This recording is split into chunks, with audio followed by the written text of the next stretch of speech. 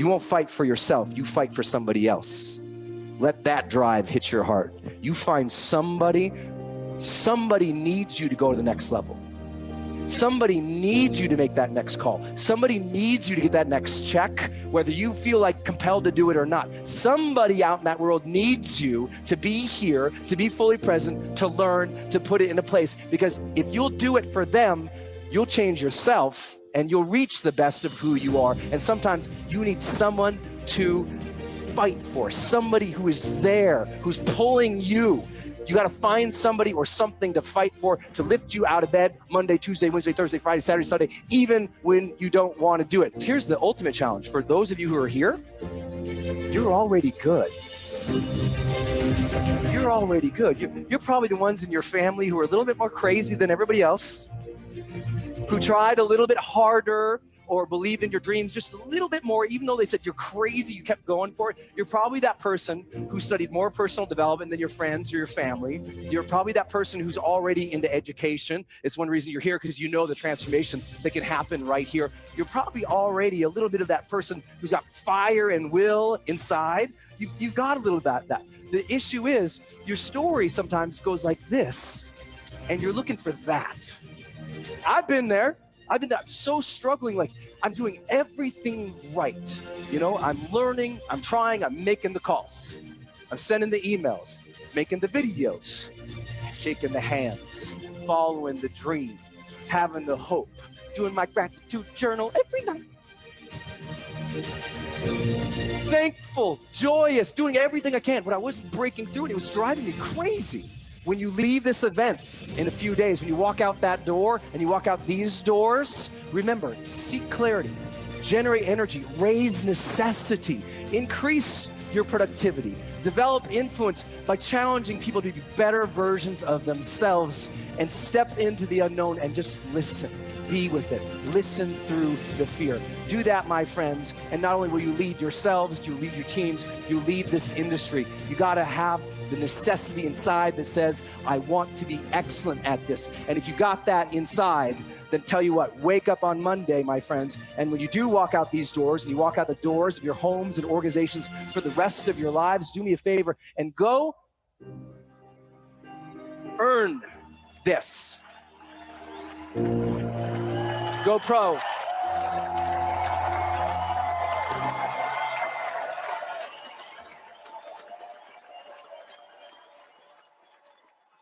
I started studying this book over 50 years ago. Hill said there's a difference between wishing for a thing and being ready to achieve it. Results don't just happen. Results are the physical expression of what's going on inside. If we let the outside control what's going on the inside, there's going to be nothing but a repeat performance. The results always tell the truth. And if we don't like the results, we're the only one that can change them. I have found if we don't go right back to the basics, what's going on inside that causes us to behave as we behave and get the results we get, nothing's going to change. We've really got to understand that. You will have people in your organization that you recognize has tremendous talent, and you sit down and you talk to them and they answer you and you swear to God that they got the message. And nothing happens. To change things, you've got to build a new program that makes the existing program obsolete. You know, I think it was Hubbard said, when you read a good book through the second time, you don't see something in it you didn't see before. You see something in yourself that wasn't there before. If we don't follow the direction of someone that is demonstrated by results, they know what they're talking about, the odds of us winning are pretty slim. Goals are not to get. Getting is a side benefit. Goals are to grow. Surround yourself with the dreamers and the doers and the believers and the thinkers. But most of all, surround yourself with those who see greatness within you, even when you don't see it in yourself. That is what this is all about.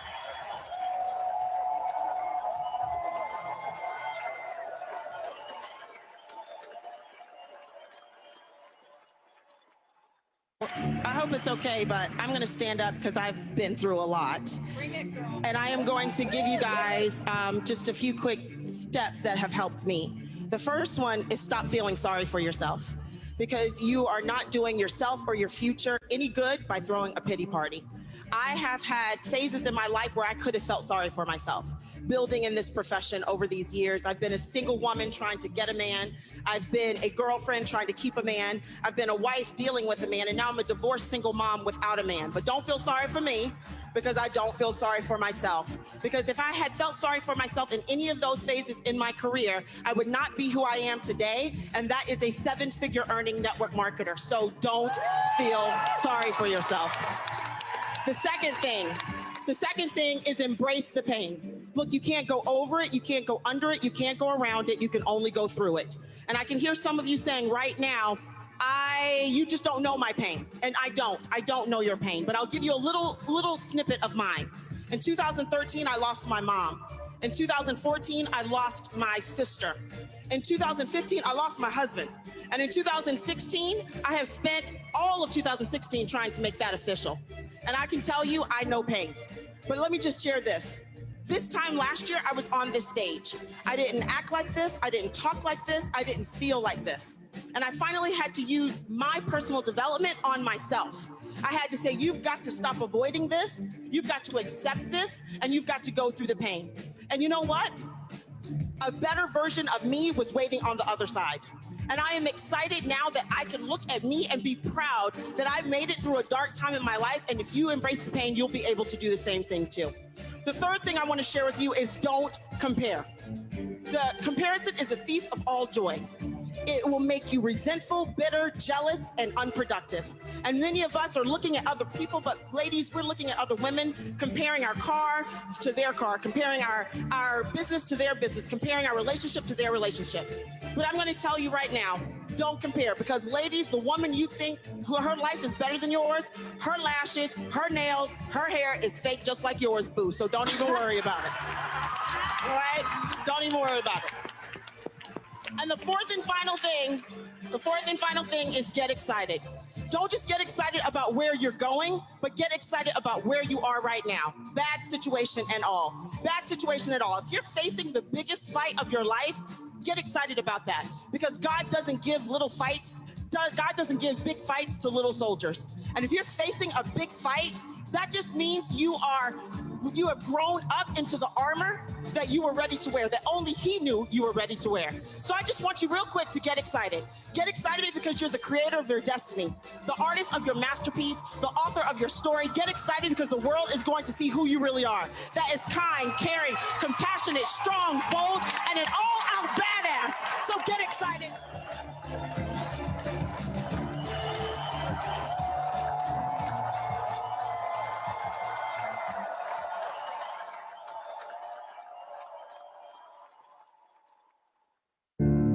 You have something special. You have greatness in you. You made a decision. You know many people who should be here, but they're not here. And you're here because you know the value of investing in yourself. You're here because you have a goal and a dream that you're determined to achieve. This business, this industry allowed me to develop my confidence in myself, because I didn't believe in myself for a very long time. You can do more than you can ever begin to imagine. This is a special time in history. It's something in each and every one of you that waits and listens to the voice of the genuine in yourself. It will be perhaps the only guide you will ever have or hear. And if you cannot hear it, all of your life, your days will be spent on the ends of strings that somebody else pulls. And I submit to you that you showed up because you said to yourself, nobody's going to pull my strings. You showed up because you said, I'm going to control my own destiny. You showed up because you have dreams that you're determined to live. Give yourselves a round of applause.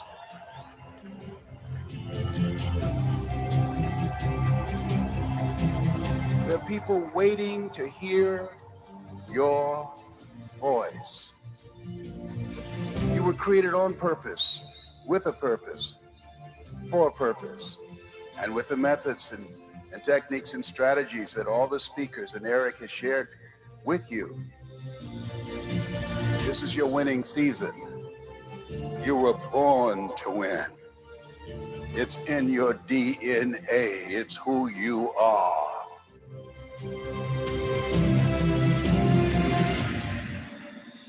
I dedicate this to you and to your dream. If you want a thing bad enough to go out and fight for it, to work day and night for it, to give up your time, your peace, and sleep for it, if all that you dream and scheme is about it, and life seems useless and worthless without it, and if you gladly sweat for it and fret for it and plan for it, and lose all your terror of the opposition for it, and if you simply go after that thing that you want with all of your capacity, strength and sagacity, faith, hope, and confidence, and stern pertinacity, if neither cold poverty, famish or gall, sickness or pain of body and brain, and keep you away from the thing that you want, if dogged and grim, you besiege and beset it, the help of God, you'll get it.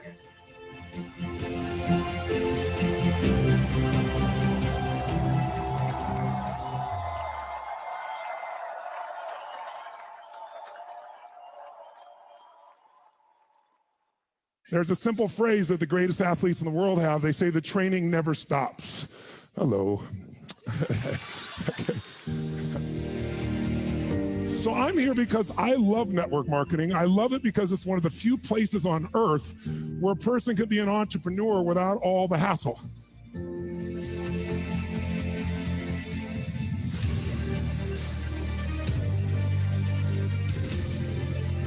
It's your ability to change the emotional state of yourself and others. Because in the end, that controls everything.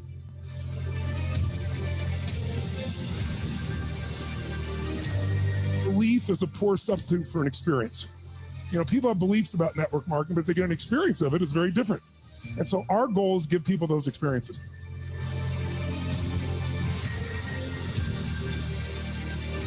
All of these men and women, the people that are the best in the world, have one thing in common: hunger that never ends.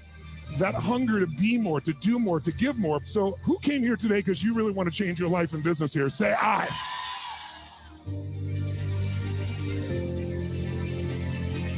Charisma is energy. And who has that available? Everyone. But who usually experiences it day to day? Very few. And unfortunately, most people in our culture are being taught to constantly fit in as opposed to step up. But we can control what we feel. We can control our experience of life. Responsibility equals power. Because if I'm responsible, I'm response-able. I'm able to respond. But if I'm blaming you or the outside world, I have no power. Completely focus on what you want and not on what you fear. And if you commit everything you got to do it, there's no guarantee that you're going to succeed, but your chances grow geometric. You need to be able to identify and communicate what will you do for others more than anybody else. When you use more of your gifts, you experience more of your gifts. How many feel better right now than you did before? Say I. Disappointment is a gift. It either destroys you or it drives you. If you choose to let it drive you, you'll conquer anything that stops you, and you'll conquer anybody that gets in the way of that. And what you need to build is an identity that separates you from others. And if you do that, it will influence people. Your energy will influence them, and your identity will influence them. And your energy can become part of that identity. It's not just what you say. It's the state you say it in.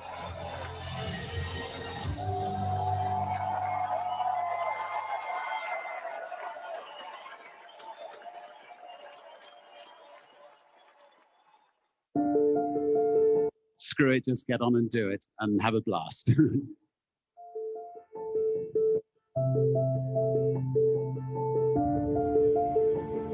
He doesn't know how to dress, does he? I know. I didn't know where to go with this. Hang on a minute. What have I got in my pocket? They're not very big, but they're big enough, I think.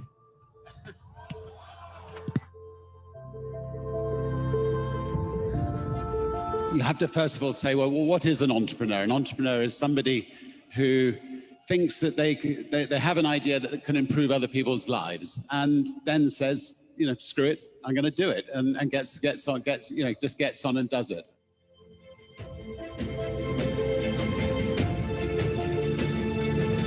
You need to surround yourself with brilliant people, and a good entrepreneur tries to find better people than themselves. Being an entrepreneur need not be lonely if you are the kind of person that embraces the team of people around you.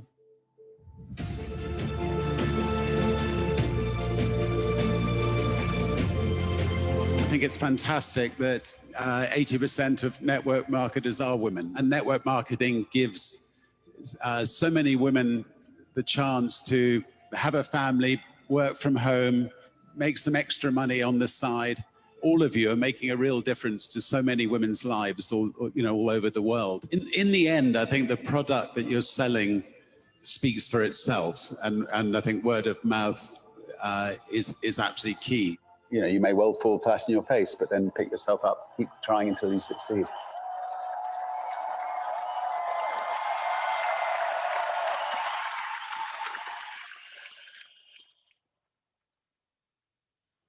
Hello, everyone, and welcome to day 7 of the GoPro Recruiting Challenge. Wow, what an epic lineup we've had in the last 6 days.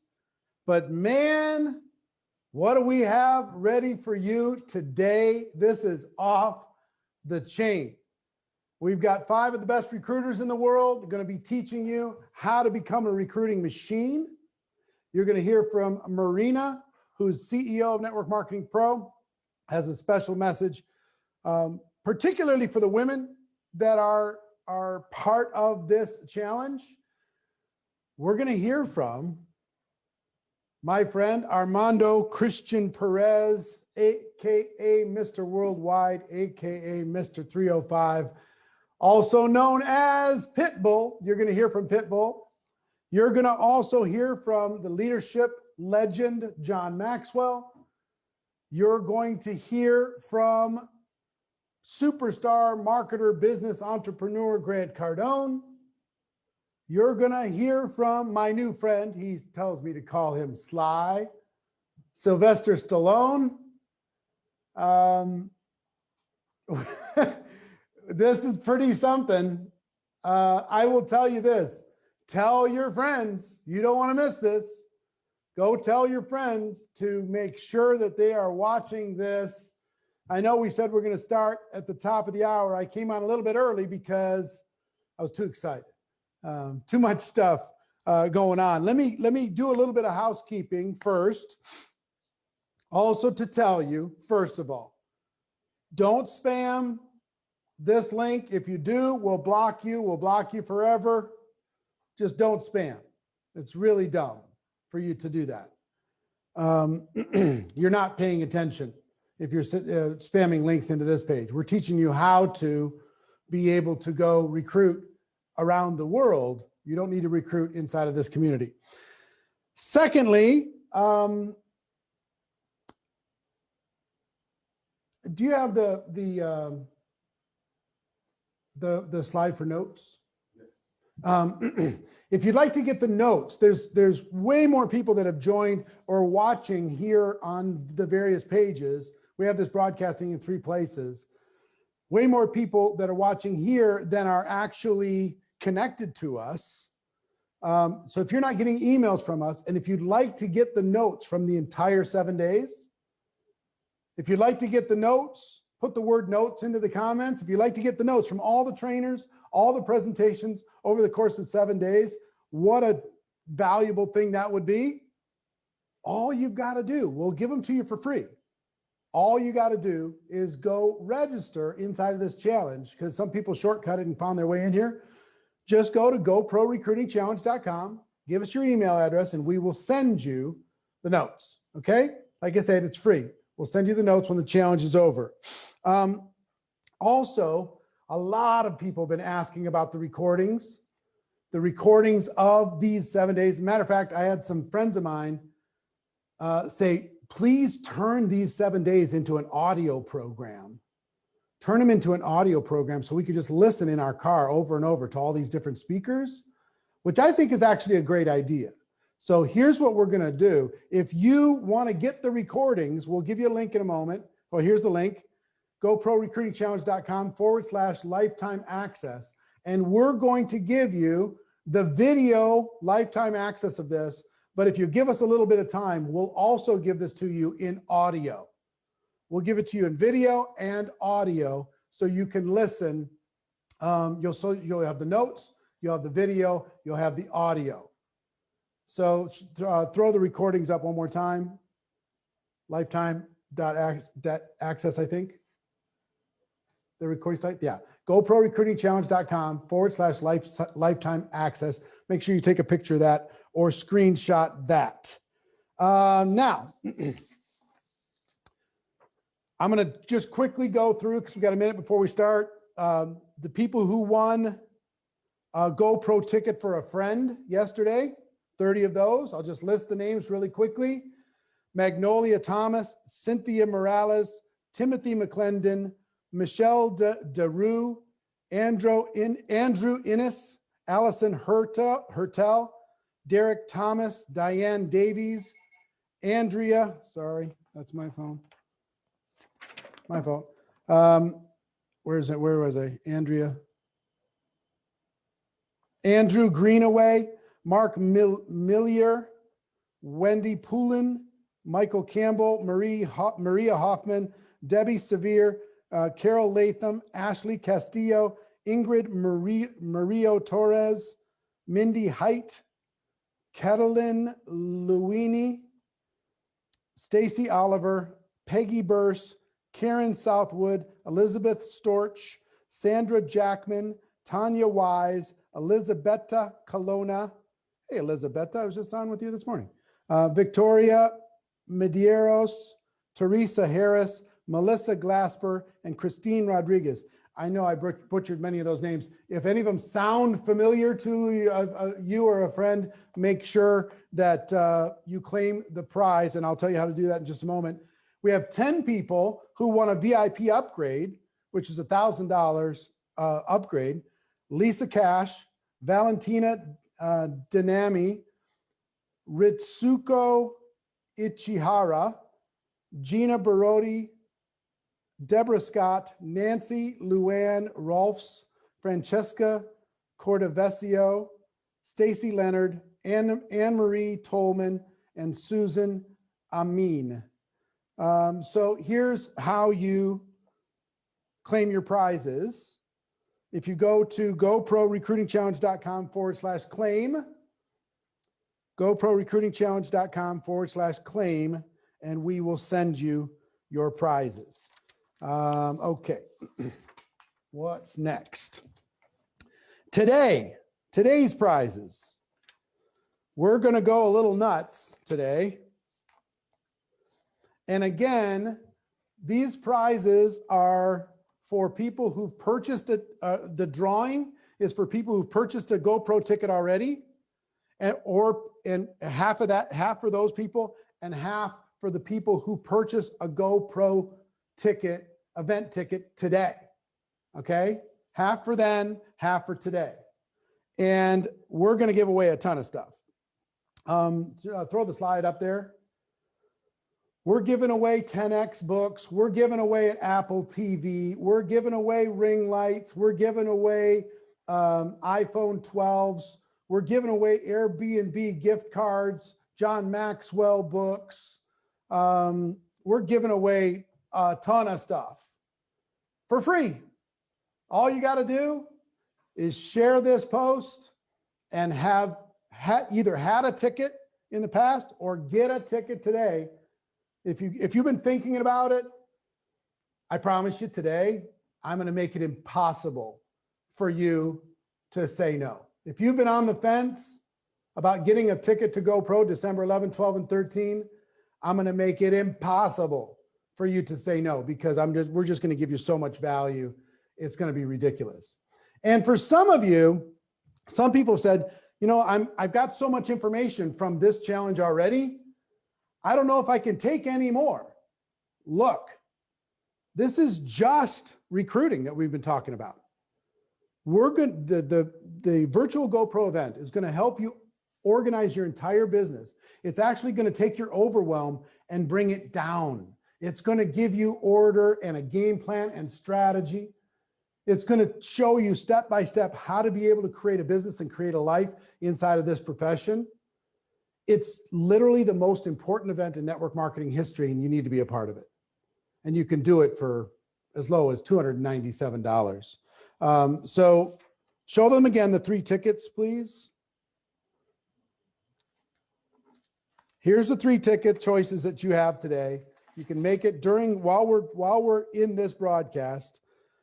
You can get a general admission ticket, December 11, 12, 13. You can get a VIP ticket, which is going to be super fun. You're going to hear about more today.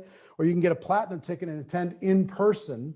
Come to our home, attend in person, and be backstage during the event in December if you can get here live and in person. So those are the 3 choices. virtualgopro.com is how you can do it. And let me remind you of the bonuses that we have so far. And I say so far because guess what? Guess what? There's going to be more today. More bonuses today. So throw the bonuses up. The social media mastery home study course, 7 skills in 7 days. The 20 and 30, how to recruit 20 people in 30 masterclass. Pete Vargas's Communicate to Convert. Dean Graziosi's Start Over Challenge. Fraser Brooks' Succeed with Instagram Stories. Les Brown's Speaker Training, and Les Brown's, what was the other one? What was it called? Choosing Greatness or something? Choosing Your Future. That's another 197 inside of that. Trent Shelton's 5 Hours to Freedom, and Jesse Lee Ward's scripts to be able, the recruiting process. All of that is like what, 2,800 now or something, with the 197 added on to that. So we just got to change that one. So like $2,800 worth of stuff for a $297 ticket.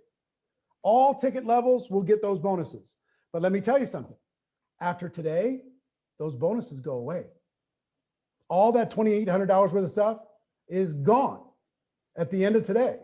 So if you've ever thought about getting a ticket, I want to make it just literally impossible. Find a way. I saw somebody last night that said, hey, I have an idea for you. I can't remember who did it.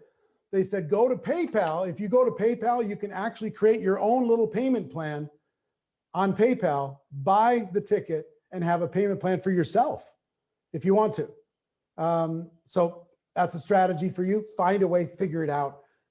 You're going to hear from some of our speakers today, some amazing things. So we're going to blow your mind. Absolutely going to blow your mind. So with that, I want to introduce the first of our recruiting trainers. This young lady, I want you to hear something here.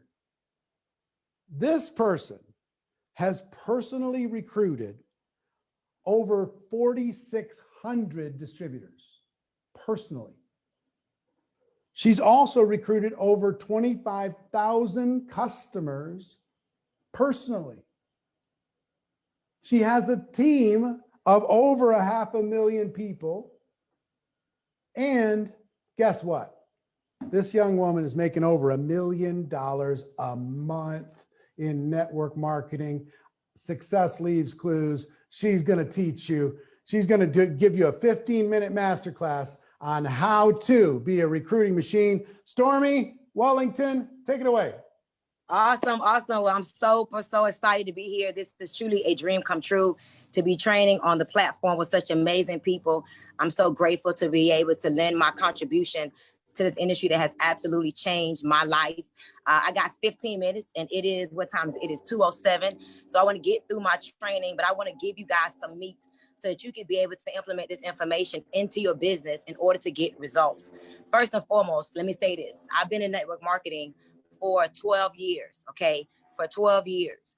And my first year in network marketing, I was just really getting my feet wet, even though I made $1 million my first year in network marketing.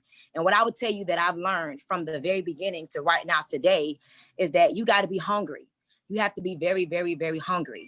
And in order for you to take your life and to take you know, this industry to the next level, you have to see yourself in this industry.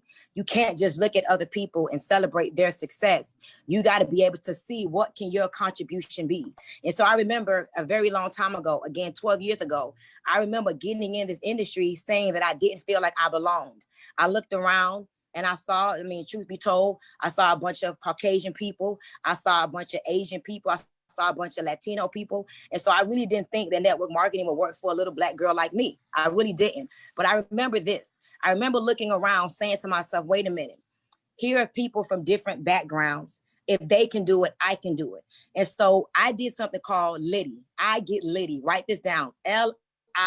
Litty, Liddy. I get Liddy. Number one, you want to learn about your company, okay? You want to learn about your company. You want to learn about what is the top income earner doing to be the top income earner, okay? What I find that a lot of people do is they follow the bottom feeders. They follow those that may take good pictures or have good posts, but they're not really implementing what works.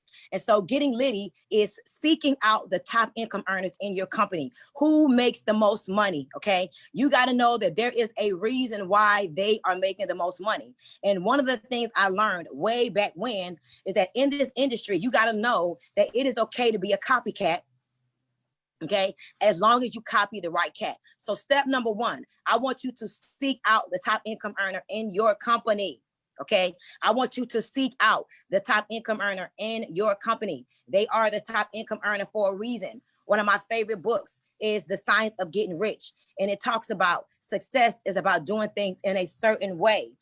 So that means in your company, there is a certain way to succeed. So again, follow the top income earners, okay? Be grateful for the top income earners. Never be jealous of the top income earners. Never look at them and say, oh, they're making all the money because of the car. They're making all the money because of the jewelry. They're making all the money because, no, you got to reverse engineer their business. I want you to go back. Don't watch them today if they are a top earner. Listen to them today, but try to go back to where they were 10, 12 years ago in the game and learn from their bottom, learn from their foundation. So one, get Liddy, learn, learn, learn. Never stop learning, never stop growing, never stop learning. Okay, now I want to tell y'all a little secret. You got to be current. Technology, social media, Instagram is everything. And what Instagram wants, they want more authenticity. Facebook wants more authenticity. We want to see your personality, okay? We want to know, who is your children? Do you have children? Are you a mother? Are you a father? Are you someone that takes care of your grandmother, your aunt? Like, the world wants to know who you are. And so part of what I do is, after I learn, number two is I implement.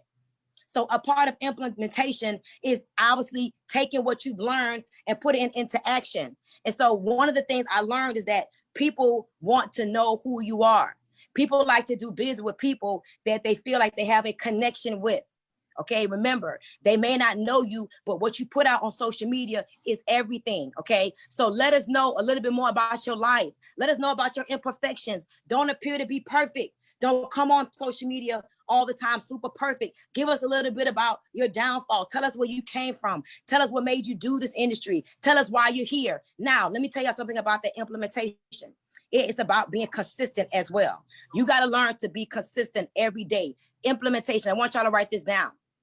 Okay, as a leader, the speed of implementation creates group momentum. Okay, how many of you all have been tuned in for these past 6 days and you have already put into effect the things that you've learned? Okay, if you have not already started to put into effect the things that you have learned, you have already gotten it wrong. Remember, the speed of implementation creates group momentum. Okay, and you don't want to try to learn from everybody. Learn from the right people. Okay, now let me tell you something about implementation that's important as well. Okay, I am in the health and wellness industry.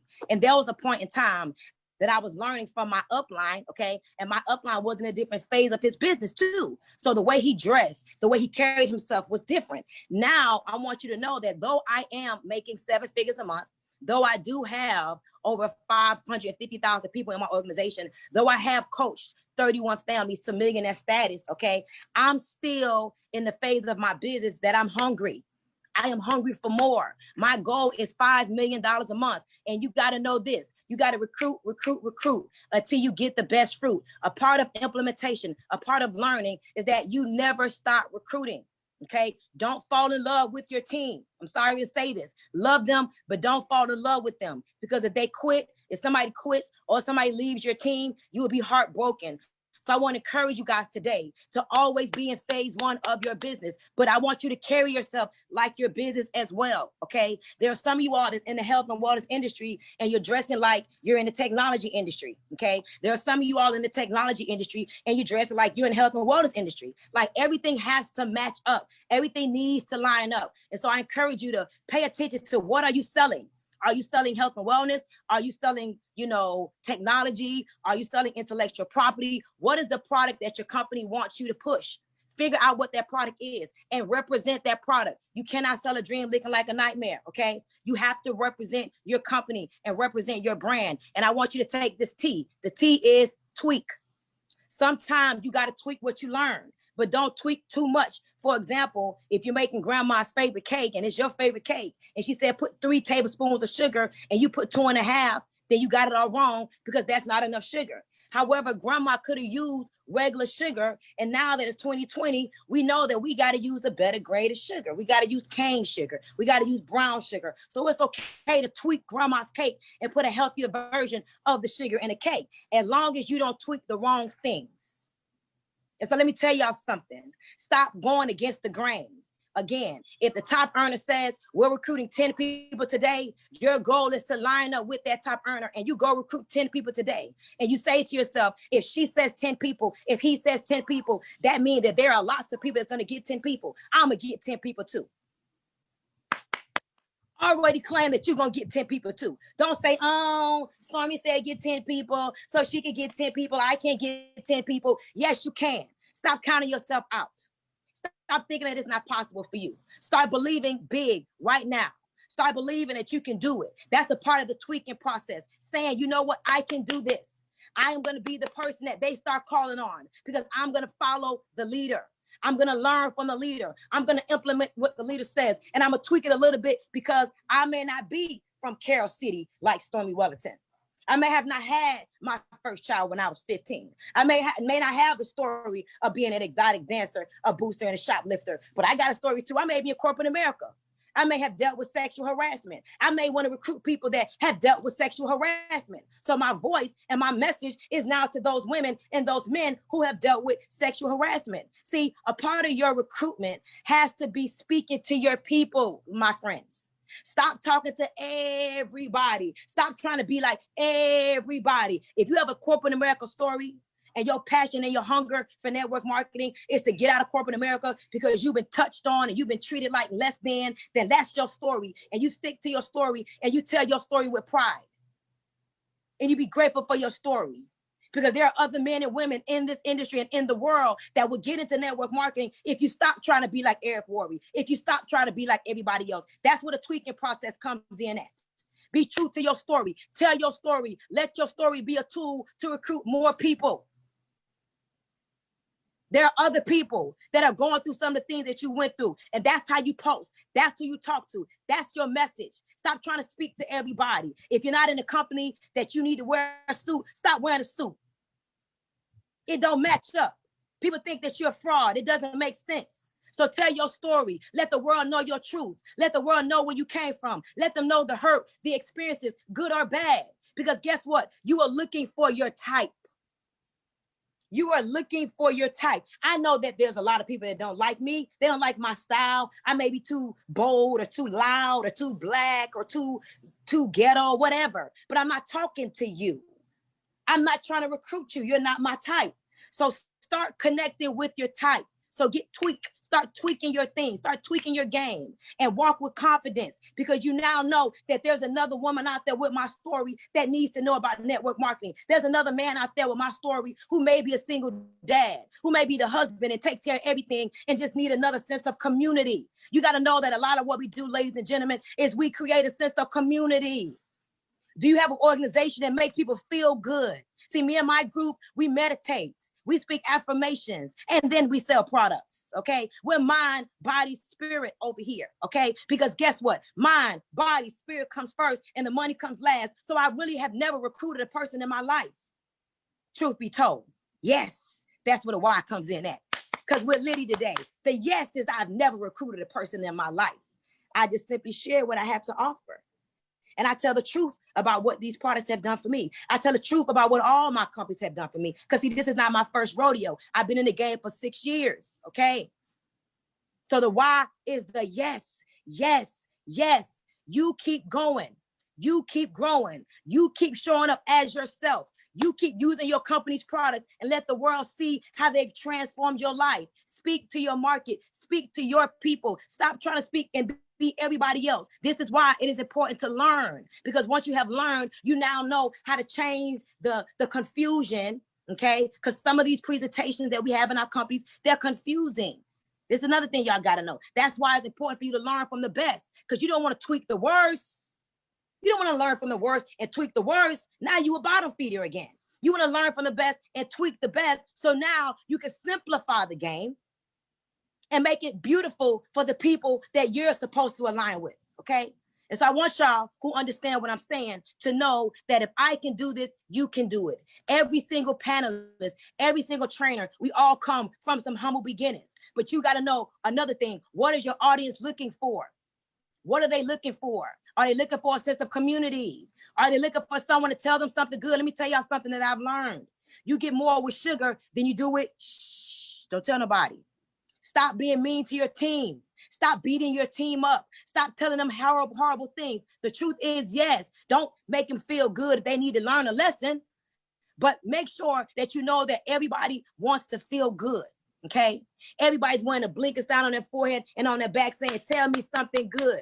Your team gravitated to you for a reason, okay? Yes, listen to me. Yes, yes, yes, we getting litty today. Learn, implement, tweak, teach.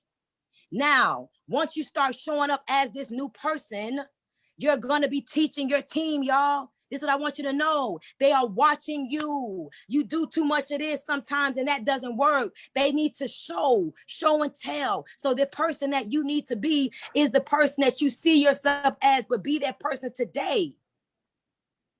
And never let your memories be bigger than your dreams. After this week, you have no excuses as to why you can't become a recruiting machine in your business. Eric and Marina Worry laid it out. They put the best of the best on one platform and said, just learn. And then you implement, and then you tweak, and then you teach. Yes, let's celebrate the industry of network marketing. It's going to go to the next level because you're going to attract more of your type, because you're not going to try to be like anybody else. You're going to be like yourself. But I'm going to close it out with this. Yes, we're going to keep growing.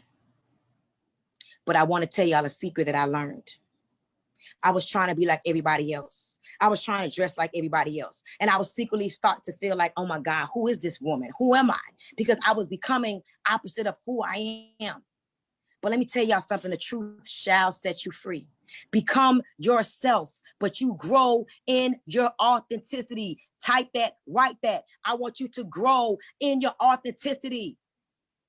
The industry needs you. The industry needs your story. We need to know your truth. If you need money, and that's why you're here, because you are an engineer and you're not making enough money because your check got, declined, or, you're taking care of new family members and you now have more money and more bills, less money, then tell the world the truth. But here's the deal. Become the person that you see in your upline and don't quit. Whatever company you're in, be there 1 year from now. You hear me? Be there 1 year from now, and you keep following that top earner, and you keep serving that top earner, and you keep honoring your upline, and you keep being grateful for your company, and you keep celebrating people like Mr. Eric and Marina Worry for creating such an amazing platform for us. And I promise you guys, if all of us will respect each other's company, don't down talk another company, don't down talk another upline, don't down talk another product, and we all just band together and we celebrated this beautiful industry, I tell you, more people will respect us. More people will respect us. And I tell you, that's my goal, to bring more value, more information, more truth to this beautiful industry that has absolutely changed my life.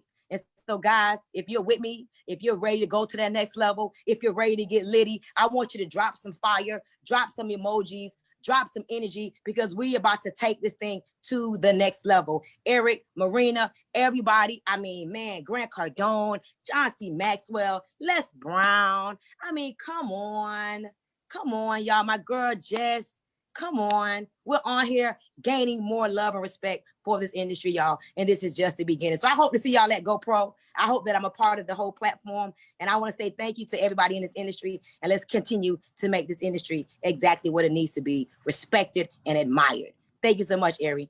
Stormy, thanks for bringing the fire. And if you got some fire from Stormy Wellington, put some fire emojis into the comments. Let's blow this thing up. Show your love, show your appreciation for the value that she brought to everybody today. It's no accident that she's doing as well as she's doing. With that kind of fire, people just want to be around it.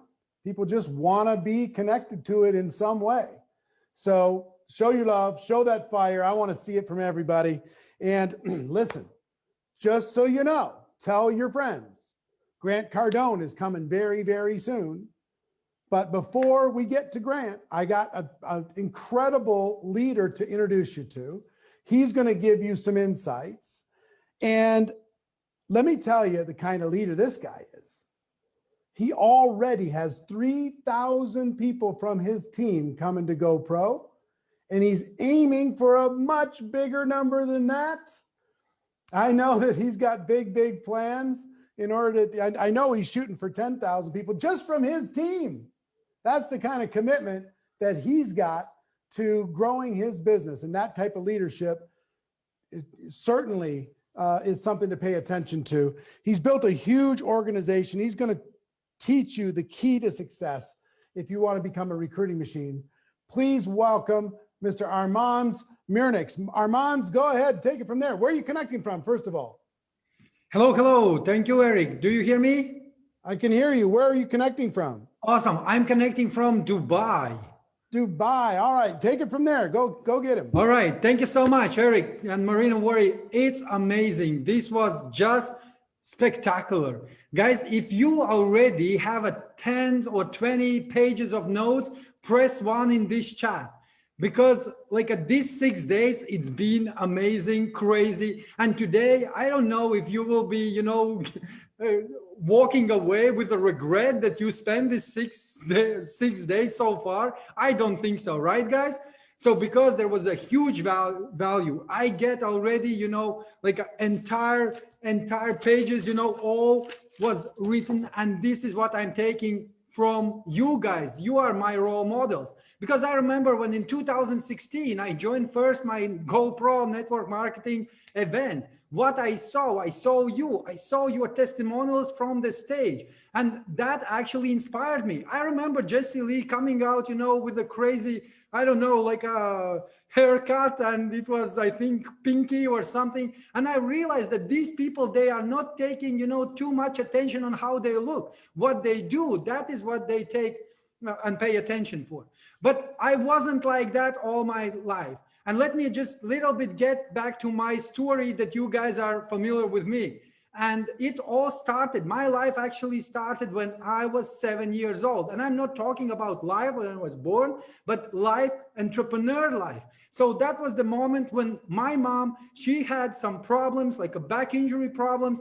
And then she called me over and she said, listen, son, I have something to tell you. And what I'm telling you is that we are right now, will be a little bit struggling because your mom is not able to work. And then, I'm a huge believer that actually the things are happening for you, not to you. If you believe in that, then press 1 or send some emojis. So what I realized that this is happening to me, but I need to figure out what. So I went to my room, I switched on the TV, and what I seen the movie where the guy was actually from the barrel taking spray and also cloth, and what he was doing, so he was cleaning the windscreen of the taxi, and that taxi driver gave him $1. I saw that dollar so clearly that I took my 4-year-old brother and said, bingo, now I know how we will make money. And we went on the street, guys, on the traffic light, and I was making the first money, but it wasn't straight away. What I was doing, we were standing there for 3 hours and we were waiting. We were waiting for the perfect moment, for the perfect car, for the perfect face. I was waiting for the perfect moment in my life, but it didn't happen. It didn't happen. And we were, procrastinating for 3 hours, 3 hours, no action, right? How many of you guys relating to this? I'm not talking about, washing the cars. I'm talking about you in the network marketing. All of us, we are relating to this. We are waiting for that perfect customer. We are waiting for that perfect moment that, oh, this will be my, my top leader. It doesn't work like that. Before you take the action, you need to realize that everything starts from you. You are the key. You are the person who is motivating, who is driving others. You are the person who will be motivating the entire world because of the things that you are doing. And I'm right now talking about network marketing. So what happened? I was working there, after 3 hours waiting and standing by the traffic light. Then we approached the first car. So I realized that if I will not going to take it seriously right now, that means that I will fail. And tomorrow, it will never come. So I will never come back tomorrow if I will not going to do today. In the network marketing, that's what I realized as well. If I'm not taking today something, I'm not making this action here and now, that means there will not going to be tomorrow. No tomorrow, guys. Forget about it. So, and what happened? So then we did it 1, 2, 2nd, 3rd, 5th, 20 attempts. And guess what? Nothing. Nobody gave me that dollar that I saw in the movie. And that's why I'm talking that, guys, you have to take your life very, not seriously, but you have to take your life as a game. All of us, we are playing this life. And the way that you will be playing today, that will drive and that will be motivating and bringing the other people with you because they will see where you're going. So this is the tip that I would like to right now share with you. So right now, guys, take this. Every single one of you, actually, I want to see how many of you are less than 3 weeks in a company, less than a month. If you just recently joined, if this is your first GoPro, and this is a GoPro Live for us, it's a first one, right? But if you are 3 months only, or up to 3 weeks, up to 1 month, if you are the first, then this is the thing what you need to do. First, you have to stop to be shy. Go and approach those people who you have in the list, because the list is the most important. So why I'm talking about the list? What I did, I was going and I was approaching all my friends. I was doing the presentation and I didn't get the results the same way that I didn't get results back then. What happened? I was making my presentation very smooth and perfect. This is the goal, what you need to aim for. Make your presentation absolutely perfect. Then when you're going to do that, so you will become one of these guys who are making millions of dollars.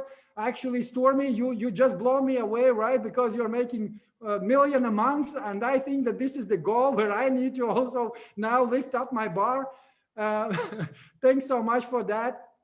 But what I want to say that you will be able to be like them, because here's the question.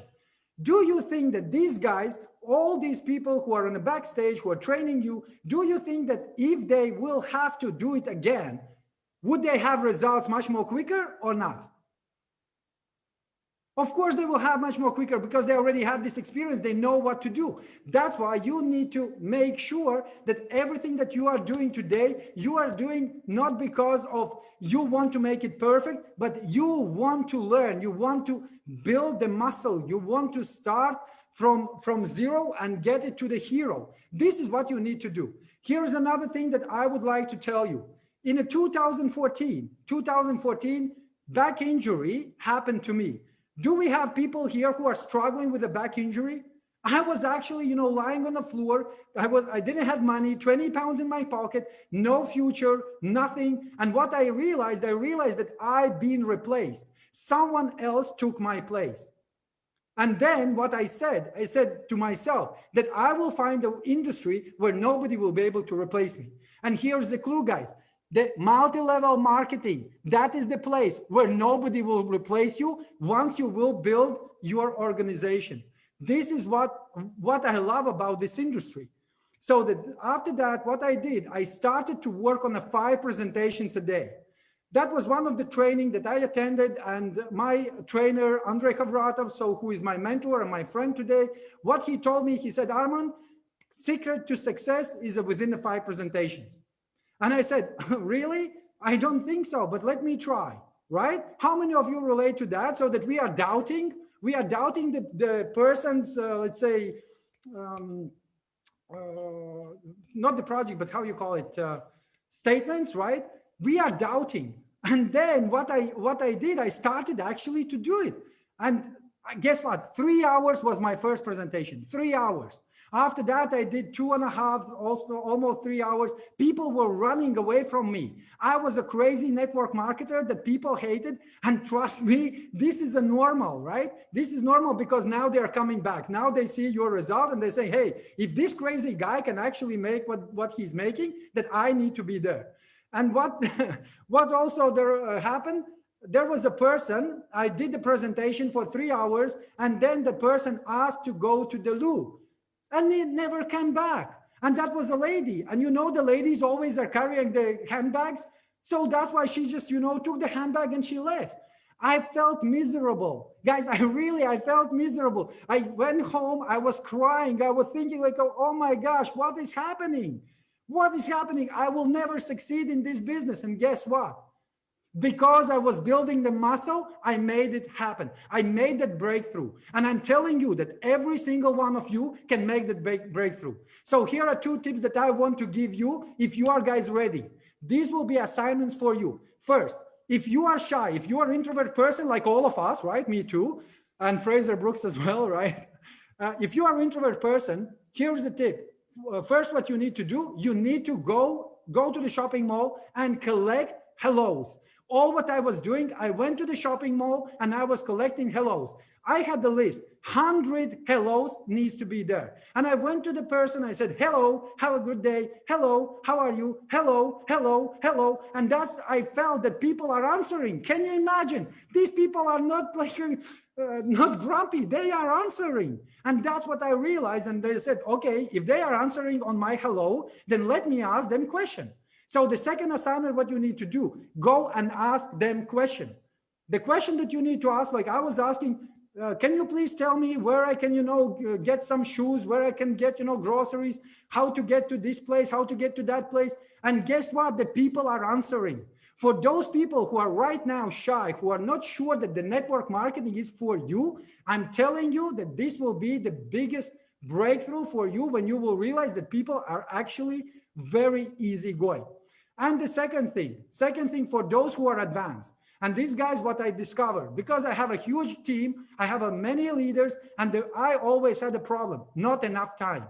Of course, I know that there are different chatbots and all this stuff, but I prefer to have a one-to-one conversation. And what happened? So I was doing this. I was selecting 5-6 leaders, okay, 5-6 leaders who can do the presentation, company presentation. So, and then what I'm doing, I'm actually getting on a call, on a 3-way call. I'm giving some, for that person who is coming, I'm giving some value. After that, I'm identifying the person who actually will be doing the presentation. Then I'm logging out, I'm logging to the new one. I'm doing the same thing. I'm logging to the new one. I'm doing the same thing 3, 4, 5 times. And then I'm coming back and I'm making a close. This is how I'm building my structure. And this is a tip for you to try. Try it, test it, and I'm telling you, it works. And the last one, the last thing that I want to tell you, that is the power of big events. I'm so excited about this network marketing online because recruiting mastery, Go Pro Life.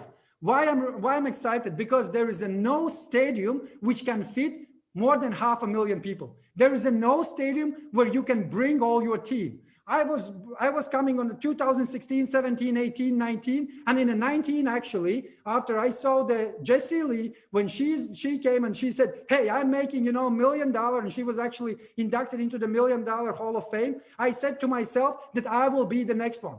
2019, together with my team, we did it. And I'm really, really glad, and I'm appreciating my team's work. Those are the people who are making impossible things. And what I want to share, that if you right now, you are bringing only, let's say you purchasing ticket only for yourself, guys, you are making business for your upline. If you are bringing your team member, if you bring your leader, then you are making business for yourself. But if you want to help your leader to have a business, then you need to go to the second, third, fourth, fifth level. And you need to make sure that he has 5, 10 people with him. That is the power of the quick results, of the very exponential growth. This is the power. And I learned this, and this happened to me. And I'm telling you guys, if there is something that I will take away from my speech, if I will be in your shoes, that only one thing that you have to take away is make sure that you are bringing your entire team to the GoPro Live, which will be happening for half 500,000 people. It's like a crazy. This is where your breakthrough gonna happen. This is where the new $1 Million Hall of Fame members will appear. This is the place where you have to be. And thank you very much, Eric and Marina Worry, for doing this crazy step. Because I know I've been on this Tony Robbins UPW. I've been there, I saw it, and I said, wow, this is something crazy. I would like to be a speaker on there. But what then I found out later on, that you are actually, you're not even tripling. You are making, 4 times bigger. I believe that they spend $5 million. You are spending $20 million.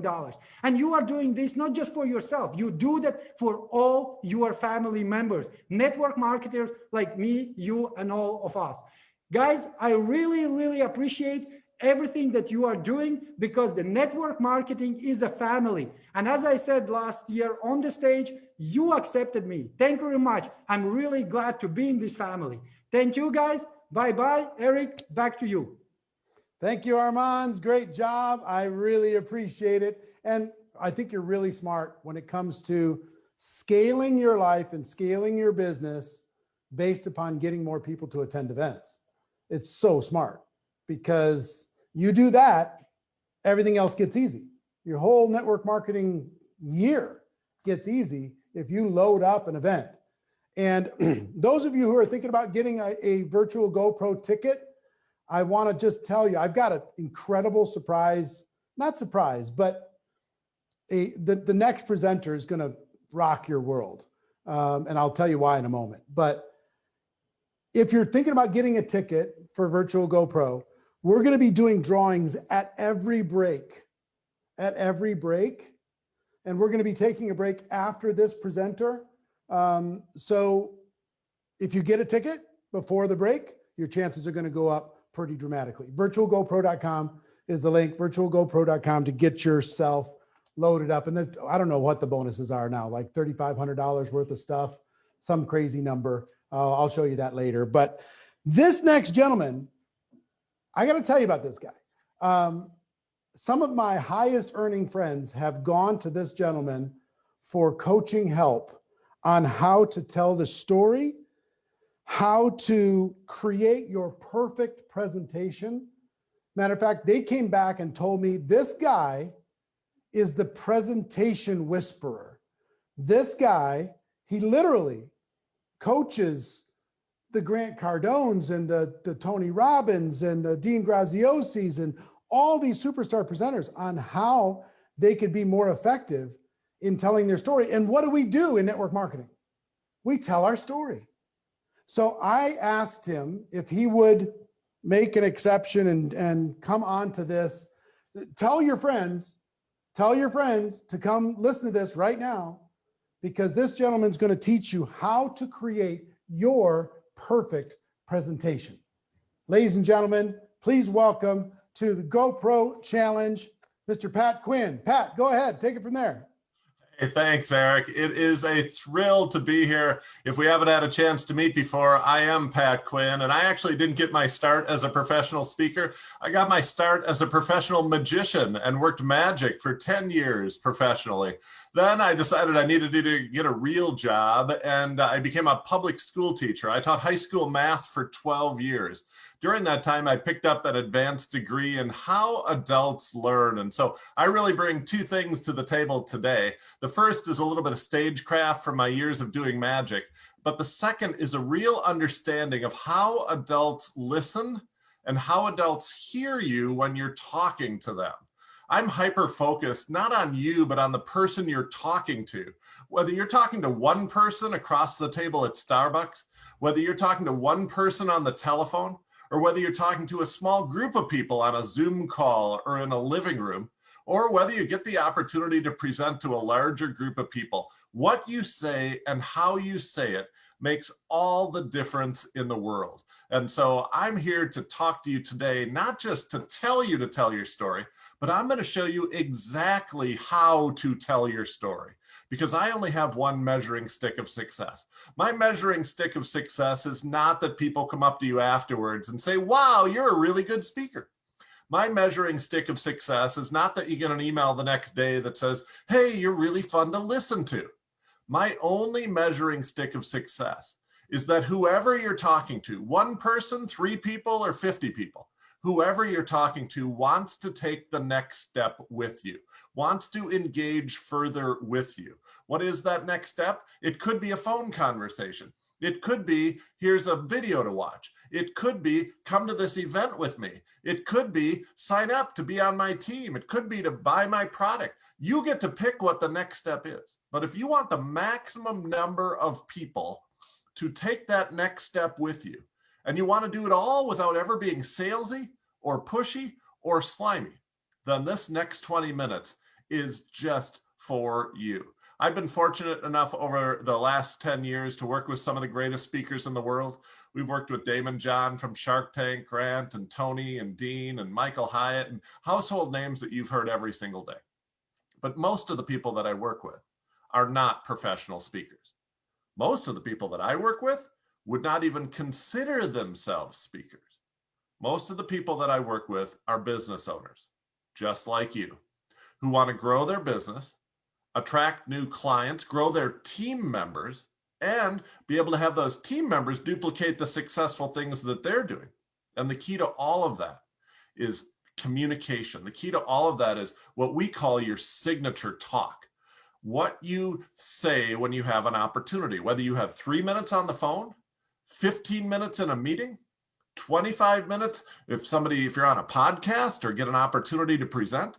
What you say about what you do and how you do it makes all the difference in the world. And so we're going to break that down today. Your signature talk has 4 parts. I'm going to focus on the first one of those 4 parts, which is your opening heart story. But before we get there, we need to get clarity. We need to get clarity on 2 big questions. The first question we need clarity on is, what is the problem that you solve? See, when I talk to most people about their products or about their business opportunity, they don't talk to me about a problem that they solve. They talk to me about a specific product or service. They talk to me about a business opportunity. But here's the thing, people aren't sitting around waiting for products. I've never walked down the street and had people ask me, do you have any products? Do you have any products? Do you have any products? People are actually sitting around with problems, and they're waiting for somebody who has a solution to their problems.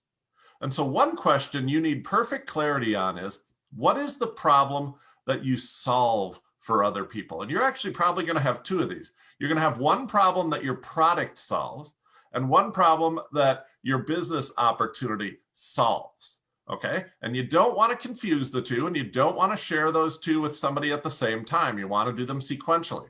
Now, what is the problem that your product or service solves? Here's the thing. I know some of you right now are thinking, it solves all problems. That is a terrible answer, because nobody is sitting around with all problems. Okay. You're sitting around with specific problems, and you're waiting for somebody to say, I have a solution to that problem. And if you can name that problem, and here's the hardest part, you have to name it in the language of the consumer. You have to name it in the language of the buyer, not in your language. See, you've read all the brochures, you've read the website, you've been trained, you know the research behind your product or service. And when that happens, you start to change your language. You start to use different words. One of the hardest things for you to do is to remember what words you used to describe the problem before you became so smart about solving the problem. But if you can remember that, and use those words, and the same is true for joining your team, or for joining your company, or for becoming a distributor. The same is true. You know a bunch of words now that you didn't know then. What problem did you have then? What did you call it then? I hate my job. I'm tired of the 9 to 5. I don't have freedom. I don't have income. What was the problem? How did you describe it? And what simple language did you use to describe it? You get those words right. And by the way, you'll know you have those words right because the person you're talking to will immediately begin nodding their head and leaning into you. It happens online. It happens in person. When you state the problem in the language of the consumer, when you state the problem in the language that the person you're speaking to recognizes, like, oh my gosh, I was just thinking about that last night. Oh my gosh, I was just talking to my spouse about that last night. It's like you're living rent-free in their heads, but they recognize it immediately and they unconsciously go like this and lean into you. It happens every time. And so the first question you need clarity on is, what is the problem that I solve for my audience? And the second question you need clarity on is, who is the audience I solve it for? I know you think your opportunity and your product is perfect for every living human being in the world. And you might get there one day, but let's start with the lowest hanging fruit. Let's start with the people who you'd get the fastest ROI, the biggest bang for the buck. Let's start with the people that look like you, sound like you, act like you, and have experienced life like you. Why? Because you already speak their language. You're already trusted by them because you're like them. And so when you get clarity on these two issues, what is the problem that you're actually solving? And remember, you'll have two of these. One of these for the product or service, and one of these for joining your team, becoming a distributor. What is the problem that solves? And who do you solve it for? When you have clarity on those two issues, it's actually really easy to make a great presentation that isn't salesy, but converts at a super high rate. When you don't have clarity on those two issues, and some of you are going to recognize yourselves right here. When you don't have clarity on those two issues, you can talk a lot, but you don't get a lot of results. You can make a lot of asks, but you don't get a lot of results. And part of it goes back to not having clarity on those two issues. All right, once you have clarity on those two issues, it's time to put together your presentation. And the first of the 4 parts of that presentation are to tell your story. It's the opening heart story, an opportunity for you to connect. Do not dive right into your products. Do not dive right into your business opportunity. Start by connecting. Start by telling a story. You have a story to tell, and it can change lives. I believe every person listening to this right now has a story to tell, and there are people out there who need to hear it because they need help. They may need help with something that your product solves. They may need help with their skin, and you offer skincare products. They may need help with their finances, and you offer financial products. And they may need help with their health, and you offer nutritional supplements or exercise programs. They need help, and you telling your story will change their life. Maybe there's people who need help by needing a business opportunity. They're stuck in a job that they hate. They don't have enough income. They need to help their parents or their kids. They need help. And you have a story to tell. Probably 2 different stories, but you have a story to tell. I'd love for you to have one great story about your product and one great story about your business opportunity. If you believe that you have a story to tell that changes lives, if you believe that you have a story to tell that will help others, why don't you type into the comments right now, I have a story to tell. Type it right into the comments right now and put as many explanation points on it as you need to convince yourself and the world I have a story to tell. Because right now, I'm going to show you exactly how to tell that story. And here's the thing. Oh, did you see what I did there? I Scooby-Dooed you. What's a Scooby-Doo? Hey, when great speakers have something really important to say, they don't pound the podium and say, this is really important. When great speakers have something really important to say, they don't say, listen to this, write this down, this is really important. When great speakers have something really important to say, they simply look left, look right, and drop their heads about 6 inches. And the audience will unconsciously lean in and listen more closely to what they have to say. Here's what I want you to know. If you tell your story in the way that I'm going to tell you your story, this story right now, you'll never be salesy. You'll never actually have to sell anything. Just telling your story will get people to ask you, get people to approach you, get people to beg you to show them how you did it. I want to show you a technique called the 3-act play. The 3-act play is called the 3-act play because there are 3 acts. We'll call this one Act 1, we'll call this one Act 2, and we'll call this one Act 3. Just made those up on the spot. All right, we want 3 parts. This, by the way, only takes 2.5 minutes to do. You can always make it longer, but I don't know why you would. It only takes 2.5 minutes. Act 1 is the before, okay? Act 1 is what your life was like before. And I'm going to give you 60 seconds to tell us what your life was like before. And so before you discovered this product, before you joined this company, what was your life like? And in the best 3-act plays, you're not going to take a long time to do this. In the best 3-act plays, you're going to boil it down to 3 specific characteristics, okay? And so you're going to tell us a little bit about what your life was like before. So before, 2 years ago, I was not sleeping well at night. I woke up the next day more tired than when I went to bed. And honestly, my love life wasn't very good. Okay, those are 3 characteristics and 60 seconds about what your life was like before. That's the first act. The second act is what we call the pivot. The second act is when things change. And you get 30 seconds to talk about the pivot. Now, when you're telling the story of your product, I don't recommend you name the name of the company of your product in the pivot. I would just say, then I changed my morning routine, or then I changed some of the vitamins that I took, or then I changed what I was using as my morning makeup routine, or then I changed something. Tell us what you changed. Don't be extremely vague, but I wouldn't name the company at this point. I would just say, then I made a change, and talk to us about that change and what it was like. And now we're going to get to the third act. The third act is the after, or the now, depending upon how long ago this story is from. And you get 60 seconds to talk about what your life is like now. And here's the best 3-act play. The best 3-act play will actually boil that down specifically to just 3 characteristics. And in the best 3-act plays, this characteristic became this characteristic, this characteristic became this characteristic, and this characteristic became this characteristic. So let me give you an example. Let's say that I have a product, and my product makes you healthier, okay? And so my product could be some nutritional supplements. I have some nutritional supplements. First thing I'm gonna do is tell you, 2 years ago, man, I woke up one day and I didn't even wanna get out of bed. I was tired all the time.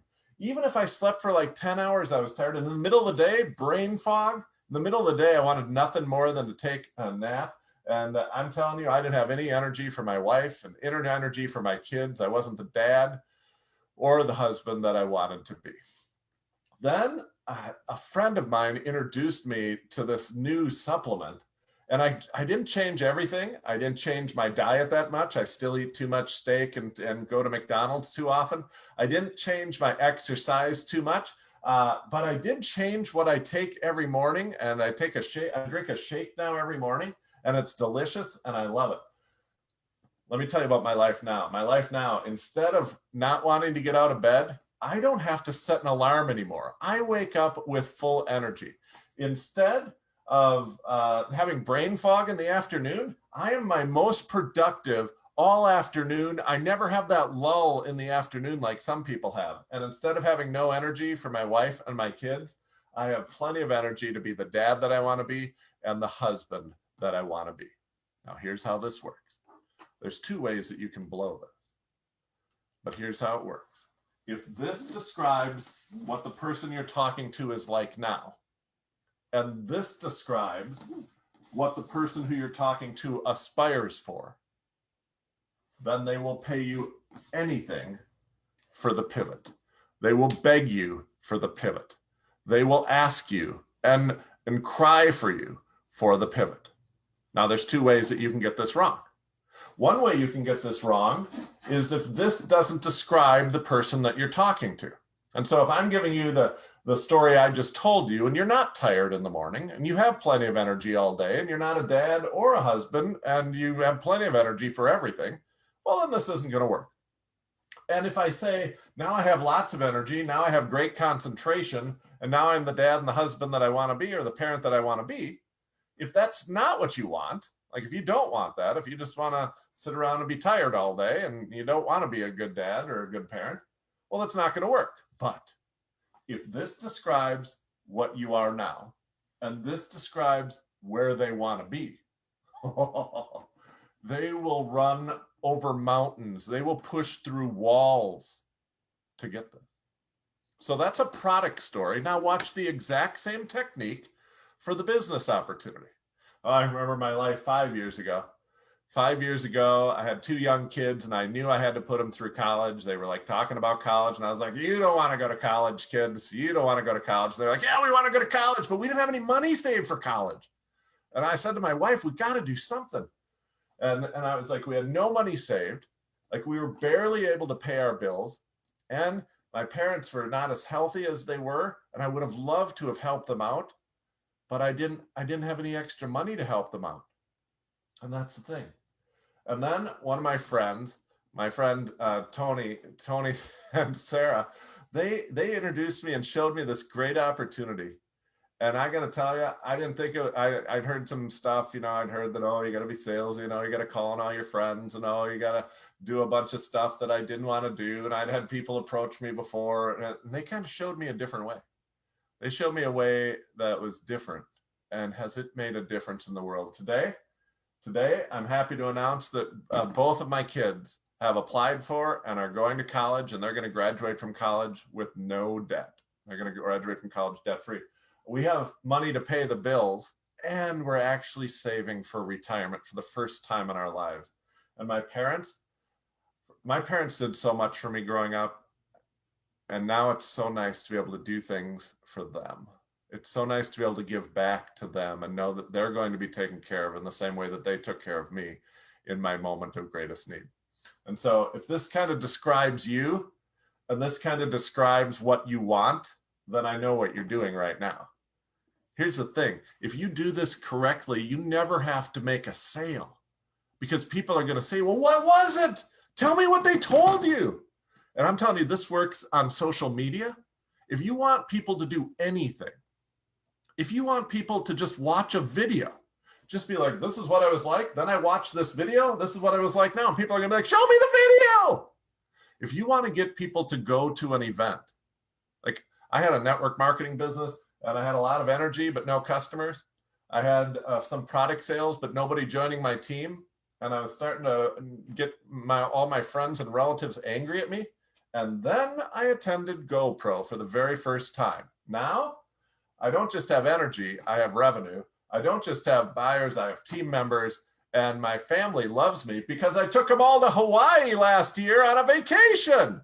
And so if this looks like you now and you want to look like this, GoPro, come to GoPro. It's a simple 3-act play. You can use it to get people to do anything. Just make the anything that you want them to do the pivot. And that is how you tell your story. Now, let me tell you 2 other things about stories, and then I want to give you a great bonus for people who are going to buy tickets at any ticket level for GoPro. First thing I want to tell you about stories is the best stories are simple. The best stories don't take 10 minutes to tell, And the best stories aren't like, then it got better, then it got worse, then it got better, then it got worse, then I got sick, and then I got better. Like, they don't have these monster up and down and up and down. And that might be good for a 3-hour movie, but that's not good listening to a person tell your story. We want the simplest emotional line possible. I'm talking about, like, here's the emotional line I'm talking about. Things were bad, and then they got good. Like, that's the story I want you to tell. That's how simple it should be. Or I lost things, and then I got them back. And this is the point that you should focus on. So the best stories are simple. And here's the second thing I want to tell you about stories. The best stories are ordinary. The best stories are not like, I got cured from the rarest disease of all time, or I got the biggest streak of bad luck in 60 years. No one has ever had all 10 of these bad things happen to me, and neither will you. You know, I actually coach someone who climbed to the top of Mount Everest. I coach someone who's been to the top of Mount Everest. And when he tells that story, how many other people in the room can relate to him? None. But I coach another person, and he tells a story about arguing with his spouse about whether the toilet paper should come out over the top of the roll or under the bottom of the roll. When he tells that story, how many other people in the room can relate to that? Every person in the room. What if we judged our stories, not based on how many people come up to us afterwards and like, that's an amazing story? What if instead we judged our stories based on how many people came up to us afterwards and said, that same thing happened to me? See, your best story for both your product and your best story for your opportunity that you give to other people to become distributors and join your team, your best stories are ordinary stories, stories that are just like other people's stories. And so I don't want you to ever have story envy. I want you to tell the simplest story you can, and I want you to be able to do that as simple as possible. Let me give you one last example of the full 3X plan. For years, I struggled to remember my stories. Funny things would happen to me, and I knew I was going to go on social media, but then I couldn't remember those funny things. And I knew as those things were happening, there were teaching moments that were happening, but I couldn't remember them. So I would lose my stories. When it come time to give a presentation, it took me forever to write the presentation because I had to always start with a blank sheet of paper. And because of that, I was an ineffective communicator, and my business didn't grow very fast. And I thought to myself, well, why isn't there one place online to store all of my stories? What if there was one place online to store all of my stories? Because I had mine on Post-it notes and I had mine on cocktail napkins. Then finally somebody gave me a story journal, and I started putting my stories in a story journal, but the story journal wasn't always with me. So I still had Post-it notes and napkins, and I'd jam those into my story journal. I was one strong wind away from losing all of my stories. And I thought, why isn't there one place to store your stories online? And I couldn't find one. So I made one. I made a tool called storylink.com, storylink.com. It's one place in the cloud to store all of your stories. You can enter your stories and title them and categorize them and store them so that anytime you need to give a presentation, you can simply go and say, I want to start with this story and then tell this story and then finish with this story. And with the push of a button, your presentation prints out from start to finish. Now, instead of losing my stories on napkins and Post-it notes, all of my stories are in one place. Instead of it taking me hours to put together a 10-minute presentation, I can do that in 2 or 3 minutes. And my communication is not only effective, my company is growing and my revenue is through the roof. If you'd like one place to store all of your stories, that's storylink.com. So there it was, a 3-act play. And here's the good news. I've got a special bonus. I got a special bonus for buyers of the GoPro tickets at all levels. We're going to give you 6 months of storylink.com. We're going to give you 6 months of storylink.com to create the perfect presentation, a place to save your stories, link them together, and have on-demand coaching and videos of how to tell your stories the right way, and push one button and it prints out your whole presentation. This is storylink.com. And so I don't know what you're waiting for. I just did the 3-act play. slow business, go to GoPro, fast business, big business. I don't know. That's the pivot. That's the pivot that we want people to have. I believe you have a story to tell. I believe you have a story to tell. And if you tell that story, others are going to find out that there is hope, that there are solutions, and that they are not alone in this world.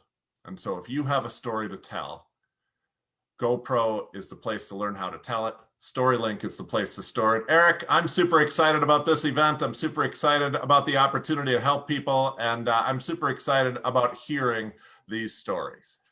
How many people didn't know who Pat Quinn was and are glad that they know who he is now? I'm certainly one of them. He's helped me. He's helped Marine. He's helped so many others. And man, you know, I'm a little bit mad at you, Pat, because you never told me about StoryLink. I have an office filled with files and notebooks and journals with 8 trillion stories all over the place. And if I would have known that I could just have them all together inside of that, I would have had that a long time ago. Crazy, man. Why didn't you tell me? Keep track of it all. That's the key.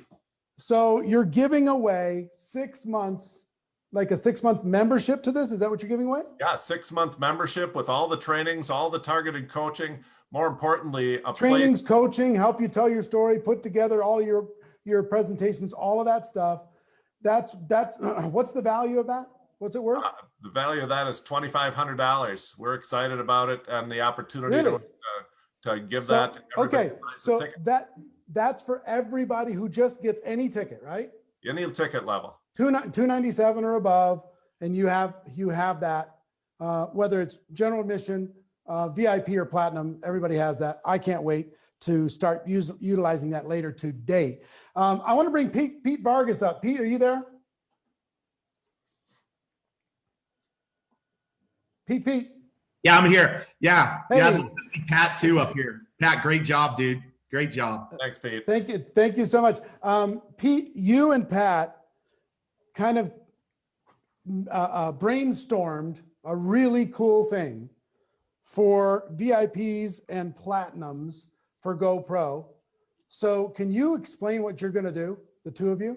Yeah. So guys, we talked with Marina and Eric, and I'm really excited about this. But GoPro is going to host, and I want all the leaders to hear this too. They're going to host their first annual Speak Off competition. First annual Speak Off competition that literally Pat and I are going to facilitate, Eric. And so any VIP or any platinum level ticket holder is going to participate in this Speak Off. Now, what does that mean? That means that Pat and I are going to do a workshop the first week of December, Eric. And in that workshop, we're going to train all of the VIPs and all of the platinum ticket holders on how to tell their 3 to 5 minute version of their story. So they're going to get a pre-workshop. And these are workshops that Pat and I have charged $5,000 for in the past. They're going to get this pre-workshop. And then they're going to have 1 week, Eric, to submit their story, kind of their 3-act story of why network marketing is so big for them. And then all of them within a week will submit their stories where Pat, myself, Eric, Marina, and all of the GoPro team, like the GoPro team, will pick the top 25 most inspirational stories. And then from there, we'll decide on the top 10. And the top 10 will be speaking on day 2 of GoPro's event, sharing their inspirational story. And the tens of thousands of attendees will be the ones who benefit the most, because these are going to be 10 stories of why network marketing matters in those 10 people's lives. So yes, everybody gets to submit their story, but the top 10, Eric, which is good chances if you feel secure in that, top 10 will share their stories from the stage. And that night, Eric, you and Marina, Pat, myself, the team will pick who's number 1. Ooh, Andrea said, I will be in the top 10. Who's number 2? And who's number 3? Those will get prizes. Eric, we haven't determined the prizes, but how generous you've been with the prizes, I'm sure they'll be out of this world. And so now the VIP and Platinum qualify for the GoPro Speak Off. They qualify for the GoPro Speak Off. And so you can see it on your screen right there. We're so excited about it. The first annual GoPro Speak Off. If you haven't gotten a ticket, you can go straight to the virtualgopro.com and get your VIP or Platinum ticket. If you have a ticket, you can upgrade it. Marina and Eric have made it very easy. Just push the upgrade button, and you can upgrade your ticket. Eric, the second thing, and I think you're back there, but the second thing, why do you want to be in person? Why would you want to be the Platinum? There's a couple of reasons. Pat is going to host a mastermind on night 1 of GoPro for all of the Platinum level only people. Pat and I will be hosting a mastermind. I'm going to ask some of my speaker friends to come out to this with us. After the first day is done, we will be hosting a mastermind at GoPro on site just for Platinum. So VIP, that is not something obviously VIP gets. This is a Platinum only bonus. So Eric, that's what we're going to do, man. We're going to host a mastermind on site for the Platinums. Here's the other perk for the Platinums. Any of them that advance to the top 10, they won't be speaking virtually on the stage. They will physically be speaking on the stage to compete for the top 3 prizes. So that's a cool thing that the Platinum gets. They don't just get the Speak Off, they get the mastermind, but if they do qualify to the finals, Eric, they actually get to physically speak on that stage in front of tens of thousands of people. And so, Eric, we're limited. You know this. We're limited with how many Platinum spots we are and how many VIP spots we are. Now that we've added this bonus, there is literally a limitation to how many people we can do. And don't worry, you're going to get a training, a pre-workshop training on how to tell your story before you ever have to submit your story in that first round. Eric, I'm stoked. I know that was one of the things that Marina got stoked about a couple of nights ago. And Eric, they can go to the website, and if they haven't gotten their ticket, pick one of these levels. But if they have already gotten their ticket, they can upgrade really easy, Eric. So thank you so much. I am super pumped about this, the Speak Off, about the mastermind, about the training, about the story link, all of that stuff. Let me just quickly recap before we take a quick break, okay? And does anybody love Grant Cardone? Anybody get inspired by his big thinking? We've got Grant and others coming right after the break, so make sure that you tell your friends to stay tuned. So look, real quickly, here's the 3 tickets, just so you know, for GoPro. General admission, $297. You get the digital workbook, digital downloads, etc. VIP, you get 3 days, all that stuff. VIP room, VIP registration kit. I'll show you the registration kit a little bit later. Guaranteed space on the interactive screen. And then you get the Platinum party, etc. Backstage pass, be in person for the Platinum. Go to the next, please. With the bonuses they just added, you got Pat Quinn's story link. So you get an extra $1,200 in bonuses for this, just for a $297 ticket. So now it's $3,800 for a $297 ticket. It's getting pretty ridiculous, right? For VIPs, go to the next. You get the GoPro Speak Off, that whole process, the training, everything else with it. That's what you get for VIP, and that's a $1,000 upgrade. And then next is Platinum. You get the Platinum only mastermind, plus the Speak Off, plus the story link, et cetera, et cetera. You get all of these different things, okay? So go virtualgopro.com. You can either get your ticket there or you can upgrade to your ticket. We're doing a drawing during this break.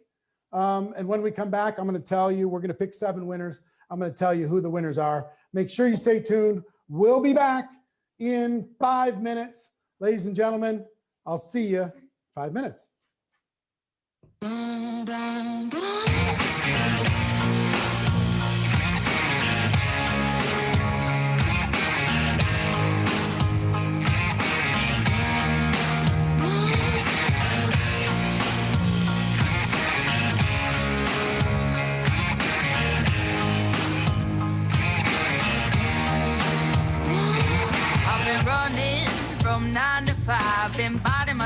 for all this time, won't let anyone cut me short.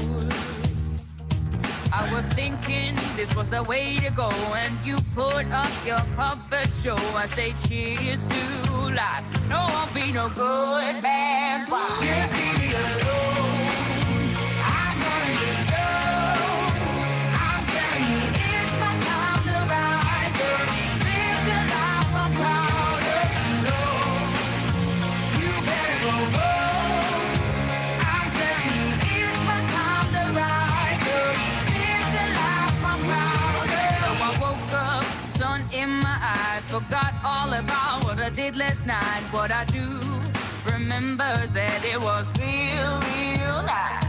Talks about me are never good. I don't live life the way that I should. Oh well, I'm in for some fun tonight. Just leave me alone. I'm running the show. I'm telling you, it's my time to rise up. Live the life I'm proud of. No, you better go home. I'm telling you, it's my time to rise up. Live the life I'm proud of. Hey now, don't be shy. Follow my lead if you wanna be mine. Hey now, just you and I, we could be the next Bonnie and Clyde. Hey now, don't be shy. Follow my lead if you wanna be mine. Oh, it's our time to rise up. Live the life we're proud of.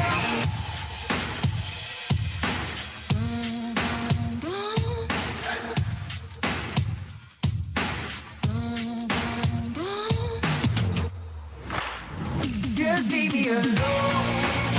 I'm running the show. I'm telling you, it's my time to rise up. Live the life I'm proud of. No, you better go home.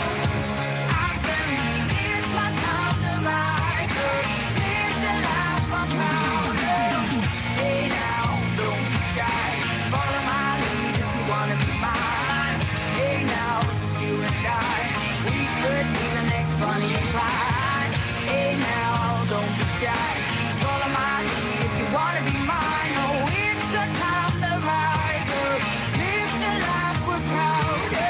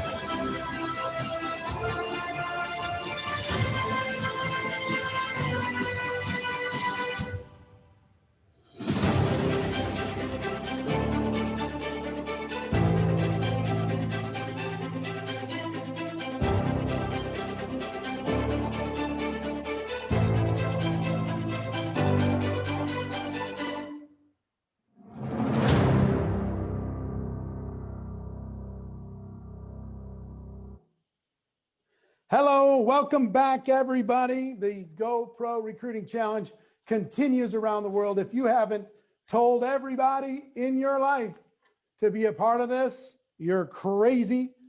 Grant Cardone is coming up. Sylvester Stallone is coming up. Pitbull, John Maxwell is coming up. Another $1 million a year earner, $1 million a month earner is coming up.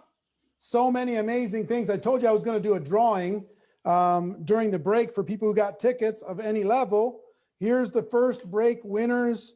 Monica Fontenot, congratulations. Danielle Mason, Michael Bockart, B-O-C-K-A-E-R-T, Ruby Schrader, Robert Murphy, Mark Lewis, and Penny Monsheimer. Congratulations to all of you for winning one of the prizes. We're going to pick them at random and we're going to give them away at random. So we'll let you know later today what your prizes are. Also, people are saying, when am I going to get all these bonuses? I bought my ticket. When am I going to get the bonuses? Most of the bonuses you're going to get in December. You got to give us a little time because literally everybody just in the last few days said, here, add this, add this, add this, add this. And we got to organize it and figure it all out. We will get it to you. You got your Thanksgiving coming up anyway. We will get it to you in December. So if you don't have them all, relax. You will get them. We will get them all to you. Now, I want to introduce you to a badass woman who has not only helped to change my life, but she's helped to change everybody else's life that she comes into contact with. Her motto is wake up, kick ass, and repeat. None other than the CEO of Network Marketing Pro. Please welcome to the challenge, my wife, Marina Worre. Come on up, babe. Hey guys, I am so excited. Are you overwhelmed? Are you kind of like feeling like you're drinking from the fire hose with all this amazing knowledge, all this amazing information? Keep writing. I know your hands are tired. I know your mind is blurry, but keep writing because there is so much more coming up.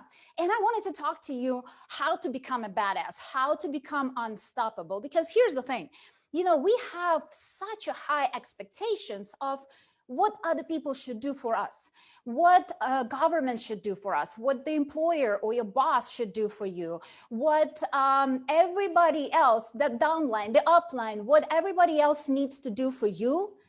But we underestimate so big what you and I can do for ourselves. I know we're living in this crazy world. This pandemic turned the whole world upside down. Millions of people are having health issues, millions of people having financial issues. But guess what? In my opinion, on top of that, there is a biggest thing that is destroying millions and millions of lives. And this is the mindset, the stress, the fear that we all live in.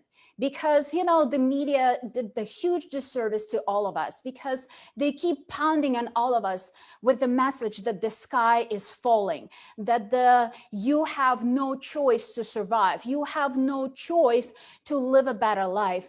And that's not true. You and I have all the abilities. We have everything in our power to make our lives better. Because here's the thing, when change like this happens, when a pandemic like that once in a while, once in a century comes around, what is the first thing that everybody do? People get paralyzed with fear. And that fear becomes so overwhelming. That fear becomes so overtaking every part of your life. And what people do, we freeze. We forget how to move. We forget how to live. We forget how to breathe. We cannot do anything. So the coping mechanism for millions and millions of people around the world right now, what do you think it is? Cross their fingers and hope for the best. Hope that somebody comes and solves this problem. And yes, our amazing medical workers are working on the front lines, and big gratitude goes to all of them for saving our lives, for taking care of us when we get into the hospital, and all amazing scientists working day in and day out to create the vaccine so we can all get back to normal lives. But guess what? You and I have responsibility. You and I have a lot of things that we can do. We should not be sitting and hoping for the best and putting our hands in the sand and waiting for somebody to come and rescue us. You and I can absolutely do this. Because guess what? Even though this pandemic has been a huge tragedy for people around the world, the network marketing is booming. 90% of the entire network marketing profession is growing up. Yes, there are a couple companies that are going down, but majority are going up. And you know why? Because of this change, because what is happening in the world. One of the reasons why people were not joining network marketing prior was because, they thought that, hi, I have a job. I have a security. I have a paycheck to paycheck. I know the next paycheck is coming next month. It's coming the month after that. But guess what? Right now, it's not coming. Millions of people are fired. Millions of people are furloughed. And the worst part, some of those jobs are not coming back. There are tons of companies who filed bankruptcy. They are not coming back. Those jobs are not coming back. What do the millions of people have to do right now? They're looking for different options. They're looking for different opportunities. And guess what? Network marketing becomes an opportunity that everybody all of a sudden is like, tell me one more time about that thing, whatever you're doing that. Tell me a little bit more about that project, whatever the homestay mom can do. Tell me again, whatever the product that you're selling. People are interested. People are now open-minded. They understand that the job security that they had is not the security. The reason why they did not make that change before, it did not join you in this profession, because the biggest fear, there are tons of fears around the world, right, that we all face.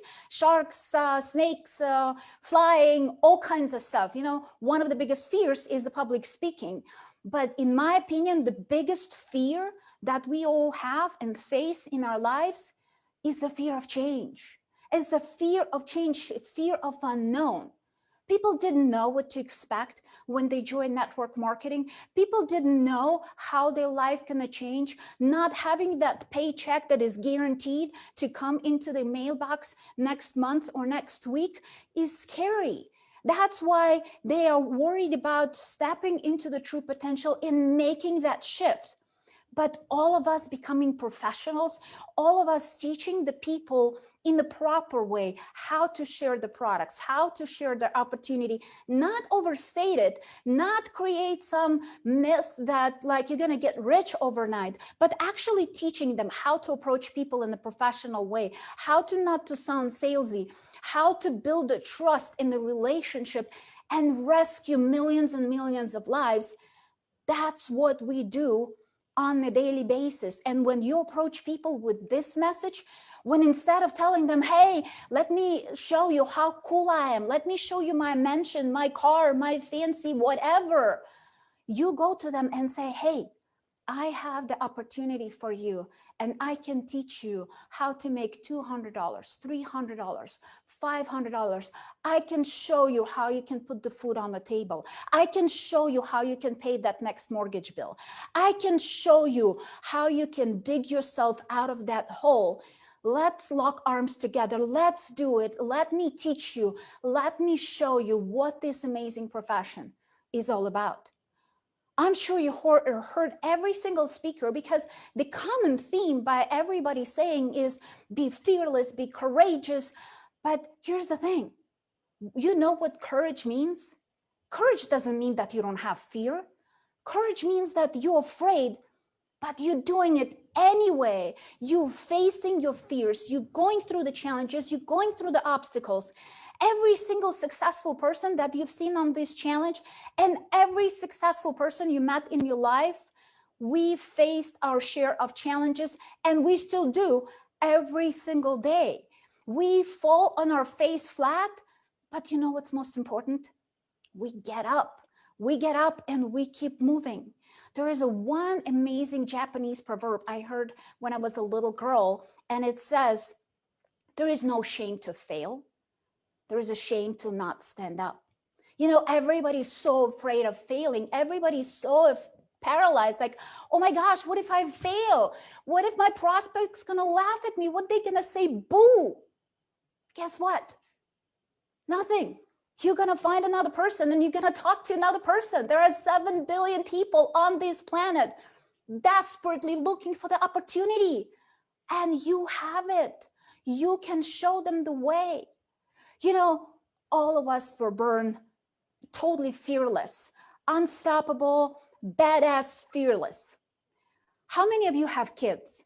Type in the comments below if you have kids. Aren't they something special and fun and exciting? And if you don't have kids, remember the time when you were a little boy, when you were a little girl. And remember when that child takes the first step, right? And what happens?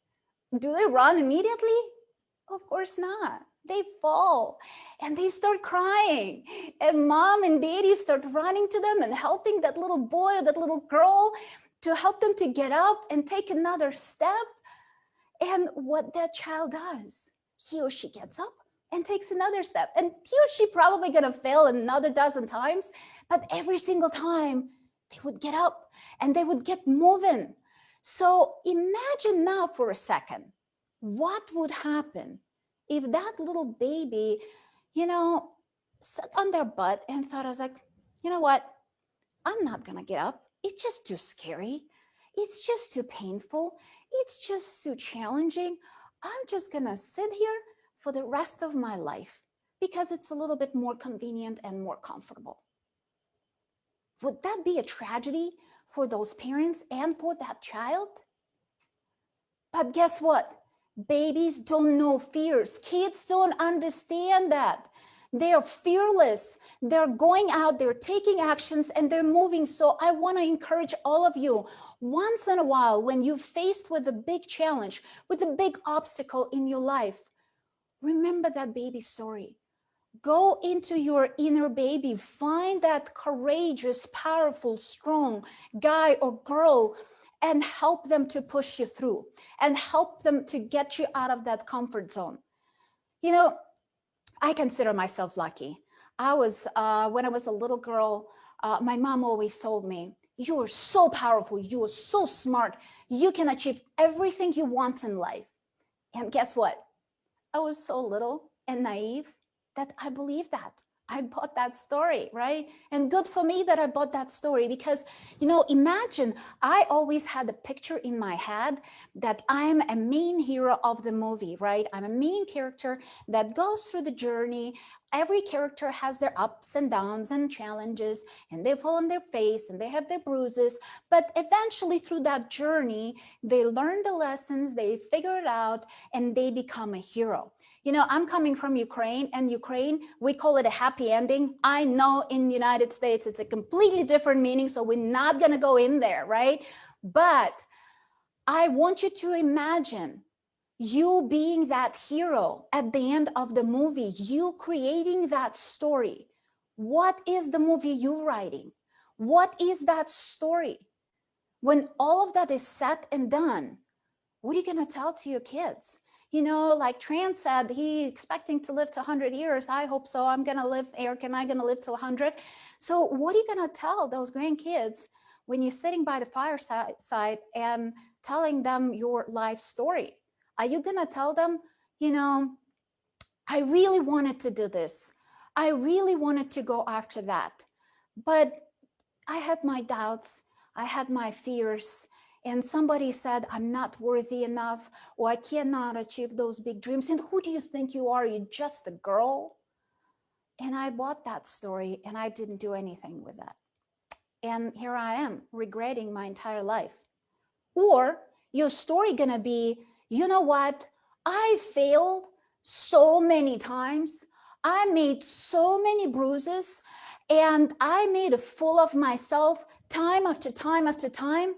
But guess what? Every single step I took made me closer and took me closer to my goals and my dreams. And because of the sacrifices that I made, now you guys have a better future. Now you have better choices and options in life. See, failure is always an option. Quitting is not. When you quit, that's when you lost. When you quit, that is part when, you know, it's over. You cannot achieve anything. And guess what? I failed in my life miserably time after time after time. I was an independent woman since I was 16 years old. I joined my first network marketing company when I was 21, and I opened my own business when I was 18. But at some point, I bought this story that I need to stay home, you know, and just raise kids and don't necessarily work. And as you can probably imagine, it's not necessarily my character. It's not necessarily what I want to do with my life. And there is nothing wrong with being a homestay mom. It's absolutely very hard and amazing job. But while I was staying home raising my kids, my ex-husband at the time lost all of my assets, mismanaged every part of my business. So here I am. I found myself at the moment in my life when I lost all of my finances. I became a single mom. But you know what was worse than that? I lost myself. I lost that badass woman that I was at some point. I lost my courage. I lost my strength. And most importantly, I lost respect for myself. You know that time when you're looking yourself in the mirror and looking at that reflection and talking and saying, do you think you are badass? Who do you think you are? You are broken. You are miserable. You are nothing and nobody. And I found myself in that point of my life.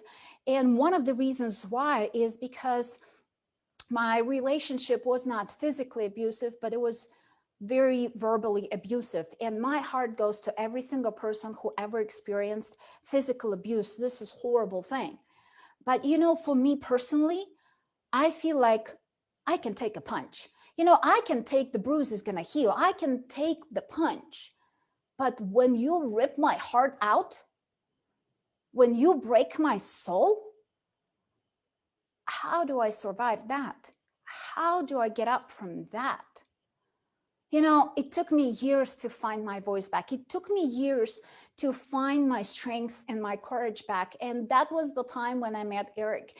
And through personal development, through all different amazing friends and people who were pouring personal development into me and their association with them, I found my voice back. I found my strength back.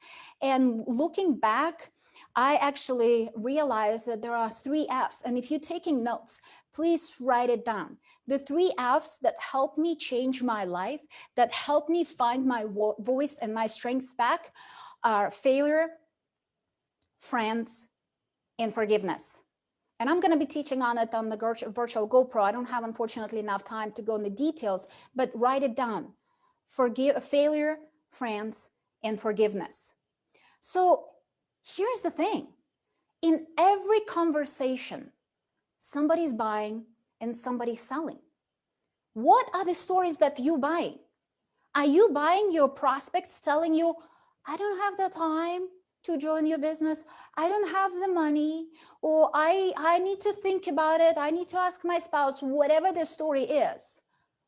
And most importantly, are you buying those same stories from you? Because here's the thing. The biggest conversation that happens in your life is the conversation that you have with yourself. The stories that you're selling to your own self are the most important stories. Are you selling to yourself that you cannot afford to live in this beautiful house, that you cannot afford to put your kids through college, that you cannot afford to put the food on your table, that you cannot afford to buy a virtual GoPro ticket for just $297? Is that the story that you're telling yourself?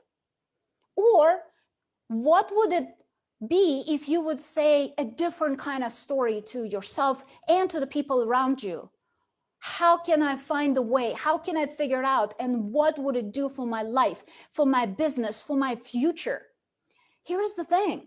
You know, in order to be successful, you need to get uncomfortable at some point. You need to fail. You need to make mistakes. You need to learn from them. That's the journey. That's the part of it. You need to surround yourself, because I bet you all of you took tons and tons of notes during this 7-day challenge. And guess what? The virtual GoPro is almost twice longer. How much more valuable information you're gonna get from people training at that event that will make you money, This is the biggest difference. You know, yes, there are different kinds of seminars when you go and people give you like basic knowledge about life and about this and about that. We are not, I hope through this challenge, you notice that we are not teaching you basic knowledge about network marketing that you can put in your notebook, throw it on the shelf and forget about it.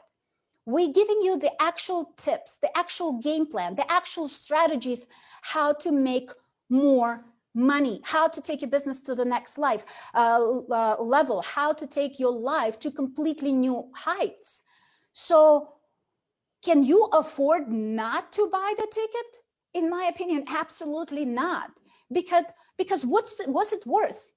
Just $297? And what you're gonna lose if you don't join me and Eric and all these amazing, powerful speakers who will be sharing their best practices at the virtual GoPro? You're gonna lose millions. You're gonna stay in that environment that you are not happy with. And if you don't have the $297 right now, you're not gonna have it a month from now or a year from now. Here's the challenge that Eric and I have. You know, we spend a lot of money for our profession because we want to do everything high level, high class. We're investing money into events, we're investing money into the studio, and we actually sometimes spend more money than we have. But what we figure out how to do, we learn how to out-earn our expenses. And that's what I want to teach you, out-earn your expenses, because you are the biggest asset you will ever have. You are the business. So if you don't invest in you, if you don't invest into this business, who will? Who will? Who will come and rescue? Nobody. You know the biggest challenge we'll all have? We start asking wrong questions and in the wrong order. People always ask, but how? But how? I can almost feel it. You saying, it's like, oh, but you don't understand. You don't understand the challenges that I have. You don't understand the obstacles that I have. I do. I was in a position when I did not have enough money to put the food on the table. I was in a position when I did not know how I'm going to feed my kids tomorrow. I've been there. I know it. And Eric and I, we figure out the way how to not be there.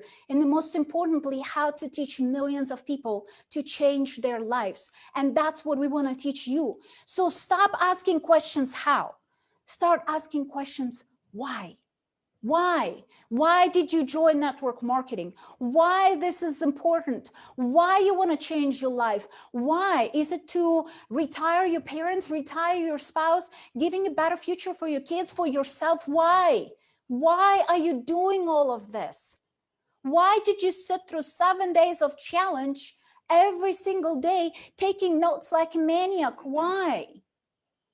Because here's the thing. Once you answer the question why, the how you will figure out. You will figure out the right people, the right resources, the right tools will come into you. They will come like a train and you will be overwhelmed with all this love outpour of knowledge and wisdom to help you figure out. Do you think Eric and I knew exactly how we're going to build the studio? Did you think that we have like 20 million sitting in the bank that we just wrote a check and say, hey, here's our studio? No, we decided we're gonna out-earn our expenses. We decided that the why we're doing this is so much more important. It's so much bigger because I hope you can see my passion and Eric's passion to this profession. We wanna equip you with the tools necessary, with the information, knowledge, and everything you possibly need to be a network marketing pro, to be a professional in this world. You know what frustrates me the most is the profession that I deeply love and care about that does not have the rightful respect in the world. Then people turn their nose and it's like, what? You involved in what? You doing what crazy thing? And you know what I want to do? Eric and I, we want to change that. We want to change what people think about our profession and how they, in a very respectful way, recognize every single person, their work, their asses off to become a top leader, to become a professional. Because here's the thing. I truly believe that network marketing is a gift. Network marketing gives the average people the opportunity to solve their problems, to figure out the way to live a better life, to create the financial freedom for themselves and the freedom of choices, freedom of options. But guess what? All of that comes with price. Like Maria Forleo said, everything is figure outable.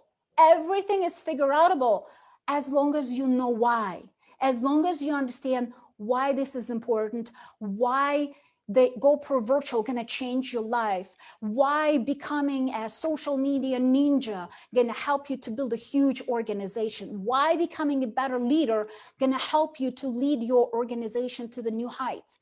Because here's the thing, when we do it in a professional way, when we teach our people and everybody around you how to approach people in the rightful, professional, skillful way, the whole world will open up for you. The world is waiting. Millions of people going to bed at night praying for a solution, and you might just have one. And I love you guys very much.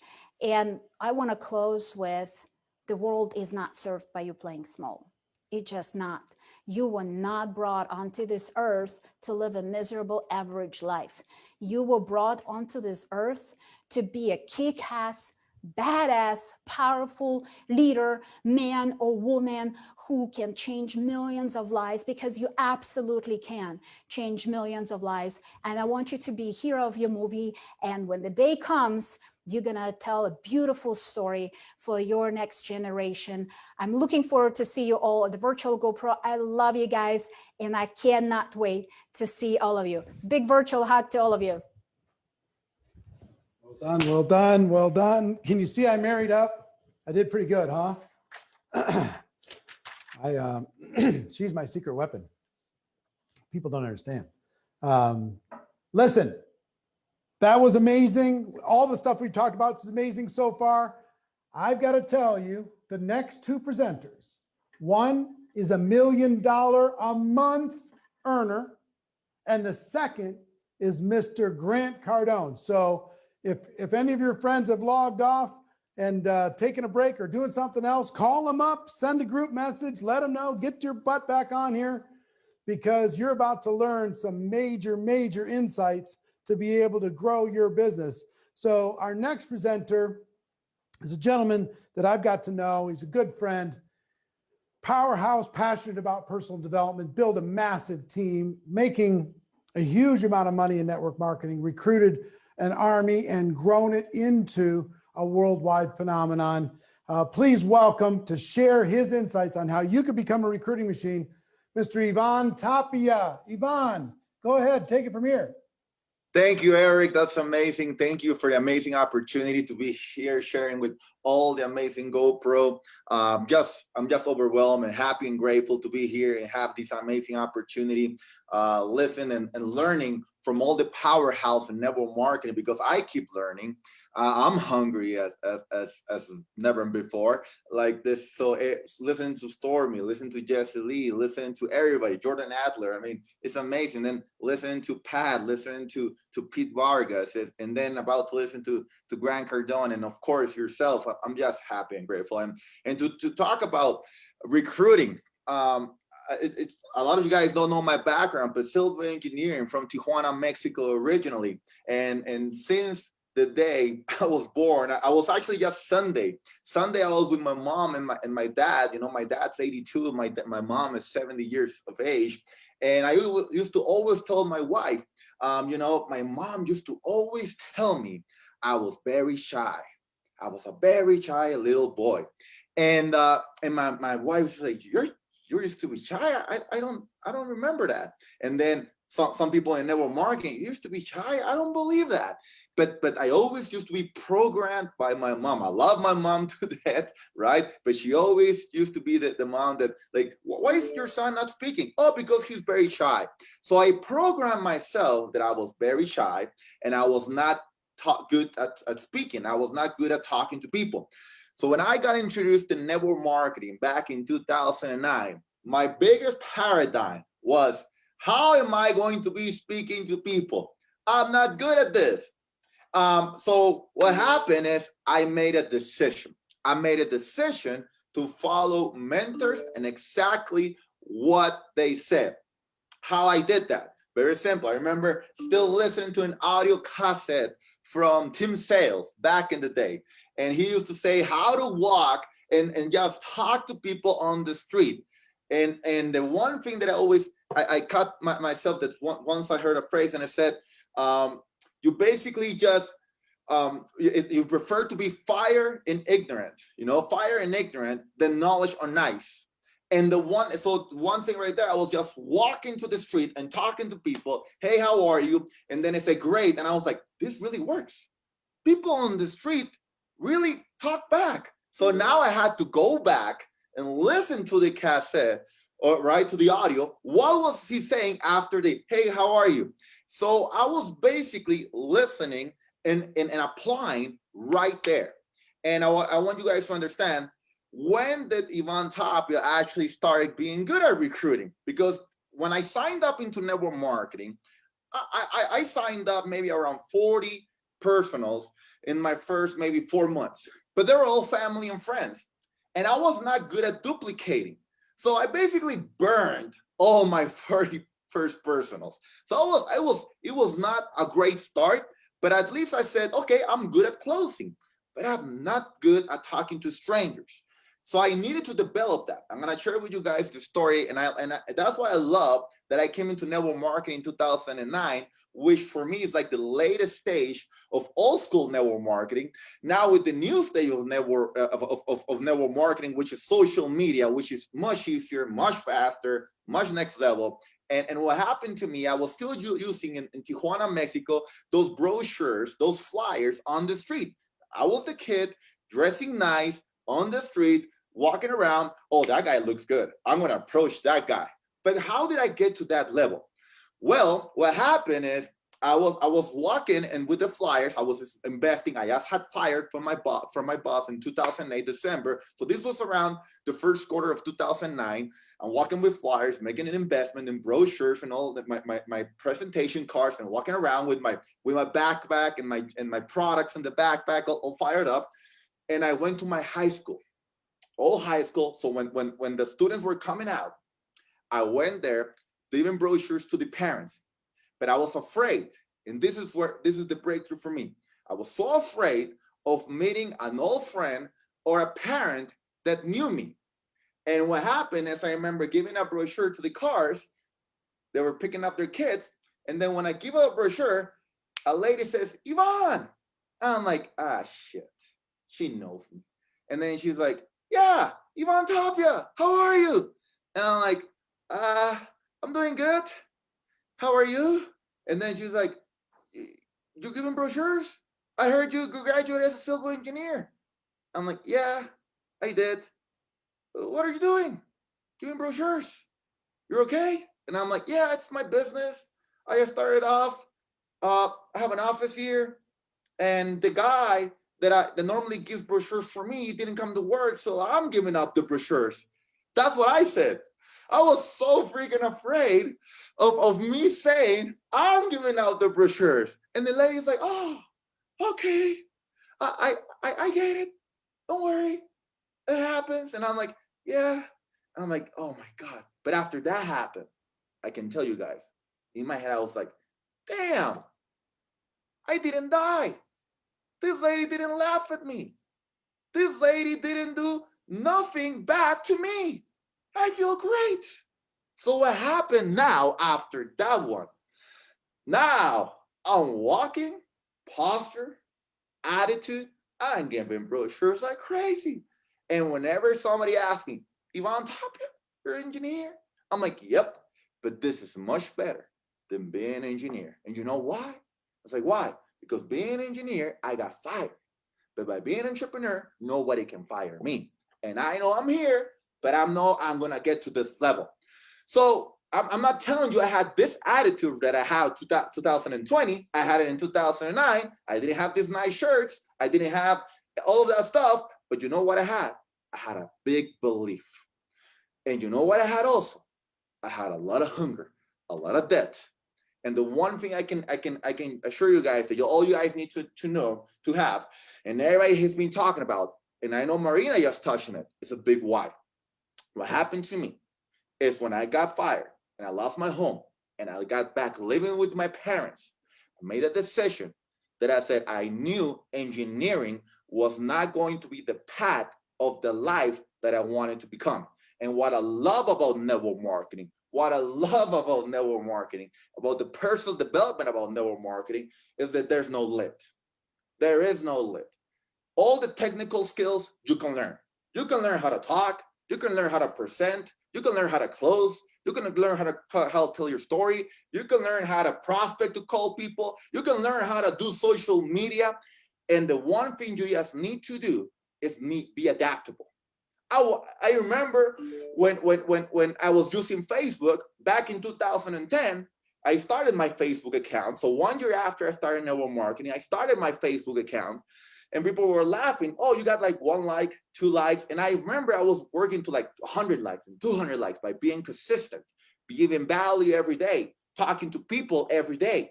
And then they put on Instagram. And I was like, dude, are you going to switch to Instagram? Nah, I'm not going to switch to Instagram. I am a Facebook guy, right? And then after a year, I'm like, oh, damn, look at Instagram growing. So guess what I'm started doing? I do Facebook and Instagram. YouTube happens, YouTube videos. TikTok happens, TikTok videos. I'm adaptable. I understand that I need to be on the trend. And what happens now with the new school is basically the same thing. You need to have mentors. You need to be in contact with the top leaders in your company and need to be understanding exactly why they use the words that they use. How do they prospect? What are their numbers daily? I remember one of the big meetings, this is back in 2011. I went to a big event. I paid $20 to go to that event. Those $20 plus my gas, $20 for me. So it was $100 because I paid for my organization. I love how Armand says, if you go and pay for yourself, you're only building for your upline. But if you grab and you pay for your organization or your organization grows, you're also making sure that you're going to grow your own organization. I love that. So what happened, I remember I took 5 people to that event, and right there, the numbers. I remember the top leader of that company, he said, you need to be prospecting 10 people a day. He said 10 people a day and do 3 presentations daily. I said, fine.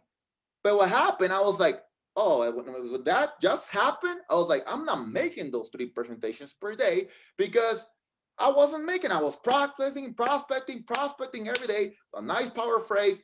If I would you, I was doing everything, but I was not getting the presentations.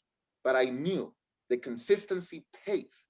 Discipline beats intelligence. I'm not the most intelligent guy, but I just follow up knowledge. I just follow up leaders with results. So if he's saying that I'm going to go with fire, I'm going to go to emotion, because when I go back home and looking where I'm living with my parents, making no money, and have a wife and a kid, I need to step up my game.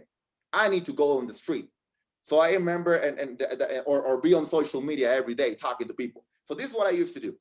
I used to go on coffee shops in San Diego, California, to Panera Bread. I used to go to McDonald's, McCafe. I used to go in Mexico to Talks, which is like a dentist, but basically in Latin America and Mexico. And I used to be there talking to people. Since I walked into all of those places, I used to be dressed in my best shirt. And hey, how are you? Smiling. Good afternoon. Everybody was like, who's this guy? Why is this guy smiling? And I used to always sit down with my Toshiba. I used to remember my computer, and I used to log in and be prospecting on social media. And coffee shops are the network marketing international offices. So every time I went there, I was just going there, smiling, creating relationships, and everybody knew me as a network marketing kid. So what happened is consistency pays because they always saw me there. And so the numbers, 10 per day. I remember I never got back home until I minimum prospected 10 per day. The most important activity of my business at the beginning was prospecting. Organizations do what leaders do. So I was the main guy prospecting every day. This is what I put in myself in my mind back in the day. I said, whenever they see me on a presentation or whenever they see me on the street, they're going to know I am in network marketing.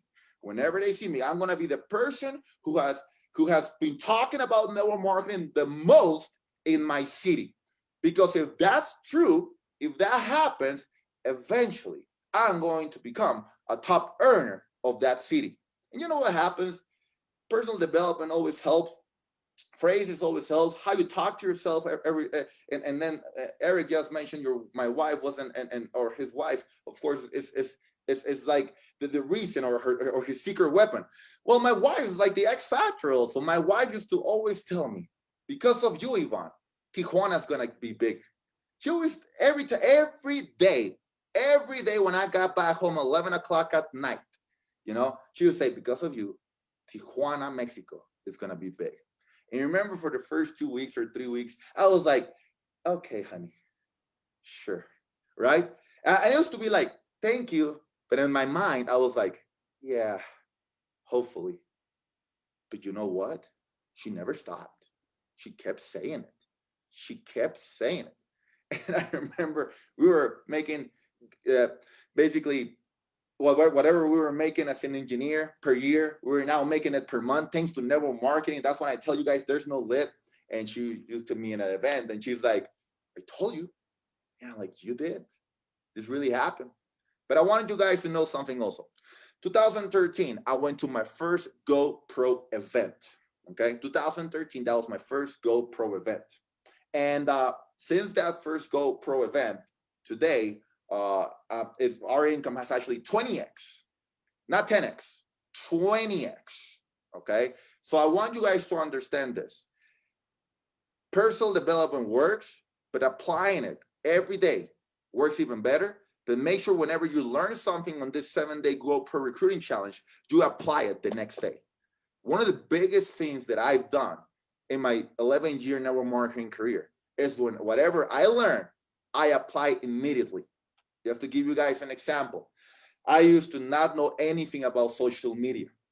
Today, not only am I only basically prospecting online, I'm talking to people online, because the most important thing is you're not prospecting. You're creating relationships with people. This is a business relationship. It's a people relationship business.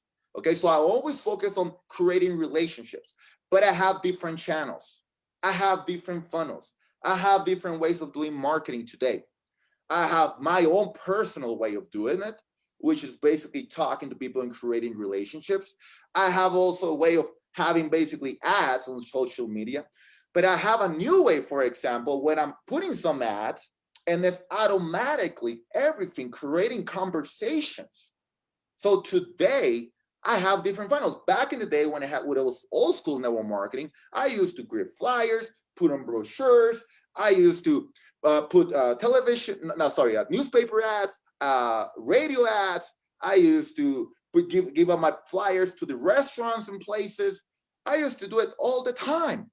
I used to also remember that I used to go to the restaurants and barbershops and grab the business cards, because some of you guys remember the network marketers love to leave out their business cards and flyers, and I used to always grab them, and me calling them, hey, how are you? Hey, I was going to this barbershop. Hey, I saw your presentation card here. Hey, yeah, how are you? Yeah, over here in Chula Vista, California. I remember his name was Armando, one of them. And I was like, hey, man, I want to meet you. And it's like, yeah, you want to meet me to talk about my business opportunity? I just want to talk. If you'll be open, maybe we can talk. Maybe I'll be interested. I just want to create a relationship. I used to always cut my hair at different barbershops. I want you guys to understand that. I used to always cut my hair at different barbershops. I used to always go to different Panera Breads or different Mac Cafes. I used to be Monday to this one, Tuesday to this one, Wednesday to this one, Thursday to this one, Friday to this one, Saturday to this one, Sunday to this one, every day. Some people are like, you work 7 days? Of course. Business people make money 7 days a week. I'm sorry. So I'm going to work 7 days a week. Okay. So very simple math for me, very simple numbers for me. So in social media, guess what? hold on.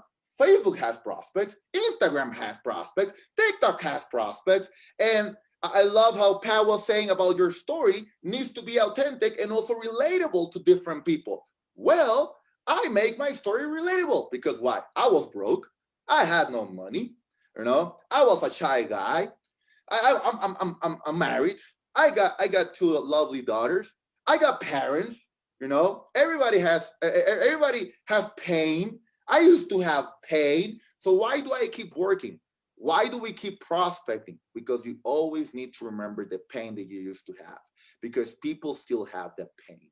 It's people still looking for opportunities. People are still looking for money. It's still people looking for a better, and feeling better about life, feeling more happy, feeling better relationships. And if you become that person, or hold up, if you're looking and progressing into looking into that person that you want to become 10 years from now, people are going to get inspired by you. And you need to be talking about every day. You need to be talking and sharing that in all the different social medias about it, because people are going to relate to that. That is my biggest thing for all of you guys. I used to do it in newspapers, radios, going to people, talk to strangers. Well, guess what? I am doing exactly the same thing. I'm just not using newspaper ads. I'm using Facebook and Instagram ads. I'm just not doing what it used to be radio ads. I'm just going and doing videos in YouTube, which they get basically seen thousands and thousands and thousands of times, which I only record one time. And guess what? Instead of me personally giving flyers out there, I got a prospecting bot that does the work for me also. And guess what? At the same time, the same way I used to sit down at Panetta Breads, and I used to sit down at my cafes, or I used to sit down at Starbucks and come in, hey, how are you? And smile. Well, guess what? I still send some messages to some people, to some new people into network marketing, and to anybody, just basically because you need to attract and develop new people. That is the key. That is the key. If you attract and develop new people who have never had an opportunity to be entrepreneurs, who have never had the opportunity to be business leaders, because I said, if Ivan Tapia, if I meet an Ivan Tapia, if I meet a Jesse Lee, if I meet an Armand, if I meet a Stormy Wellington, oh my God, can you just imagine how your business is going to grow? It's going to be huge, huge. So that's my biggest thing for all you guys. Just 3 tips for you guys. Believe, because that's one of the biggest things. Believe that whenever you see one of the top leaders for speaking here, that is you. It is 100%. Your future is our present. That's simple. Your future is our present. Number one. Number two, remember in prospecting, fortune is in the follow-up. Don't worry about prospecting. They say no. Who cares? I don't freaking care if anybody, they still say to me, Ivan Tapia, come on now. He drives up this car. Jesse Liacci has a Ferrari. Of course she's going to prospect. They don't see my Bentley when I'm on social media. You know, my company doesn't even let me post my Bentley on social media, just to give you guys an idea. So it's not about that. But you need to understand, fortune's in the follow-up. And if they don't sign up the first time, you'll sign them up with your fortune. And the last one, make sure that you develop a character, develop an attitude that you know you have the best opportunity in the world, because I believe that network marketing is the best industry in the world, hands down. Low money to come in and create a business, so much residual income, so much opportunity to help the new person go to the next level, because if it happened to us, it can happen to all of you guys. Never quit. Always learn, because there's always learns to adapt, always new ways to learn, and make sure you're always connected here, because GoPro is amazing. And thank you very much, Eric, for the amazing opportunity. Love this platform, and make sure we'll see you guys at the GoPro virtual event. And I'm excited to be listening to Grant Cardone in a minute. Thank you very much. Ladies and gentlemen, I am here with Mr. Show me it, Grant. I want to see it. Mr. 10X himself. You got some long fingers there. You got some long fingers there, Eric. Well, you know what that means. That's what I heard. Mr. 10X, Mr. Sell or Be Sold, Be Obsessed or Be Average, all of the titles of his books and the books themselves and his philosophy around all of it. I agree with everything. I remember when I first got introduced to your stuff, Marina, somehow she got the book before I did, and she was reading and she's like, you got to talk to this guy because you guys are thinking the same when it comes to smart women get me before the guys do. Well, anyway, guys, Eric, just to be honest, I mean, I'm serious about this. I think the guys, I told my wife this. I said, you know what? Women are more open and less judgmental than men are. Men are like, I can do that better. I can, like, there's this thing, there's this cover, right, with a man that a woman could be. A woman, could be. I mean, I've never had that with. I will tell you that you're so good at what you've done. I remember, I mean, like my events were bigger than your events, and my social was bigger than your social. You inspired me to do events. And then you just demolish me on social, and then your events go, beyond, and you're like best friends with every celebrity in the world, and you're Mr. Worldwide. You're doing all this stuff. I'm just like, okay, and I'm just incrementally adding a little bit here and there. So you're one of the people who inspire me. You inspire me to think bigger. You're one of the people, I'm glad that you're in my life because you cause me to stop playing as small as I normally would have played. And the people inside of this 7-day recruiting challenge, they want to change their life. And there's several different categories of these people. One is they're just getting started. They're scared to death. So fear is causing them to play small. Sometimes it's just some skills and tactics that's causing them to not take as much action. But what we've been telling them is that all business is conversation. So get in more conversations, get more active, do more presentations, just do more. And you're the king of doing more. So I want to pass it over to you. These people, you understand network marketing, you support. Let them know what you think about network marketing first, and then also tell them how they can have a breakthrough. You were telling me about the categories of the different people. I'm gonna let you do most of the talking today. So no. I was just saying some are scared. Yeah. And fear is shutting them down. Some don't feel equipped. Some feel stuck, stagnant, and they can't figure out a way to break through. And then some are doing okay themselves, but they haven't figured out how to lead their team to do better. So you can help with all of those things. I can help with all those. I've been every one of those people. Hit it then. I still struggle with today, lying to myself and becoming one of those. So hopefully your audience will take the time, number one, take notes. Like I'm taking notes. Like I am going to learn something probably from myself and Eric, and the combination of this conversation. I might say something, I'm like, oh wow, that light really went off for me. You know what's funny? Can I just jump in? I will tell you, I love that you said that.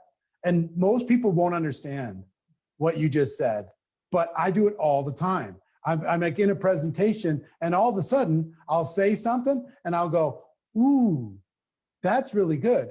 I need to write that down because thing, you literally just taught yourself something while you're talking. And I thought in presentation, that's when all of a sudden the magic happens. Dude, imagine a 19-year-old algebra teacher in her first semester of college or high school.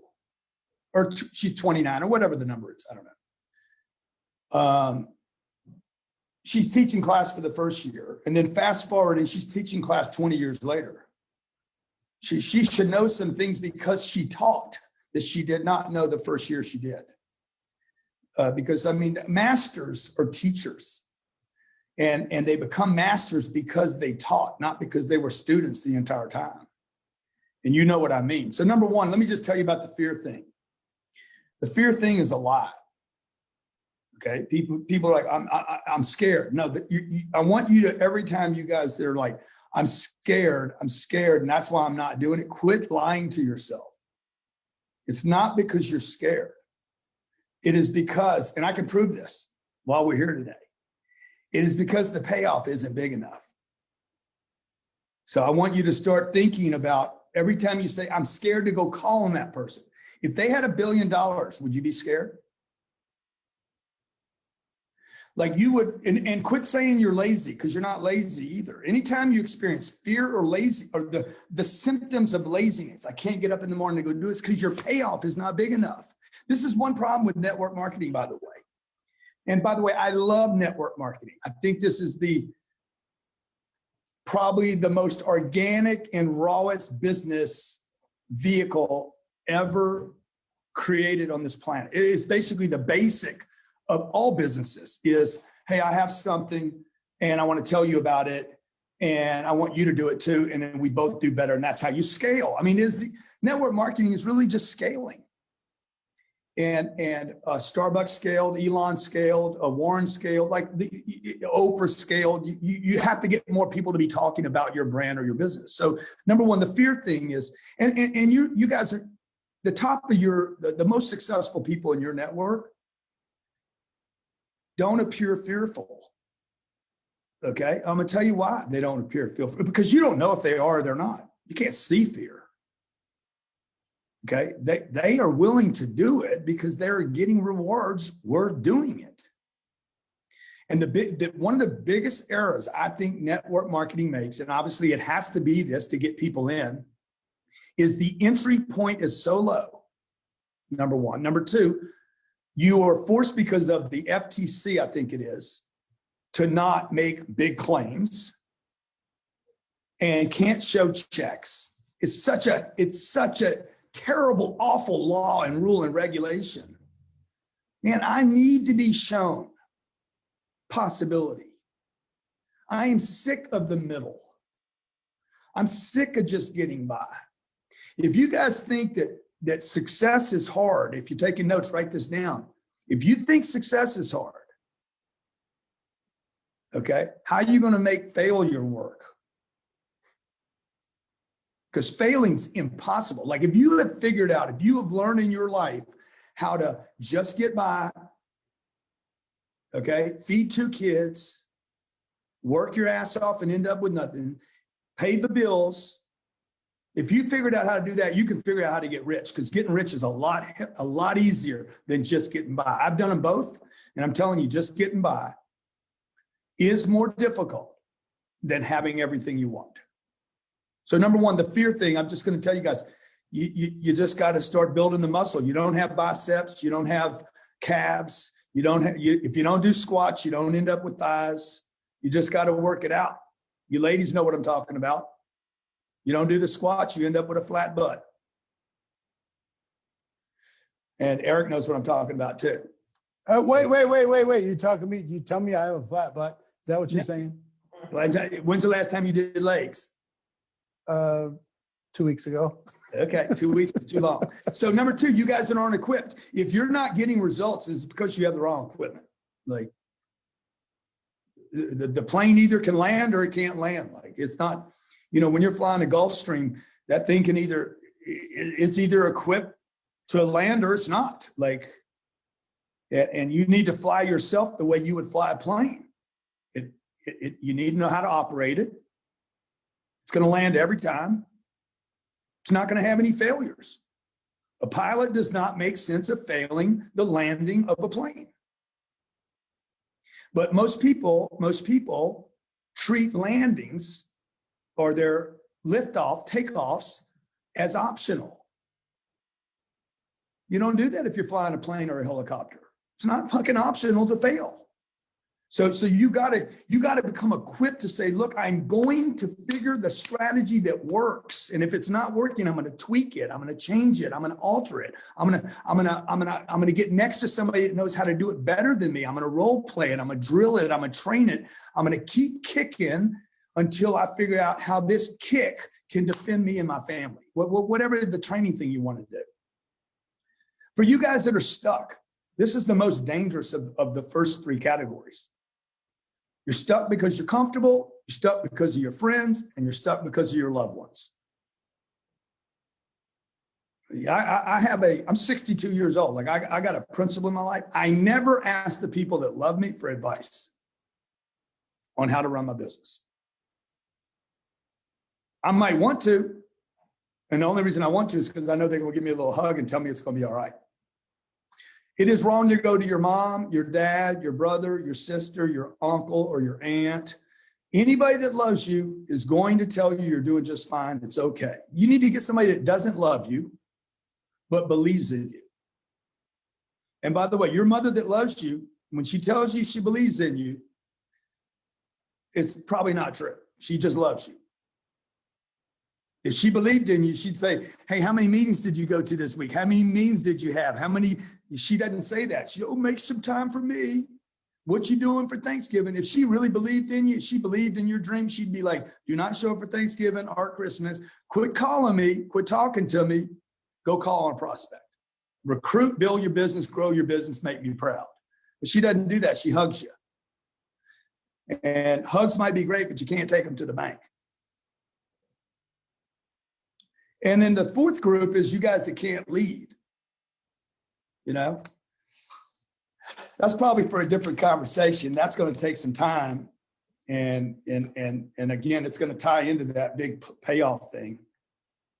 Yeah. But, you know, I don't talk about leadership much. You know, I was with John Maxwell.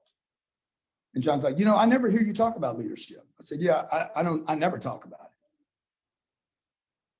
But I do lead. Is there a reason? Because I'm like, just watch me. Yeah. Yeah. Well, I want to, can I ask you a couple kind of follow-up questions? Come on, please, man. Eric Ward, EW to the GC. You did, is it possible to talk about the Undercover Billionaire? Yeah, sure. All right. So you did this show, Undercover Billionaire, where they shaved your head and you got a disguise, and they took away all your fame and money, and they gave you a couple dollars, and they dropped you in the city, and you had to go start and build a business, right? $100, by the way. It was $100. $100. So here's my question. This is me under a bridge.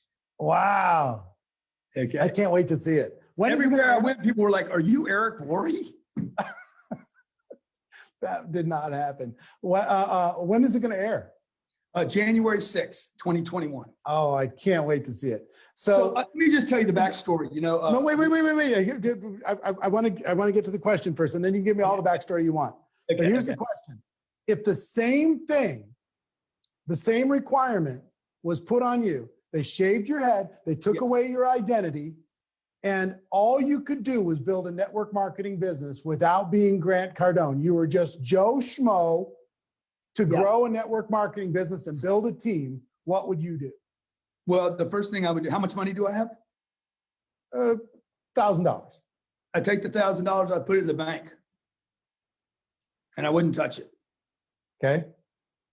And I would not manage money. I mean, you're going to see me do this on the show, right? So if you guys go back, you'll see me do this. You'll see me. I have no name, no product. Because what you're giving me, bro, is you're giving me a product and a brand to sell right out the gate. That's like, fuck, you just took, excuse my language, but you just made the whole thing easier. I went to Pueblo, Colorado, where I've never been, shaved head, can't use my name, no driver's license, like nothing. I got nothing.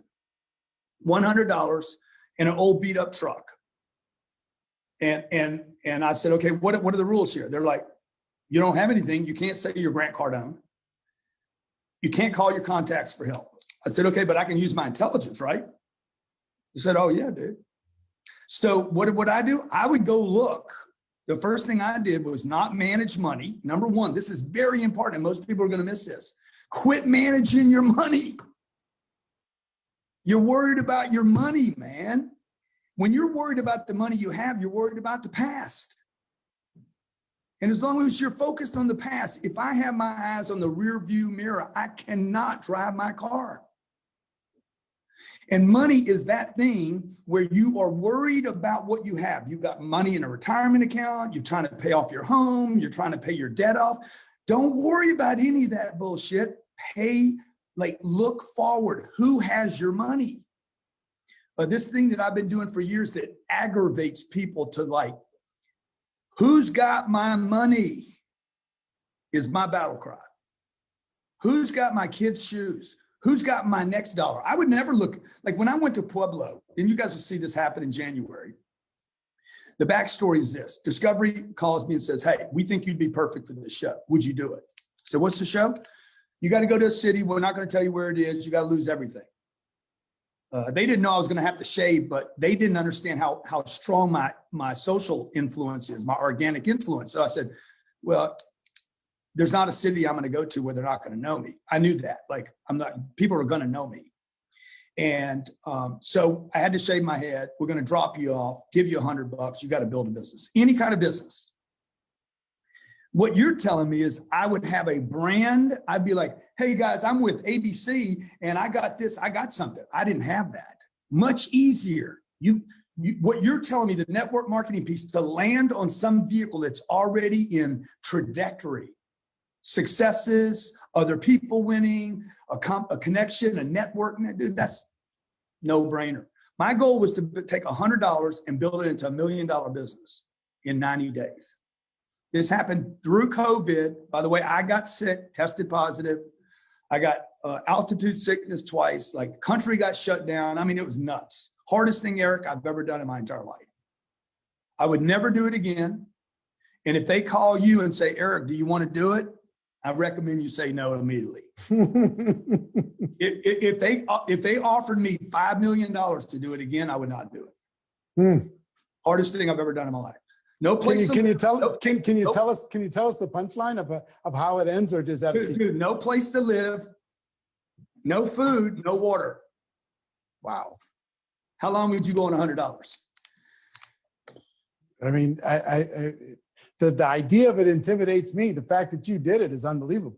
Yeah. So first thing I did was got rid of my money. I'll just tell you guys, but nobody knows this, but first thing I did was take the $100 and bring it to the bank and dump off the $100. Exactly what I'm telling you guys you should do. Quit worrying about the money you have. Don't pay for anything. Understand it. Every new connection is going to pay your bills, and never use your old money.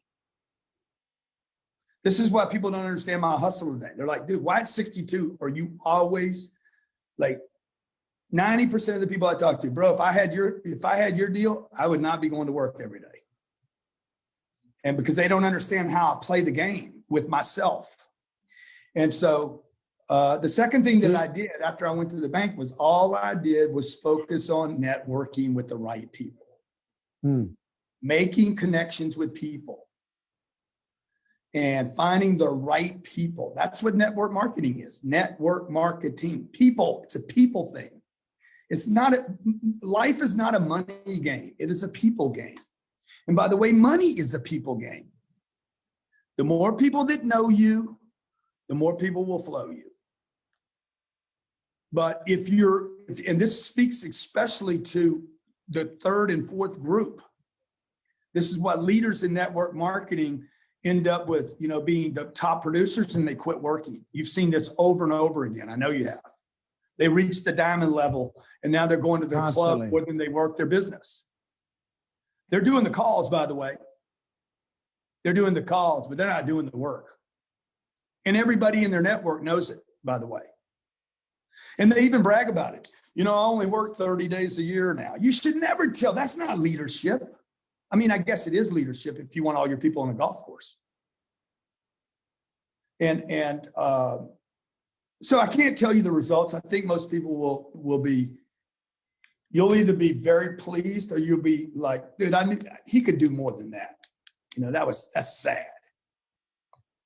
I mean, the conditions you were put under is pretty amazing. But what I love about it, and why I'm going to encourage everybody to watch it in January, the whole network marketing world needs to watch this, because if you were able to build something with that criteria, what could somebody do that, like you said, the product's taken care of, the company's taken care of, the infrastructure's taken care of, all the support, all the training, all the stuff, the branding, everything else. All you got to do is promote, and everything else will take care of itself. Build a team and promote, and build a team and promote. How big of a team could you build? And so, one, you put your money away. Two, you decided to network like crazy to find out who had your money and who could lead you to the money. Yeah. Right. And you built a little network and to be able to support whatever business you decided you were going to build. Same thing that a network marketing distributor can do in order to be able to do it. But if they can't figure out a way to take action, like one of the things that I believe in so much is your book, Obsessed or Be Average. I think obsession for success is necessary. And most of the world is just mediocre. They're not obsessed with anything. They just have. I don't agree with that. I think. All right, tell me. Yeah, I think actually everybody has this. A guy told me, he's like, I got this addictive nature. I said, bro, everybody's got that. It's just where you put it. Yeah, you see somebody on a plane doing crossword puzzles. How many you done? Ask them. 10,000. Right. You see kids on playing games. How many levels have you been through, man? You see people on Candy Crush going through 1,100 categories. Or binging Netflix. Kids playing modern warfare stuff on Xbox or PS3 stations, P5, PS5, whatever. Dude, everybody has the ability to be obsessed. Question is, what do you want to be obsessed with? And again, this goes back to the payoff, bro. This goes back to the first thing I said today. There's no such thing as fear or lazy. Do they just need to have a clearer imagination in order to be able to get to the payoff? Is that the thing? They don't have the vision to see it? You need to know. I'm going to tell you some of the some of the unfair qualities of the show, the Discovery show, was that they said, hey, how hard is this? I said, well, dude, it's easier than real life. And they're like, why is it easier than real life? I said, because I got 90 days.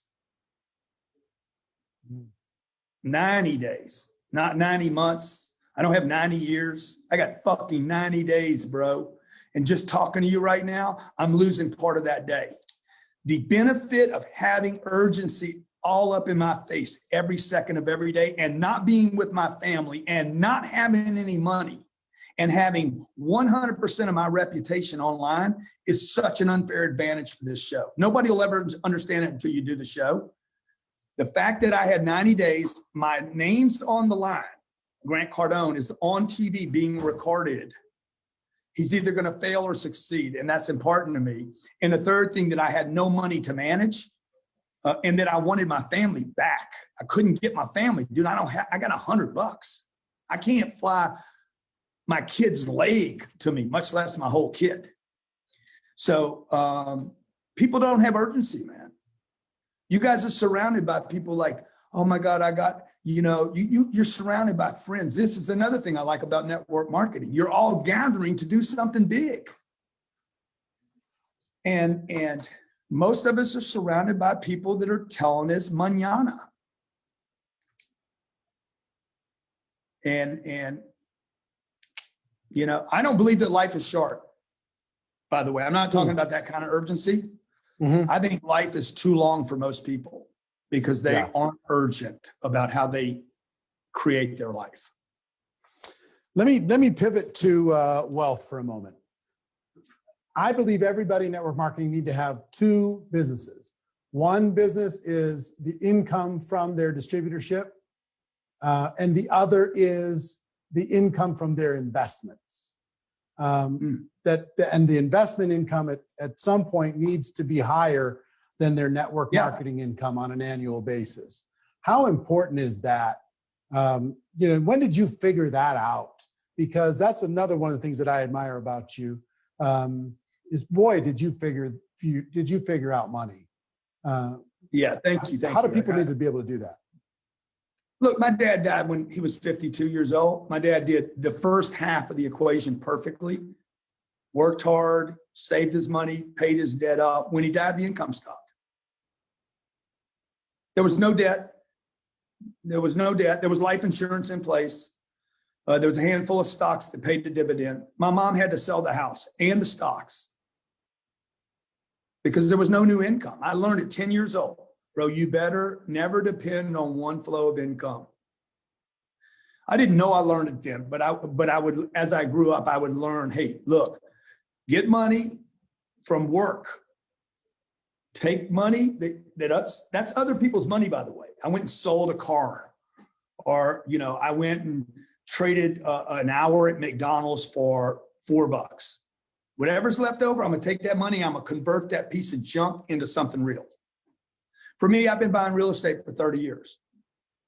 And so every time I would get money, I used to spend 251 days on the road without coming home once. And I was single, didn't have family. I mean, I was just trying to get my money right. I'd go out, I had an idea, I'd sell it, get the money from it, live on whatever little bit I could. Like literally for the first 45 years of my life, nobody even knew that I had any money, because I would take every extra dollar and I would bury it into one particular investment, like, as you know, it's apartments. I wasn't buying watches or Gucci belts or, I think I got a Boss belt on right now, paid like $19 for. And but the real estate's been kind of your vehicle of choice because of tax benefits, everything else, the appreciation, and it's your passion. And I will tell everybody, Grant has, and I'm not benefiting from this comment, by the way, at all. But Grant helps people that aren't sophisticated in real estate to invest in smaller chunks in the projects that he does, and he has them be able to earn how he earns from the real estate that he invests in. He's been doing that on a large scale for many years now, but especially recently, he's paying out people on a monthly basis. And if you're not sophisticated in real estate, what I would just tell you, until you become sophisticated, work with somebody who is sophisticated so they can protect your money, so they can treat it like it's theirs. So Grant does that. They can find out grantcardone.com. Is that where they can find that out? Cardone Capital. Cardonecapital.com. But let me say this, it's more important. The more important piece here is, if you're great at network marketing and you're building a real 7-figure business or 7-figure a month business, which you guys all have the possibility to do. And 99% of the people in network marketing could never build that same business outside of network marketing, period. Mm-hmm. Okay. If you believe you could, then go build it, because you can't. Okay. So that's the other thing about network marketing that nobody ever talks about. There's people in there that would never, ever be able to do that with any other franchise or business. You should not be buying your own real estate. You should be building your damn business. You should not be on the weekends looking for something else to do. It is not leadership to do that. Okay, Warren Buffett doesn't go out and look for a Wells Fargo he can build. He invests in Wells Fargo because they got good management. He has never built anything himself, ever. He finds great things and invests in them. So, and they all cash flow. He believes he cannot lose his money if it goes backwards. He's been wrong because he's violated some of his principles recently. But, when I started my real estate business, Eric, you don't know this, and I know the audience doesn't know it. I brought a partner in so I could continue to focus on my business. I said, look, here's my money. You're going to manage what I buy, and I'm going to give you 25% of the upside, and you're not going to put one penny in the deal. So that way, and my mom said to me, and my brother said, why would you give him 25% of the upside, dude? He's got no risk. I'm like, that way I can stay focused on my business. I can keep building my name, my brand, my business.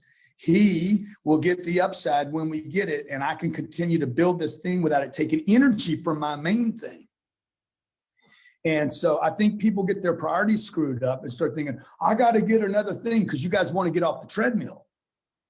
You actually don't trust your business, and you're trying to get out. And I'm not trying to get out.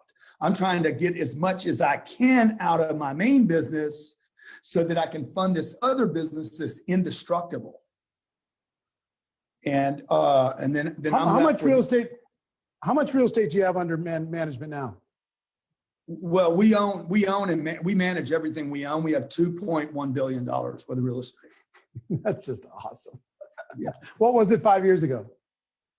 Well, in 2008, I owned 600 apartments. Now we own, almost 9,000. That's so cool. Well, listen, I want to be, and just so you guys know, like the only thing I do in the real estate is I'm the picker. Yeah. Like I have a perfect picker. I'm a master at the pick. And we have a management company that manages the property. I'm just a picker. I'm a great picker. If you pick the right piece of real estate, it's gonna pay off. It's just when's it gonna pay off. The rest of my time is spent with you, like you are an audience of people helping, like wanting to give back. And while I'm giving back, I expect some portion of that audience to monetize me. Last thing I want to say about that is just like the discovery thing. The reason I did the discovery thing was because the number one question I'm asked, and I'm sure I would bet $1,000 to your favorite charity, your number one question is, if you lost everything, what would you do? I know that's the number one question I get. If I was wrong about your number one question, I'll send you $1,000 to your charity. The number one question I'm asked is, dude, if you lost everything, what would you do? I said, I'm not going to tell you what I'm going to do. I'm going to show you what I would do. And that's why I took the discovery thing on. That's so cool. I literally cannot wait for that. Listen, I want to be respectful for your time. I'm really grateful that you're offering this up as part of this challenge. The GoPro event is coming up in a couple weeks, and I would love for you to tell people in network marketing why they should attend this event. They can get a ticket for $300. They can also get a VIP or a platinum ticket, for $1,300 or $5,300. But why should they attend? And then I know, because I heard through the grapevine, that you are willing to offer up something as a bonus, just because of our friendship, and I'm very, very grateful for people who do get a ticket. You've got a pretty cool bonus to show them how to get wealthy. Give people your advice on that. Yeah. So number one, I would just tell you, I'm doing this for you, but I'm also doing it for your audience, right? Because I believe in people. And when I was a kid, when my dad died, I wanted somebody to help me. And I really, frankly, didn't care who it was, a teacher, an uncle. I wanted it to be a man because I had lost the man. Probably had something to do with that. But, I promised my mom when I was 15, 16 years old, I said, one day I'm going to be somebody, I'm going to help a lot of people. And so the reason I'm doing this is because I want your audience to truly know who I am. I know sometimes people see me on Instagram and they don't really get to know who I am. And the program that we're going to include here really will introduce you to the thing that I think that I've done a better job at than anything, which is the understanding of money and finances. I spent 5 years getting an accounting degree in hopes to learn that and didn't. It's taken me 60 years to learn about money. And I would put what I know about money up with anybody that teaches anything about finances. So number one, that's the reason I'm doing it. And I also love you and your wife. You guys are awesome people. The second thing that I would tell people about why you should go to the GoPro event is really not about why you should go, but why you should make a decision to go right now. Not tomorrow, not next week. And I'm going to tell you something. This was taught to me by a man in a charity event. We were at the charity event, and this guy gave, he might have given $10 million that night. And he looked at me and says, hey, I noticed you didn't do anything tonight. And I said, yeah. He's like, how do you think you're going to feel about that tomorrow? And he's like, look, you do whatever you want to do. I'm just telling you, because you've asked me for advice on other things. Never leave a place without leaving a commitment. He's like, every time you leave someplace and don't do something, whatever you can do, 300, 1,300, 5,300, a deposit, make a deposit. You're making deposits, spiritual deposits onto the planet. They're little anchor points that you leave around the planet.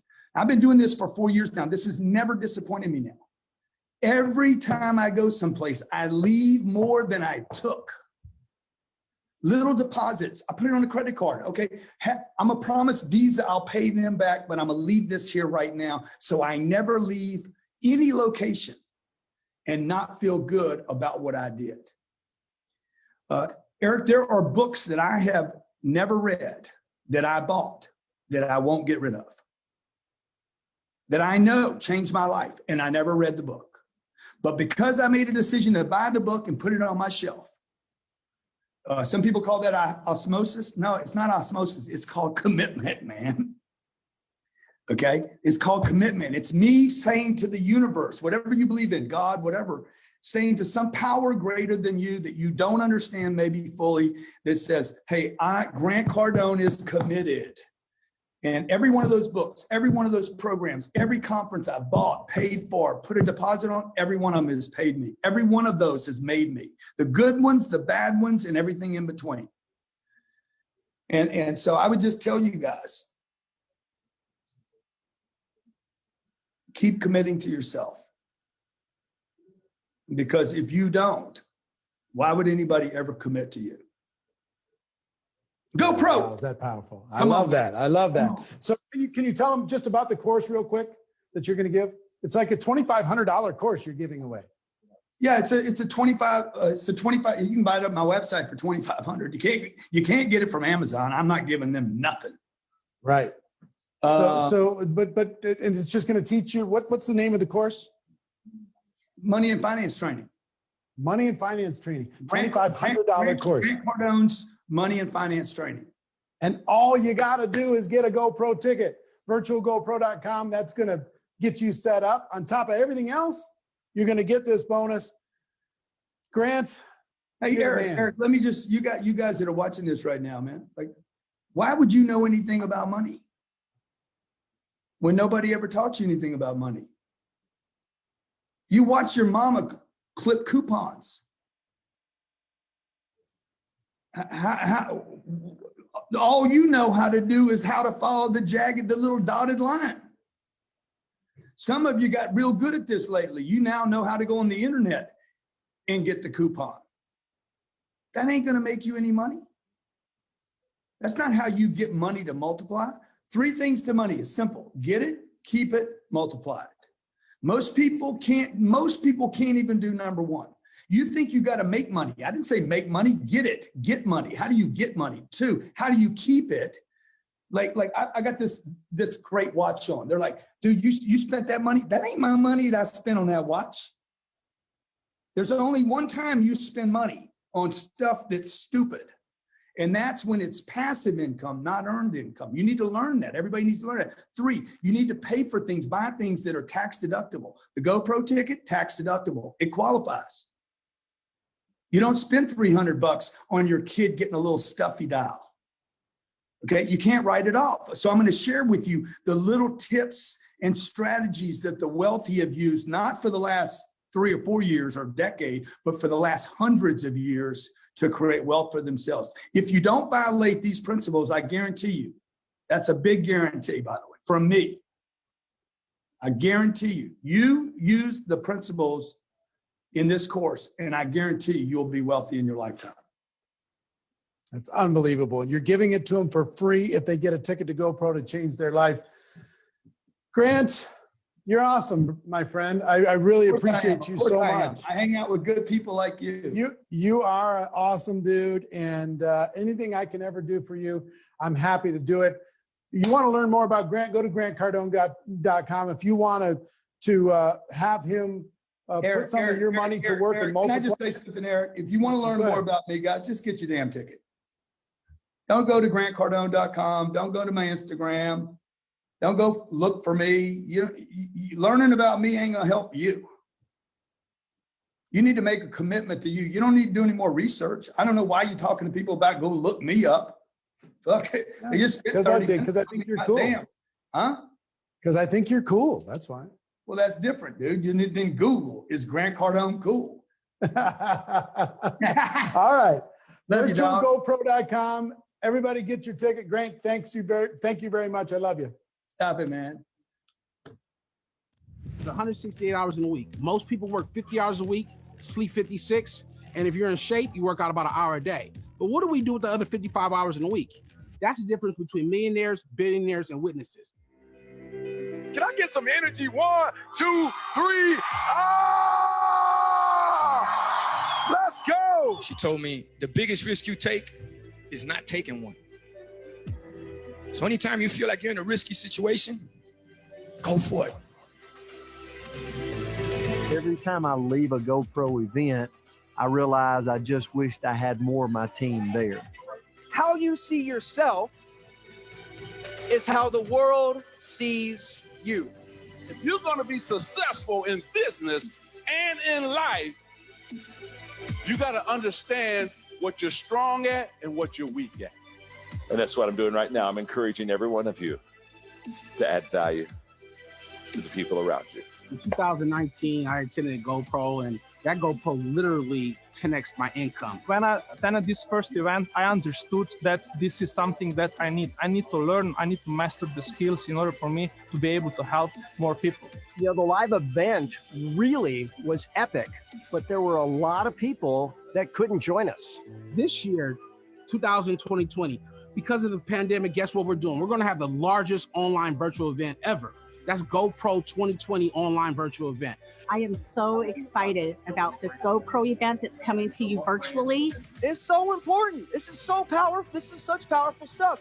The only thing holding you back from recruiting the team that you want, from going after the prospects that really could expand your life and business, is you. You cannot reach the next level of high performance at the same level of energy you have now. You have to start conditioning your mind, your body, your energy to be in a better place to be able to serve. Whoever asked you to be a part of their team, they saw greatness in you. For my wife and I, our biggest breakthrough came in when we finally believed that we could do this and that we could help others do this, and we believed in our core that anybody can do this business. So between December 11th and December 13th, we're going to have the best speakers, not only in the United States, worldwide, on one stage here in Las Vegas, but you'll be able to watch it from the comfort of your own home. It's your boy E.T. saying, do me a favor, go pro. All right, don't be an amateur all your life. Go pro and make the rest of your life the best of your life. Let's go. It is where you learn to be a professional network marketer.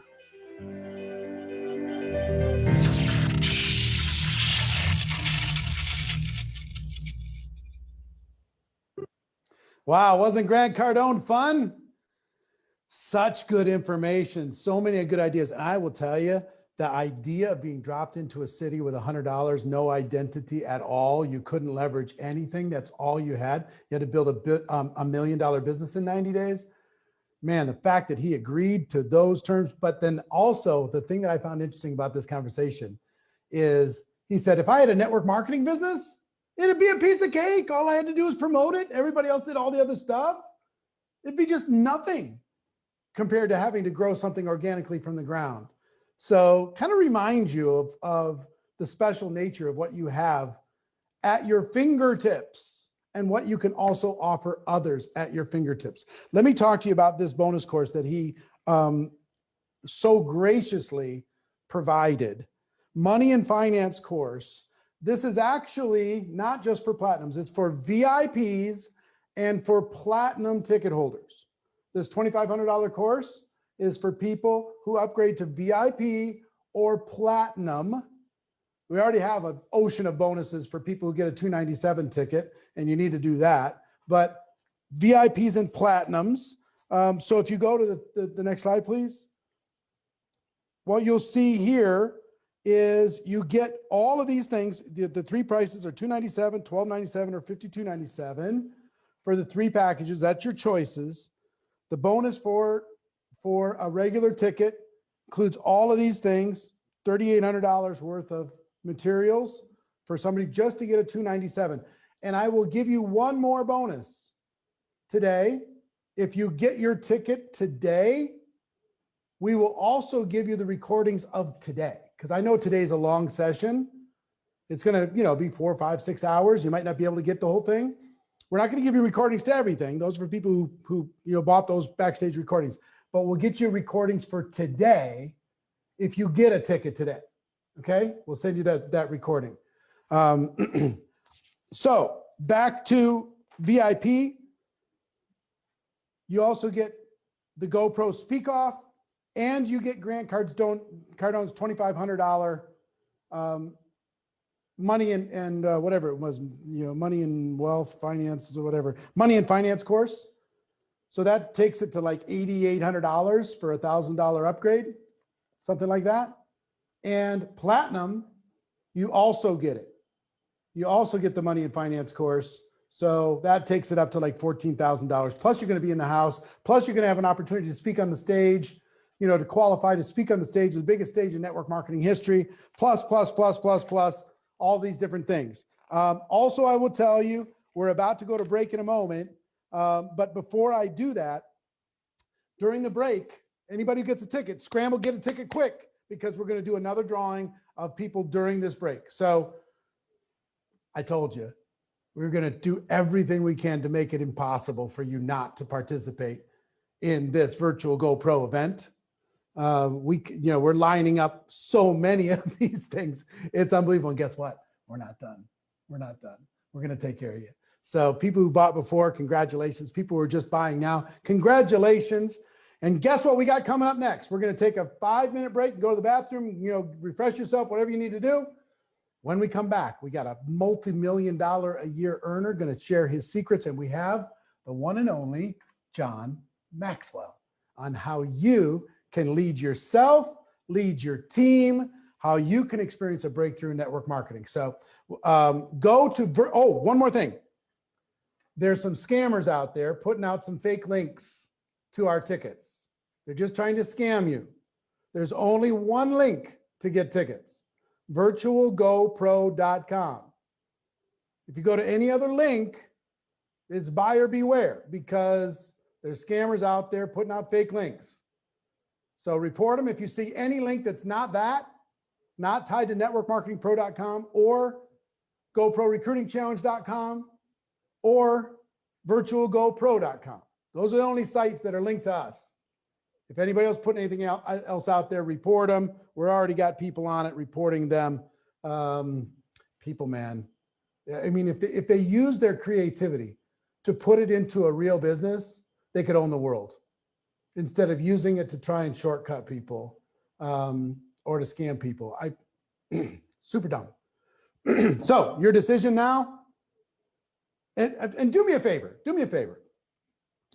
If you've gotten value and if you've gotten your GoPro ticket, I want you to put a number 7 into the comments. Every single one of you that's watching right now, put a number 7 in the comments, slam a number 7 in there. Okay. And if you're going to get a ticket, you don't have one yet, but you're going to get one before the end of the day, I want you to put a number 1 into the comments. I don't care which level you buy. That's up to you. GA,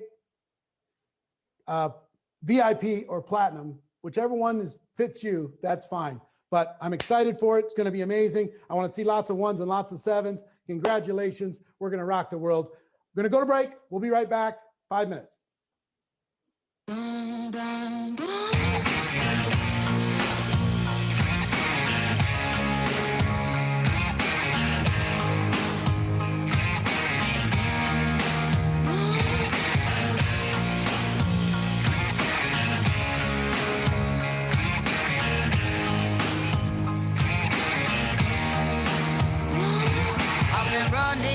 From 9 to 5, been biting my tongue for all this time. Won't let anyone cut me short. I was thinking this was the way to go, and you put up your puppet show. I say cheers to life. No, I'll be no good man's wife. Just leave me alone. I'm running the show. I'm telling you, it's my time to rise up. Live the life I'm proud of. No, you better go home. I'm telling you, it's my time to rise up. Live the life I'm proud of. So I woke up, sun in my eyes, forgot all about what I did last night. What I do, remember that it was real life. Talks about me are never good. I don't live life the way that I should. Oh well, I'm in for some fun tonight. Just leave me alone. I'm running the show. I'm telling you, it's my time to rise up.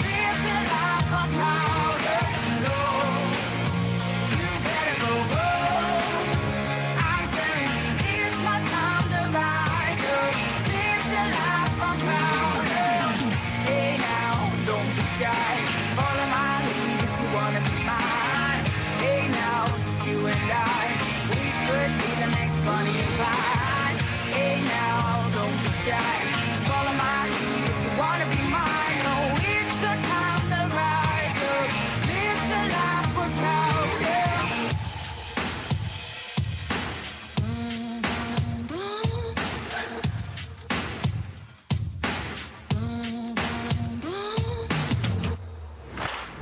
Just leave me alone. I'm running the show. I'm telling you, it's my time to rise up. Live the life I'm proud of. No, you better go roll. I'm telling you, it's my time to rise up. Live the life I'm proud of. Hey now, don't be shy. Follow my lead if you wanna be mine. Hey now, it's you and I. We could be the next Bonnie and Clyde. Hey now, don't be shy. Follow my lead if you wanna be mine. Oh, it's a time to rise up. Live the life we're proud of.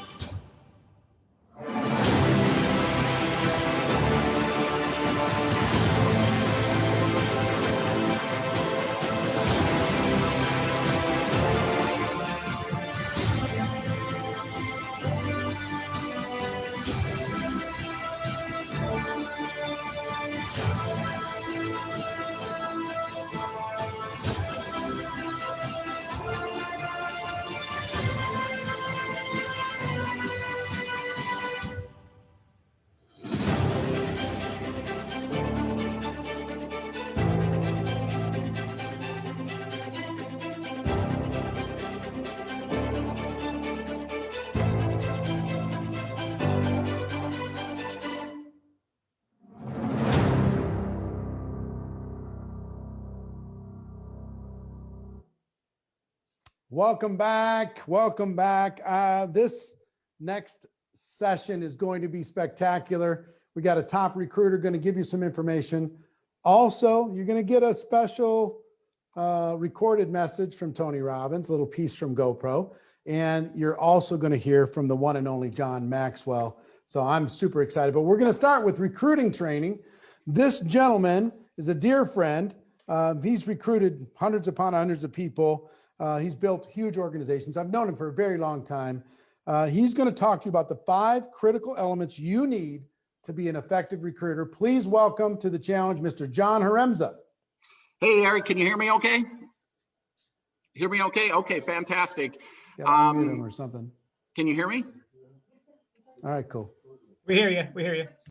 Can you hear me now? Can you hear me now? Okay, I think I must have had my my debut on GoPro and I got my mic muted. So anyway, it's great to be here, Eric. Thank you and Marina for inviting me to be a part of this. I'm incredibly humbled and honored and grateful to be a part. I can't even believe that I'm a part of this. This is just amazing. I want to share just a little bit of my story, and I'm listening to all of these trainers and all of the challenges that they have gone through. And it should be an inspiration to each of you. It is to me. I mean, I'm listening to Stormy today and I'm just blown away by her story. And one of the things that really touched me about her story when she talked about talking to her people, talking to the people that she really identifies with. And I really thought that was key. So I'm going to talk to those people that have had struggles in their life, right? I mean, my background, I grew up in a small town in Minnesota, a town of about 2,000 people. I have a learning disability, I have dyslexia. I had no self-esteem, no self-confidence, shy, introverted, literally wouldn't even say hi to someone unless they said hi to me first. So if that's you, if you're that person that could never, ever imagine doing something like this, folks, that was me. I mean, so one of the things I want you to understand through what I'm going to share with you is wherever you are in your life, whatever has happened to you in your life, if you're that person that is sitting there saying, there's no way I can do this, I'm not good enough. I'm here to tell you, you can absolutely do this. I entered this industry wanting to keep it a secret. The first person I actually brought into my business was my brother. And that was because we had made a pact between us that no one else was to know about it. So I entered network marketing trying to keep it a secret. I'm like, why would I ever want to recruit someone and create my own competition, right? So you look at, where the people are today. They were just like you at one time. They just got started. They didn't know what they were doing. I mean, when I entered this industry, I didn't know what I was talking about. And when I was done talking with people, they didn't know what I was talking about, but they wanted to join me, right? Because they could see the excitement. And that's one of my very first points that I want to talk about as it relates to recruiting, right? People buy people. It's your passion, it's your posture, it's your belief, your enthusiasm about what it is you're talking about that's going to attract or influence others. I mean, the bottom line, when you are on fire, it's not what you say, it's how you feel about what you say that really counts. And so and people ask me all the time, John, what is the most important element for success in network marketing? And it is your belief. It's, you see, and Marina talked about this earlier, you're either buying or you're selling. You're either buying someone's story about why something isn't going to work, or you're selling your story about why it is going to work. And whoever has the greatest level of belief or confidence is going to have influence over that other person.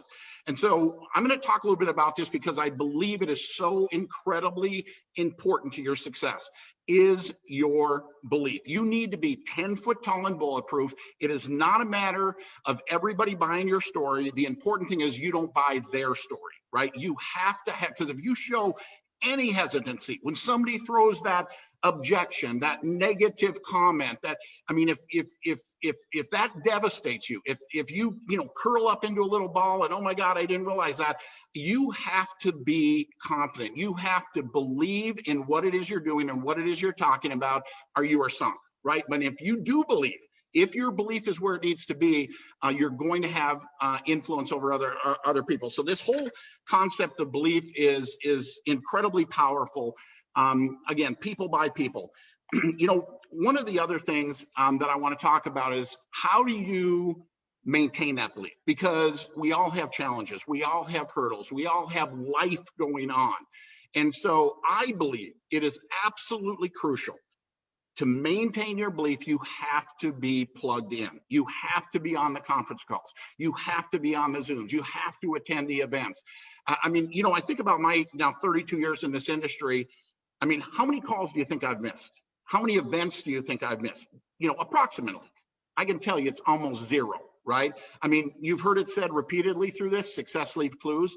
If you want to be successful, your belief has to be a 10 out of 10. You have to have your belief a 10 out of 10, at least from a standpoint of when you're talking to others. You might have some insecurities, some self-doubt in your heart, but you have to show up. You have to show up, and you have to be positive inside. I mean, how many people have you been around who are just the Debbie Downers? I mean, you just feel like you almost have to have therapy after you're done talking with them because they're so negative.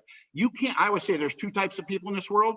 Those people that brighten a room when they come in, and those people that brighten a room when they leave. You need to be that positive, excited person if you want to attract someone to do what you're doing, right? So the way you do that is you have to be plugged in. You have to be listening to the conference calls. You have to be on the Zooms. You have to do personal development. There's no question in my mind, my mindset, what I've learned from personal development through being plugged in is 100%. I wouldn't be here today if I wouldn't have done that. You have to do it. You have to do it consistently, right? I mean, personal growth, I tell people it's like bathing. I mean, if you don't do it every day, you're going to start smelling and people aren't going to want to be around you. Your attitude, your mindset is not going to be where it needs to be. I mean, I sometimes go to bed listening to Jim Rohn, right? I fall asleep. If I've had a bad day, if I've had a rough day, if I can sense my attitude or my mindset is slipping, you have to be conscious of that. You have to catch it, because you are not going to attract people. You are not going to be able to recruit people if your belief is not where it needs to be. So that's the number one point I want to make, is your belief has to be in place. The next thing, and Pat talked about this, you've heard everybody talk about it, is your story.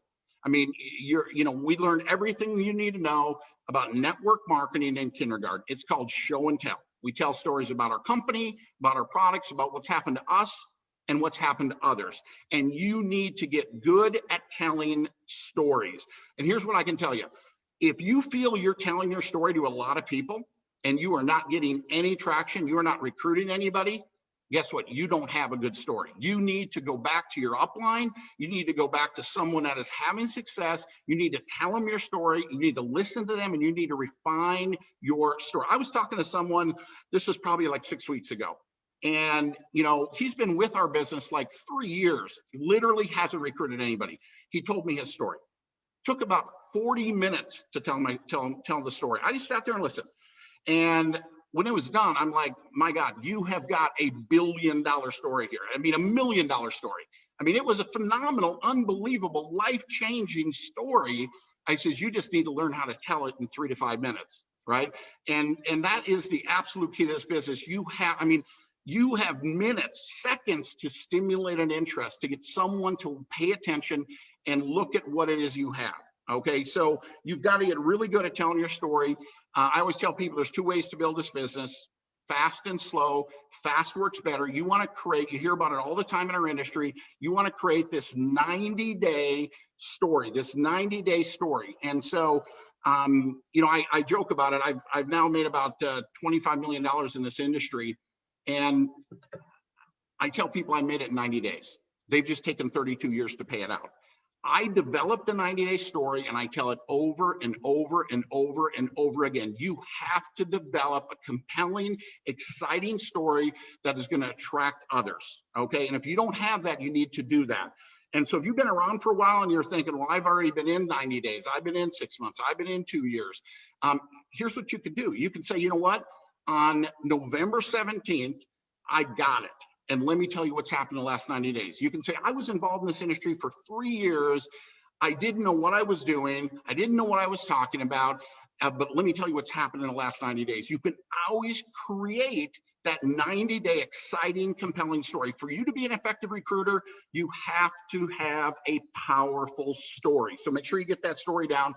Your job when you recruit people, I believe, is to stimulate an interest. You want to use your story, use your excitement, use your energy to get someone to pay attention. And then what I believe is you need to use tools to tell the story. Because here's the thing, everything you do sets an example of what others think they have to do. So if you take 30 minutes trying to explain something, or 2 hours trying to explain something, or you mesmerize them with your knowledge, they're going to maybe get excited, but they're going to wake up the next morning and say, I don't think I could do that. So I believe you want to stimulate an interest, not satisfy an interest. You want to use tools to satisfy the interest. And here's the key about tools. It's properly setting the tool up. See, if you tell too much about the tool, if you tell too much about what you're doing, they don't think they need to review the tool. Look at the link. You want to stimulate the interest, get them excited to review the tool. And when I get a little pushback, one of the lines I love is I say, you know what? You are way too sharp, and this is going to be way too big for you not to take a few minutes and understand what's going on here. When you get a little pushback, I'm not interested. I love this line. It almost always moves it forward. You are way too smart. This is going to be way too big for you not to take a look at what is going on here. Okay, so that's another great line just to move it forward. Now, the next thing that I think is crucial in recruiting and building a business is you have to follow up, and you have to follow up on that timely basis. I mean, I'm probably one of the most fundamental people there are. You've got to follow up on a timely basis. I believe when you follow up, I learned the business with 3-way phone calls. It's one of the oldest tools in the book. It's still effective. The 3-way phone call. You learn every time you get on a three-way phone call with your upline and a prospect. The information goes through your ears and your prospect's ears. Your upline's helping you bring someone in. Information is going through your ears, so you're building your belief. You're learning while you're helping that new person get started. So the three-way phone call, incredibly important. The other thing I've learned on a follow-up is you need to be prepared to overcome objections. The last thing you want to do is argue with someone. I don't have any money. I don't believe in network marketing. And you start challenging or arguing them. And this was mentioned, I think, in the first day, feel, felt, found. Folks, it is 3 magical words. If you use them and use them effectively, it will constantly move the process ahead. I don't have any money. I know how you feel. I don't have any time. I know how you feel. I don't believe in network marketing. I know how you feel. What you're doing, rather than arguing, getting their defenses up, is you're breaking their defenses down. And I know how you feel. You agree with them. You can't argue with somebody that agrees with you. And then it opens their mind. I know how you feel. I felt the same way. Now you're empathizing with them. You and I are just alike. And this is what I found out. So here you are. Hey, this person knows how I feel. They felt the same way, but yet they're doing the business. What did they find out? It opens their mind up for you to move the process forward. Folks, it's one of the oldest techniques in the book, but it's incredibly effective. The next element is getting that positive decision. Folks, you have to ask for it. Eric's talked about this. It's one of his favorite closes. I use it every single day, every single three-way. On a scale of 1 to 10, 10 being ready to get started, where are you? On a scale of 1 to 10, 10 being ready to get started, where are you? And you just sit back and listen and let them tell it. I'm a 7. Next thing you say, okay, what do I need to do? What do you need to see? What has to happen to move you to a 10? See, so many times we just start reiterating, going over everything again. What you want to do is you want to identify what is holding them back. Maybe it's a spouse, right? Maybe it's finances. Maybe they don't believe in the comp plan or they don't understand something. So by taking that next question, on a scale of 1 to 10, 10 being ready to get started, where are you? Find out where they are, find out what it is that's holding back so you can spend your time focusing on overcoming that objection. Okay, the last thing, guys, is it is committed. It comes back to my very first comment, people buy people, right? You have to be committed. You have to be committed. You have to be consistent. You have to be focused. I mean, focus is incredibly powerful. And you just need to ask yourself, what are you willing to do? I mean, I entered this industry. I was living in a small town in Minnesota, about 3 hours outside of Minneapolis. Twice a week, I would get off work early. I would go to Minneapolis to go to an event. I'd fill my car up and bring people with me. I mean, what are you willing to do? Okay, I mean, you need to get rid of the excuses. You need to quit the blame. You need to, at the end of this whole event, you need to look in the mirror, look at that person, that only person you can't lie to, and say, I'm going to do this. Stop. I mean, you need to make the decision. I don't care what's going on. I mean, sometimes I almost feel bad about people that everything is perfect in their life. I mean, because they don't have the pain, they don't have the challenges, they don't have the things that may drive them. I mean, I think back, I think I should go back and thank everyone at my old, workplace for, being so negative. I mean, it's like the hair on the back of my neck stood up. They motivated me to push through and to go forward. So find your motivation in your pain. Find your motivation in your story. You can do this. This can be life-changing, as it has for everybody you've heard. I mean, they were just where you were at one point in your life. So with that, Eric, I'm out of time. So great to be a part of this. Thank you. Appreciate you very much. Love the event. John, thank you very much for bringing value, as you do always. Really, really excited for you. Look, let me tell you, because I saw the chat blowing up about Grant's bonus. Everybody said, wait a minute, he said he was going to give it to everybody. Let me tell you what he actually told me, and then let me tell you what we're going to do about it. He said, Eric, I want this to be for VIPs and platinums, not just for anybody in general admission. But so many people heard something different when we were talking. I got him on the phone while John was talking, and I said, people are are a little bit, well, they just wish they were excited about the bonus. They wish they could get it. Is it okay? And so here's what he agreed to. We're going to give it to every single person who gets any ticket between now, from all the way in the past up until midnight tonight.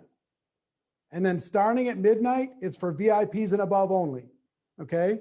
But up until midnight tonight, if you get your ticket today, even if a general admission ticket, you're going to get this $2,500 bonus. Okay. But you got to get it today. You have to get it today. Tomorrow, it's just for VIPs and platinums. And he agreed that that's cool to be able to do, which is very gracious of him. Thank you, Grant. If you're still watching, I really appreciate you very, very much. Let me tell you about the Break 2 winners. We did do a drawing. Samantha Mansell, Wilbert Lewis, Ben Maiolo, Deborah Zecca, Becky Triplett, Lindsay DeGraff, and Monique Plant. Congratulations to all of you. You're going to be in the drawing. We'll let you know what you won. But one more time, I will tell you, this money and finance course, check it out, the money and finance course. This, not just for platinums and above, not just for VIPs and above, it's for every single person who gets any ticket, so long as you do it by the end of the day today. Enjoy that on with the compliments of Mr. Grant Cardone. So now just give me like 4 seconds and I've got to get Mr. John Maxwell on the line. So give me just 4 seconds.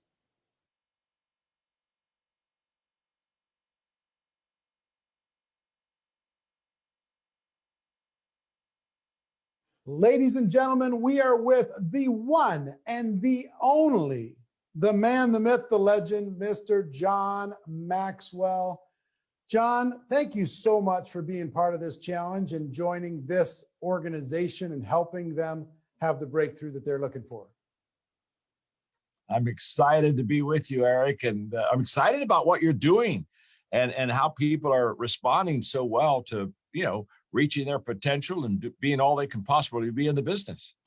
Yeah, thank you so much. And how many books have you written now? 80 some. 80 maybe 86. I don't know. It's in the 80s. I feel so bad about myself. I've written one. I just feel like a poser. It's just, you have to, first of all, if you're going to write 86 books, first of all, the first thing you have to be is old. I mean, if you're not old, you can't write that many books if you're not old. So, I qualify age-wise, and since I had nothing to do, I've just been writing books. Well, you have helped. Yeah, come on. You have helped so many people tap into their leadership. And over the course of this 7-day challenge that we've put people through, and that so many people are having big results, what I hoped you could share with them is how to effectively lead themselves and how to manage their time, what they can do on a daily basis in order to be more successful in their business. You're amazingly qualified. I just want to sit back and listen, and I'll let you take it from there. You have the stage, sir. Thanks, Eric. And I just want to say thanks for letting me be with you. I always enjoy our time together. I just am grateful for how many hundreds and hundreds of thousands of people you positively affect by your message and your leadership. And so whenever I can partner with you, come alongside, add value to you. See, when I add value to you, I'm like multiplying value to everybody else because your stream just expands and goes out. So thank you for your great work. Thank you for your friendship.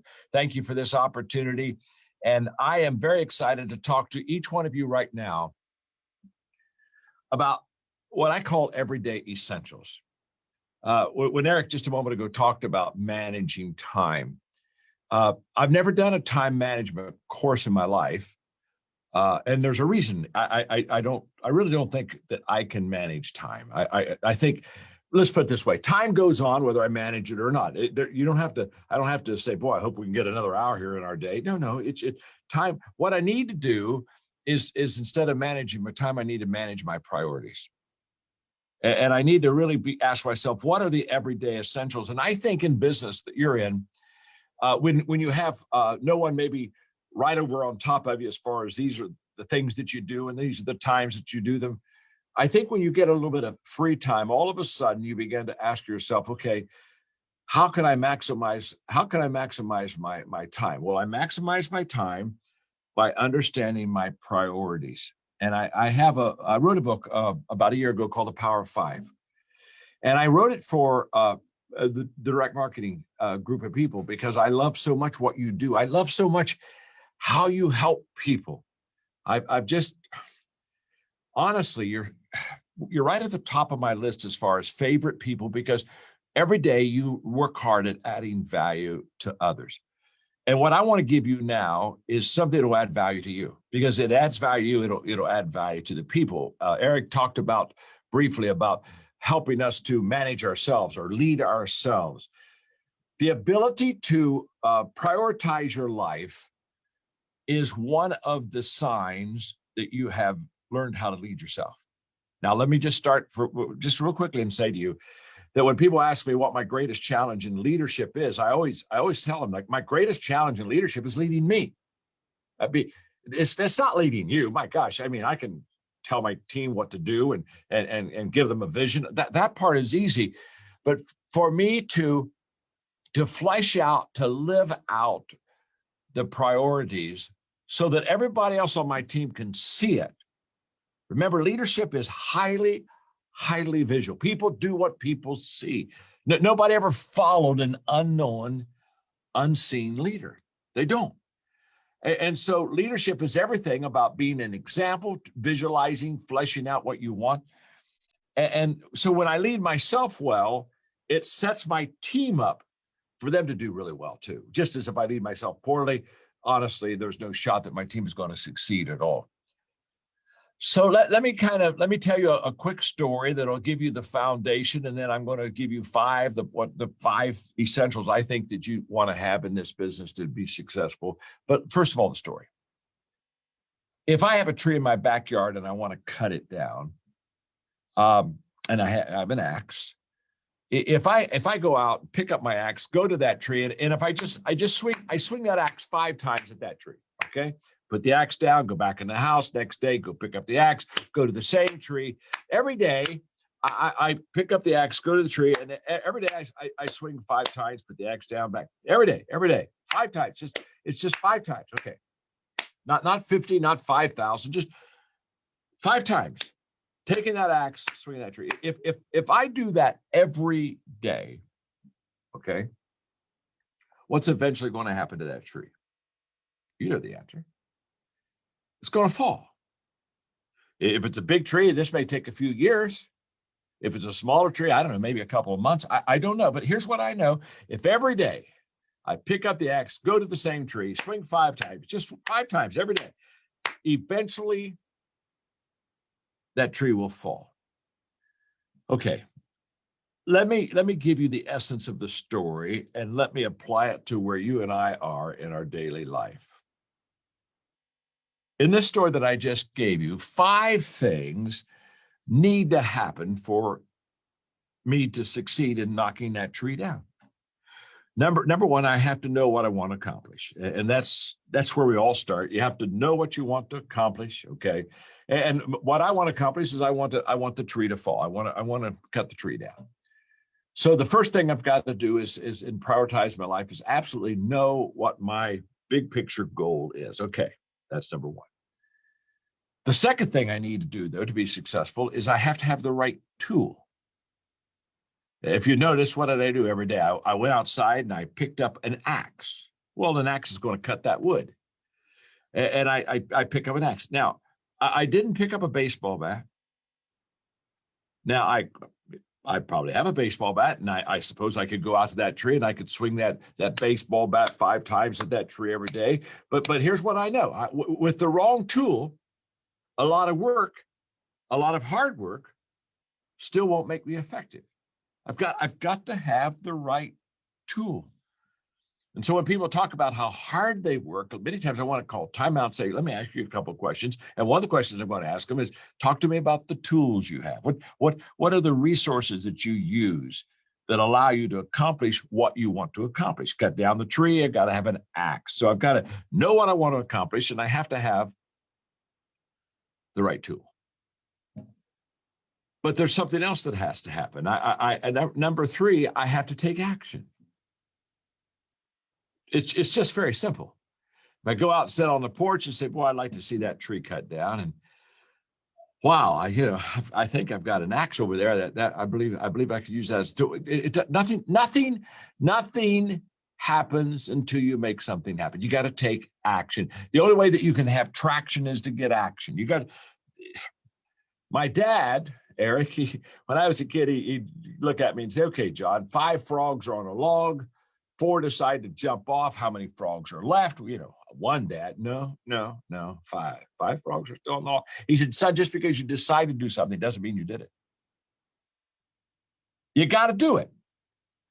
And so action is right in the middle of these 5 things, because I'm just here to tell you, well, my mentor, John Wooden, used to tell his ball players, don't tell me what you're going to do. Show me what you're going to do. And he'd say, John, nothing happens till my players show me. They got to show me what they're going to do. So this power of 5 is just very simple. I have to know what I want to accomplish. I've got to have the right tool. And when I know those 2 things, I've got to take action. I've got to take action. Now, number 4, I have to stay focused. If you noticed in the little story, every day I went to the same tree. Took the tool, swung the axe 5 times, same tree. Now let me ask you a question. What would have happened if instead of going to the same tree, I got out the second day and I thought, you know what, that tree over there, that tree needs to be cut down. I think I'll go over there 5 times over there. And the next day I thought, oh my gosh, I think that tree over here 5 times. And, here we are. When it's all done, I'm not going to cut any trees down. I'm just going to have a bunch of scarred trees in my backyard. And that's exactly what happens to people. They get distracted. What you focus on expands. And so therefore, for me to understand my everyday essentials, I've got to know what I want to accomplish. I've got to have the right tool. I've got to take action, and I have to stay focused. I have to stay focused. Now there's one other thing, and then you've got the story, and now I can build off of the story and help you really lead yourself well and get your everyday essentials down really pat. The last thing, and this one's so missed. Oh gosh, I never hear anybody hardly talk about this, but it's so essential. Number 5, you have to be consistent. There was a word I used a dozen times in the story. Every day. Every day. Every day I go out in my backyard. Every day I pick up my axe. And every day I take action. I swing 5 times. Every day I stay focused on the same. Every day. Every day. Every day. Every day. Every day. Now I'm 73. And you're just going to have to trust me on this. Consistency compounds. It just does. And I know in our, get rich culture quickly and I got to have it now. I understand this goes completely against the culture and everything else that we basically have probably been involved in our daily routines. But I just want you to know that consistency compounds, and there's an incredible return if you stay with something that really works. The 5 things that I'm going to give you in a moment, if you just stay with them. And the challenge, obviously, with consistency is, well, there's nothing sexy about it. So let's start there. I mean, who wants to go get a consistency award. And you can't get that the first week. I mean, at the end of the first week, somebody doesn't say, wow, here, we got a consistency. No, it doesn't show up the first week, first month, first year, first 5 years. You see that here's the thing you just don't want to miss about consistency. All the compounding is on the back end. All the compounding, not some of it. All the compounding is on the back end. Eric, I had an interesting conversation with Tyler Perry, and he was talking to me about his business, of course, which is entertainment. And he was saying, John, when I started off, I wanted to be a director, so I needed to have a studio. So I built a studio. Of course, he was fabulous and did well, so he outgrew that studio. So he built a second studio and outgrew it. And he said, then I said, okay, my gosh, I don't want to do this again. So he said, I built the biggest studio I could even think of. I mean, studios, complexes, place to make movies, the whole deal.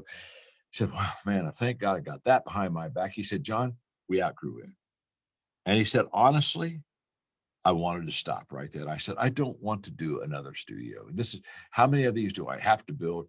And he said, for 3 years, I just kind of pushed it. No, don't want to do it. In fact, he said, one day I came to the realization that I could not grow to the next level until I had the facilities I need. So he said, I started all again. And so we had this interesting conversation. In fact, we were back in the green room before we were going to get ready to go out on a program. And then when he finished it, I said, Tyler, I said, let me just see if this makes sense to you. And here's what I don't want you to miss. When you can afford to quit, you can't afford to quit.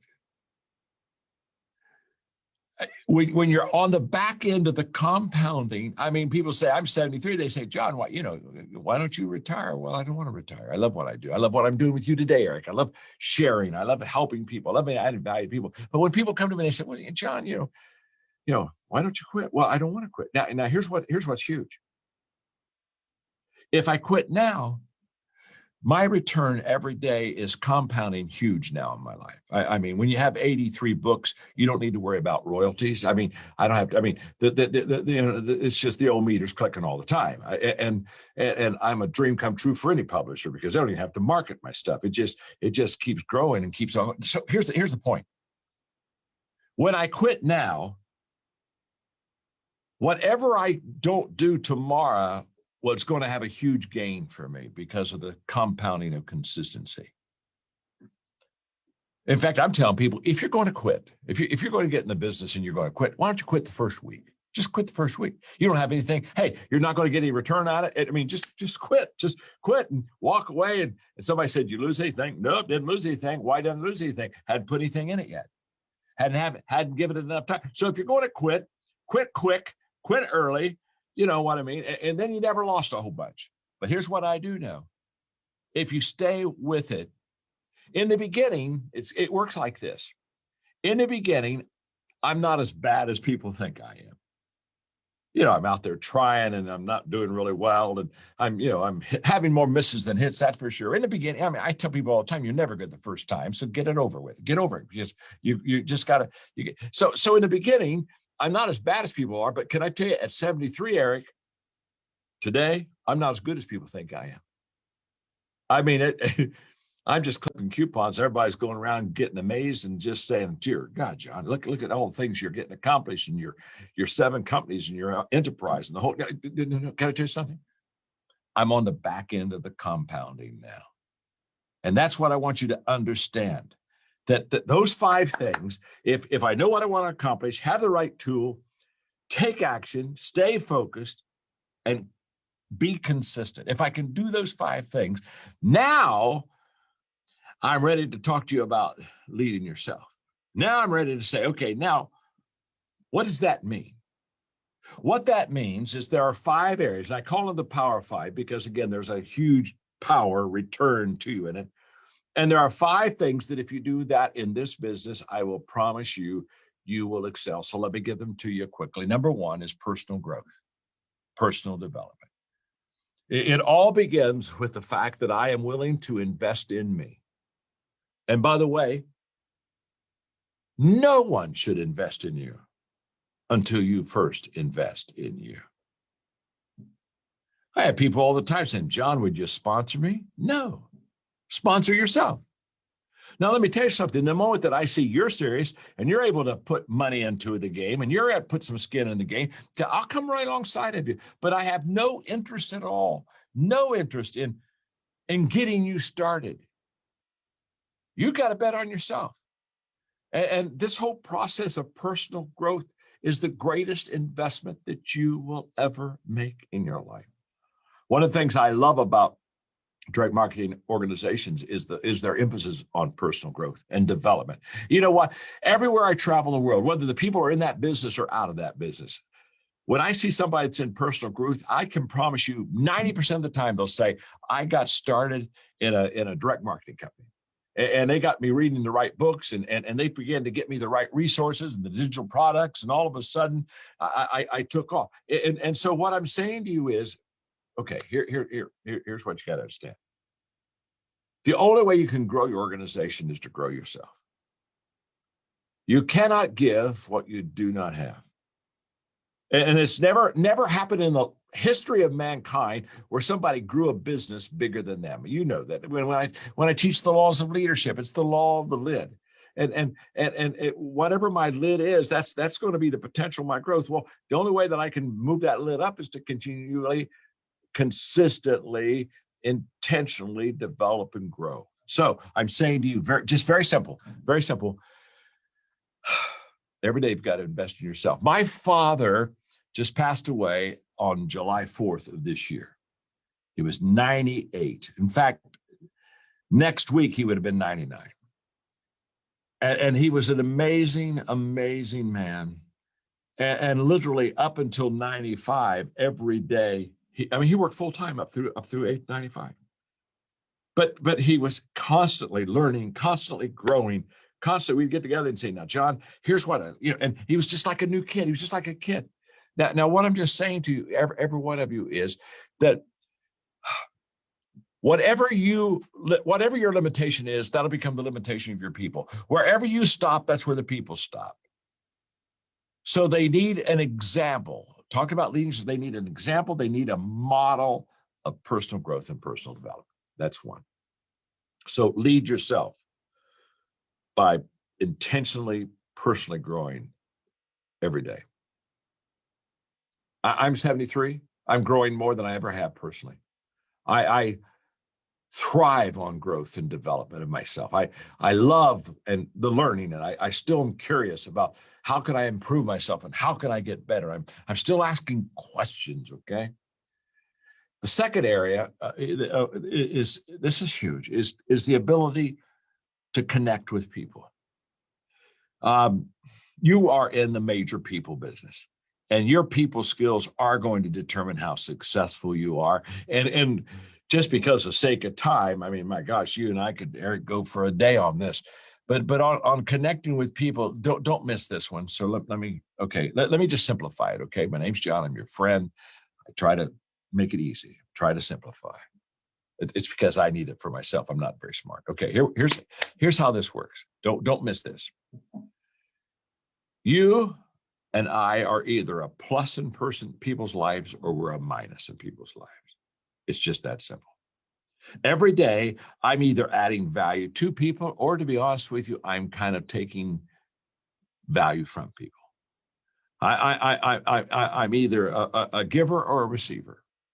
And people with great people skills, when people say, well, what kind of personality I need to have and what kind of set of relational skills, I started saying, let me explain something right now. Very simple. Every day, intentionally add value to people every day. If you will just do that, your people skills will go through the top. Trust me, because people migrate to people that add value to them. I do, you do, we all do. And when somebody's going to be a plus in my life, wow, I'm looking for it. In fact, it's just this simple. I knew I was going to be with you today, Eric. And since I knew I was going to be with you today, I've been so excited because you're a plus. You're a plus. You're a plus in my life. You're a plus in hundreds and hundreds and hundreds of thousands of people's lives. You're a plus. And everybody knows that. Everybody knows that if they get to Eric, you're going to add value to their life. That's a fact. That's, and so what do? We migrate to you. There's a reason why you have so many people migrate to you. There's a reason why so many people listen to you and you influence. There's a reason that you're a plus. And the day that you're not a plus and the day that I'm not a plus, you know, when I start living for myself and not for others and wanting people to add value to me instead of me first initially adding value to them, let me tell you something, my crowd will shrink until I'll be with myself.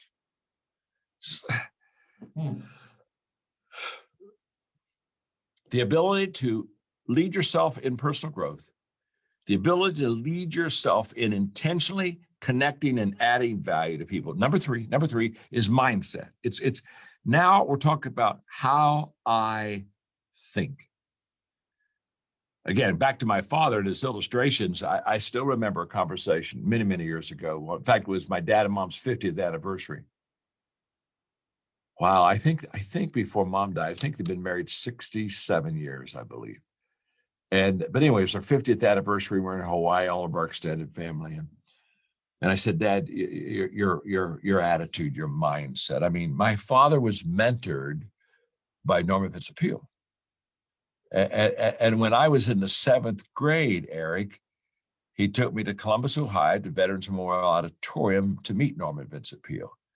And he spoke there in at a convention, and then we had some time with him and you know, made a life impact on my life. Well, my dad has this incredible mindset. And so I was talking to him about it, and he said, John, he says, the greatest gap between successful and unsuccessful people is how they think.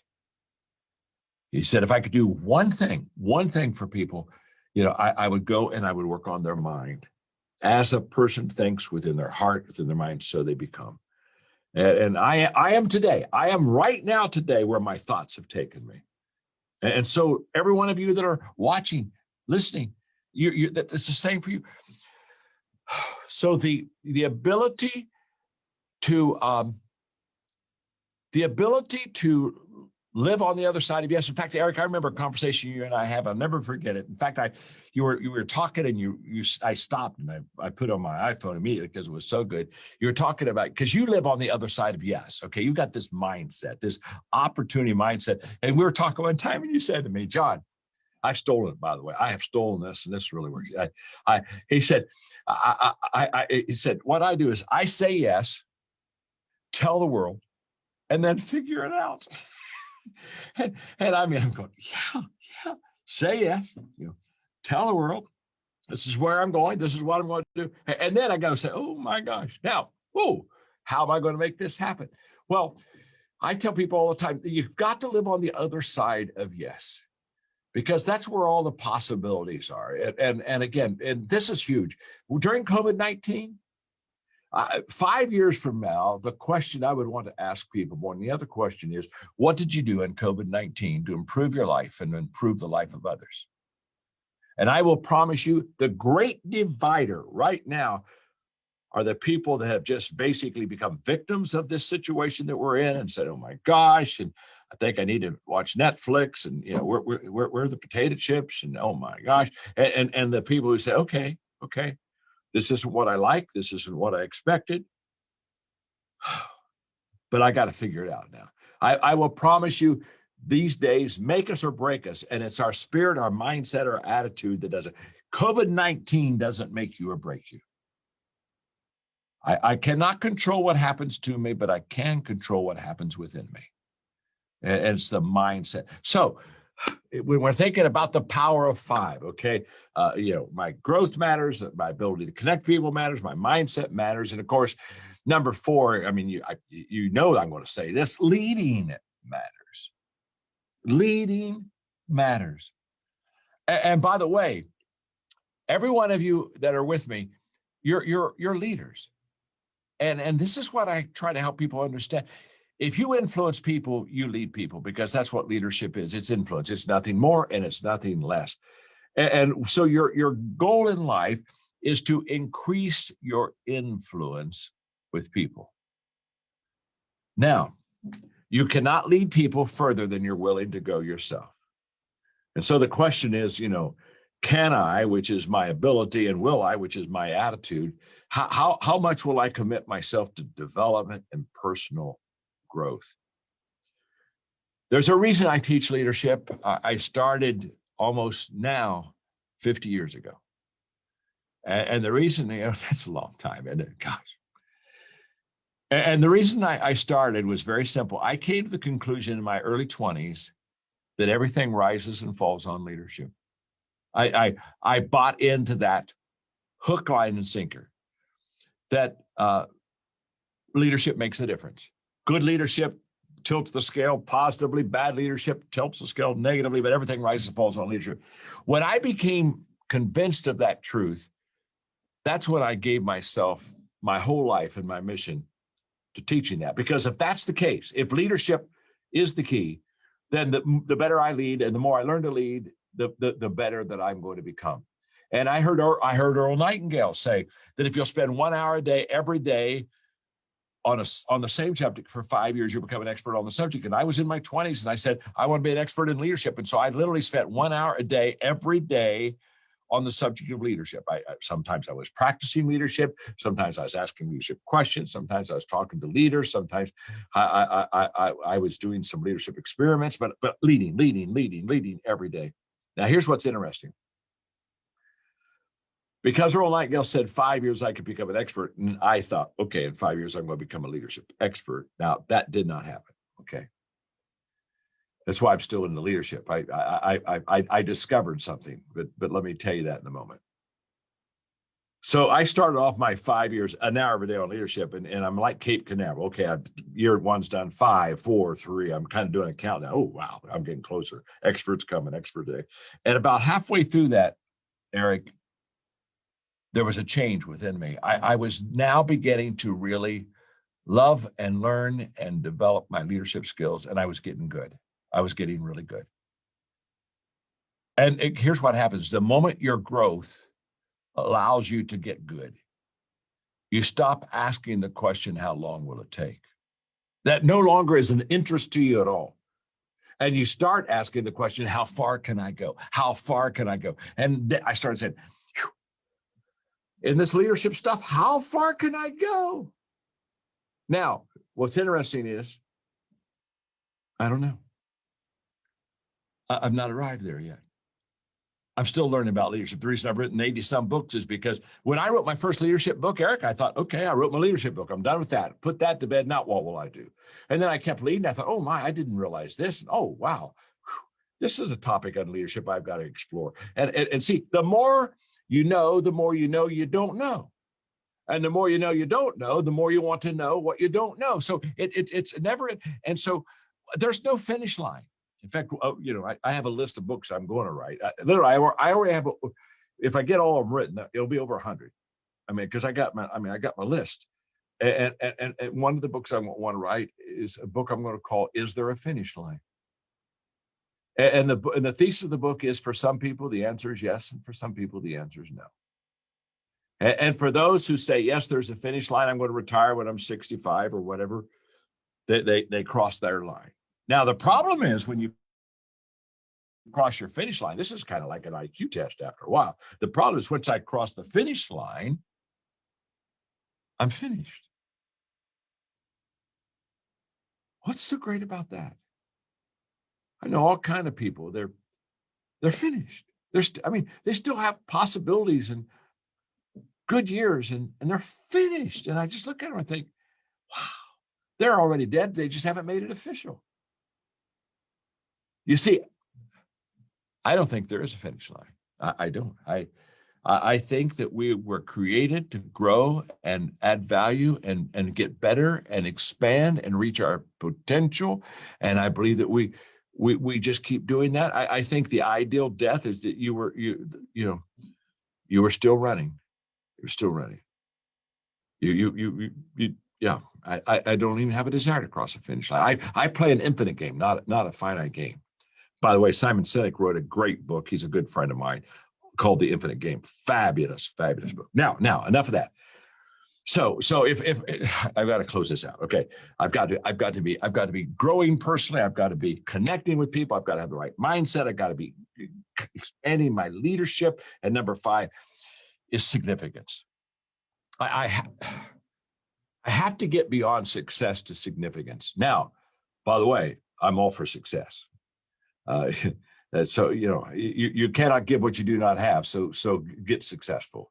In fact, the credibility of a leader is success. I mean, when you think about it for a moment, who wants to follow somebody that's a failure? I mean, no one ever got out and said, man, if I could just get on a team with a loser, I could really do good. No. My success gives me the credibility and people the appetite to follow my leadership. So, but there's something beyond success. And that what I want to say in closing is, in fact, I know a lot of people, very successful people, that they're very unhappy with their life.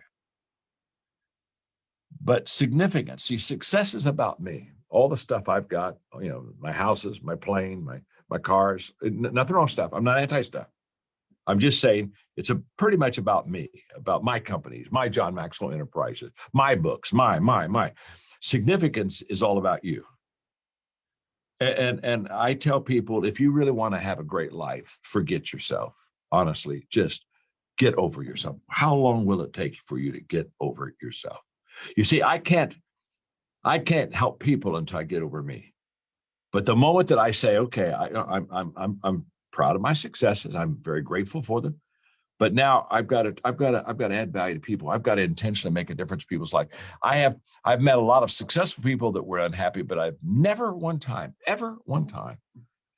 met a person of significance that was unhappy. Not one time have I ever met that person. In fact, you and I were talking earlier, Eric. I have a book that'll come out the end of January called Change Your World.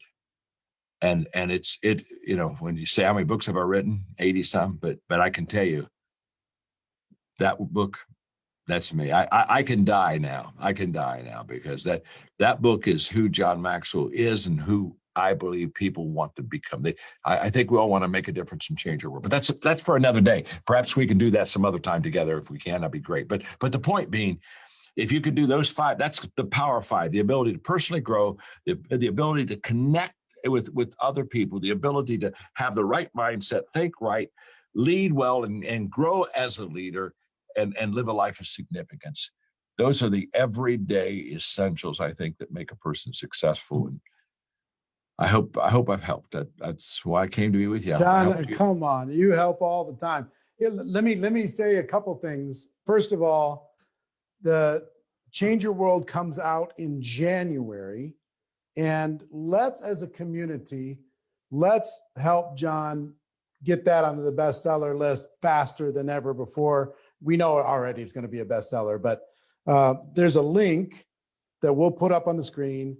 cywbook.com. You can go and pre-order that book. I believe him when he says it's going to be the one of the big defining books of his career. And also the Power of 5 is another book that I would recommend that you get of John's. Go to Amazon.com and get that Power of 5 book. That will help you grow your network marketing business. Now, John, I got to ask you a question. You know about the GoPro event that we do. We're hosting this for the first time virtually in this crazy studio that we built in Las Vegas. Spent $20 million building this spaceship of a studio to deliver this event December 11, 12, and 13. Why should, and you've been really nice to offer this free mentors guide for people who get a ticket, but why should somebody invest in themselves and attend that event?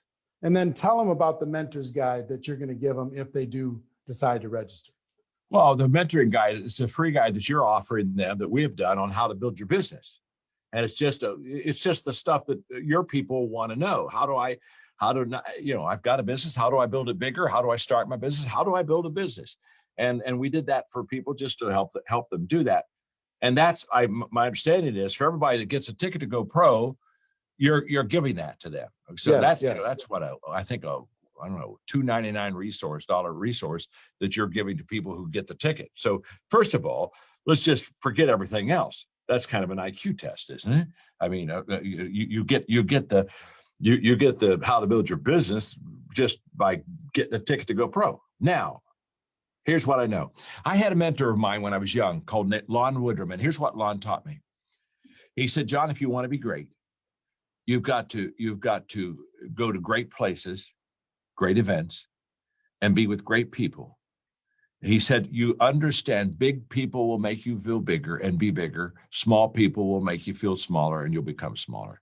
So when you say, why should I go to GoPro? It's very simple. Because GoPro is going to offer, again, all kind of teaching, resources, added value stuff that you won't get if you're not at GoPro. And my whole thing is, why would you miss an opportunity to grow yourself and get better? I mean, first of all, just stop for a moment. Why would I not get a ticket to GoPro? I mean, just talk to me for a moment. Why would you say, you know what? I just think I just don't think I want to grow anymore, develop anymore. No. You see, it's to me, it's kind of like when I am with you, Eric, I'm going to become better and I'm going to become bigger. And I'm going to become bigger on the inside, so I can get bigger on the outside. I'm going to become better on the inside, so I can get better on the outside. And so GoPro offers the resources and the teachers, the lessons that you're not going to get anywhere else. You're not, and one of the things, you're committed to this industry. You're committed to this business. And so there ain't anybody that knows it like you know it. And so it's kind of like, why not go to the pro and learn and get the stuff that you need to get better? So, honestly, I think it's an IQ test if you don't get a ticket, don't you? I do, actually. I don't want to say that, but I can't, that's my belief. Well, if you want to be serious. Yeah. If you want to be serious, you just don't want to be a tourist in network marketing. You need to attend GoPro. And thank you for offering this mentorship guide to help people build their businesses for people who do get a ticket, just to give them one extra reason. And if people bought a ticket prior, we'll make sure that you get this resource also. But John, thank you for your belief in us, your belief in network marketing, your encouragement to help us stretch into a better version of ourselves, and the tools and resources to be able to do it. Not just the belief, but the guidance and the wisdom. We really, really appreciate it. And we really, really appreciate you. Thank you, friend. I always love being with you. You too, my friend. And I'll see you down the road sometime soon. Eric and Raina are kind of family for us, and I feel a kinship with all of you. I'm excited to be here, seeing so many of you that have traveled from all over the world. Who came from outside the United States to be here? Wow. How many Americans in the audience out there? I'm just curious. All of you in this room, I have such respect for you. I've never met you personally. I've met about 100 people beforehand. You picked a very different path than the vast majority of human beings do, right? You didn't take the last path of least resistance. You took the one with strongest resistance, right? You picked yourself a profession where your raise becomes effective when you do. You picked a profession where you can get in for a couple $100, but you can make millions of dollars a year. You can be in business for yourself, but not by yourself, as we all know. All that sounds really wonderful. And then there's the reality of business. There's the reality of dealing with people. There's the realities of rejection. There's the reality of all things you face. If you can master those realities, then the gifts are beyond imagination. Where you've been has nothing to do with where you're going unless you spend your time looking in the rearview mirror. If you're trying to move forward, look in the rearview mirror, you're going to crash.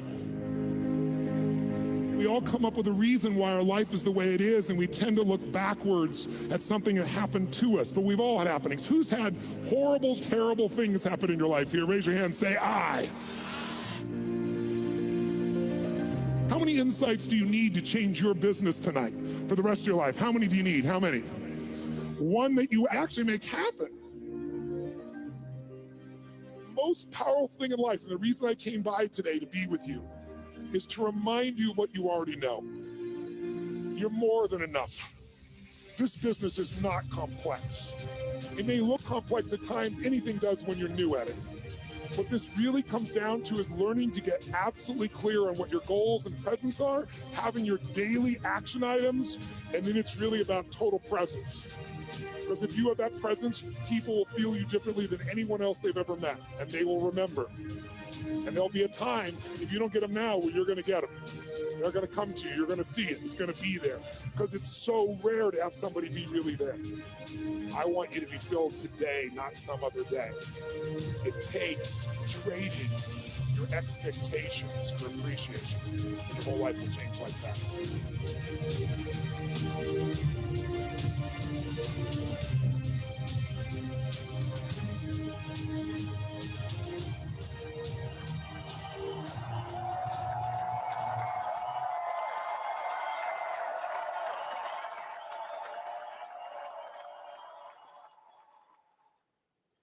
I've got to tell you, GoPro is something pretty special. You could talk about why we are encouraging you so strongly to be a part of it, why we're trying to make it ridiculously hard for you to say no.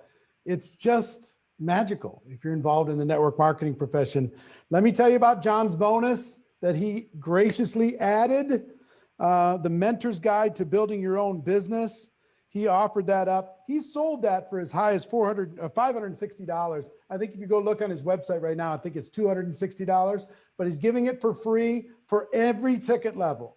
Any ticket level, you're going to get this bonus. So congratulations on getting this bonus on top of everything else. If you take a look at now, all the things we're adding, this is for every ticket level, all right? On top of the other stuff for VIP and Platinum. Throw that slide up. $4,336 worth of stuff just for a $297 ticket. I told you we were going to make it hard. We're going to make it pretty hard for you to say no to this.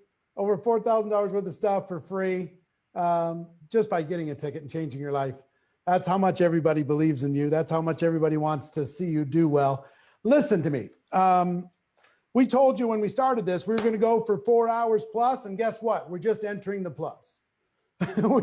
We've got a lot more, actually. We're going to go for a little while longer. Good news is anybody who gets a GoPro ticket today is going to have lifetime access to today or prior to today, lifetime access to today's recording, okay? In addition, the replay of today will be up for 24 hours until 11 a.m. tomorrow, and then it's going to go away. It's going to be gone. So make sure that you share this with everybody in your team. Make sure that they watch this.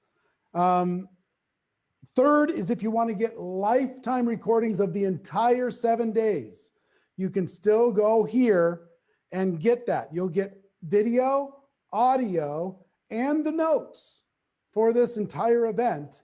You can go get that, GoProRecruitingChallenge.com/lifetime-access. You get all of it. Okay. So that's, we're going longer. We still have Pete Vargas. We still have Pitbull. We still have Sylvester Stallone. We've still got Rachel Pekarik coming up. It's going to be awesome. Going to be amazing. Okay. Will you please make Pete co-host so he can share his screen? I think he's able to do it. virtualgopro.com for your tickets if you don't have it already. And Pete Vargas has been like Pat. He works with Pat Quinn a lot. And if you enjoy Pat, one thing as I'm introducing Pete, hold on one second. As I'm introducing Pete, I want to ask all of you, who's been your favorite so far during the challenge? And if you can't pick one, pick three. Pick three. Okay, I'm going to give you all the people. Like a million years ago, we had Emily Vavra and Jefferson Santos on day one. There's Marie Forleo, Tony and Sarah Zalecki, Whitney Husband, day two. Pete Vargas and Jesse Lee Ward, day three. Dean Graziosi, Tom Chenault, and Danian Fire and Stefania Legato, day four. Fraser Brooks, Ann Fisher, Brian Carruthers, day five. Les Brown, Jordan Adler, Ricky and Francoise Untermeyer, and Trent Shelton, day six. We giving you value or what? And today, Stormy Wellington, Pat Quinn, John Haremza, Armand Smirnix, Grant Cardone, John Maxwell, and we've still got Rachel Pekarik, Pete again, and Pitbull and Sylvester Stallone. So put your top 3 or whoever you show some love. Every single person, if you're on here watching this thing for free, for crying out loud, put your love into the comments, let them know, send them your appreciation, tell them thank you. These people didn't have to help you. You're not, helping them other than they're able to contribute and that makes them happy. Show them your love. Put it in the comments. Show them your love. All right. So Pete Vargas, this guy is also, teaches you how to tell your story, how to advance your reach. And that's what we're all trying to do with recruiting, is to advance our reach. And Pete, I'm going to let you take it from here. Blow their brains out with the information that I know you're going to bring. Thanks for doing it.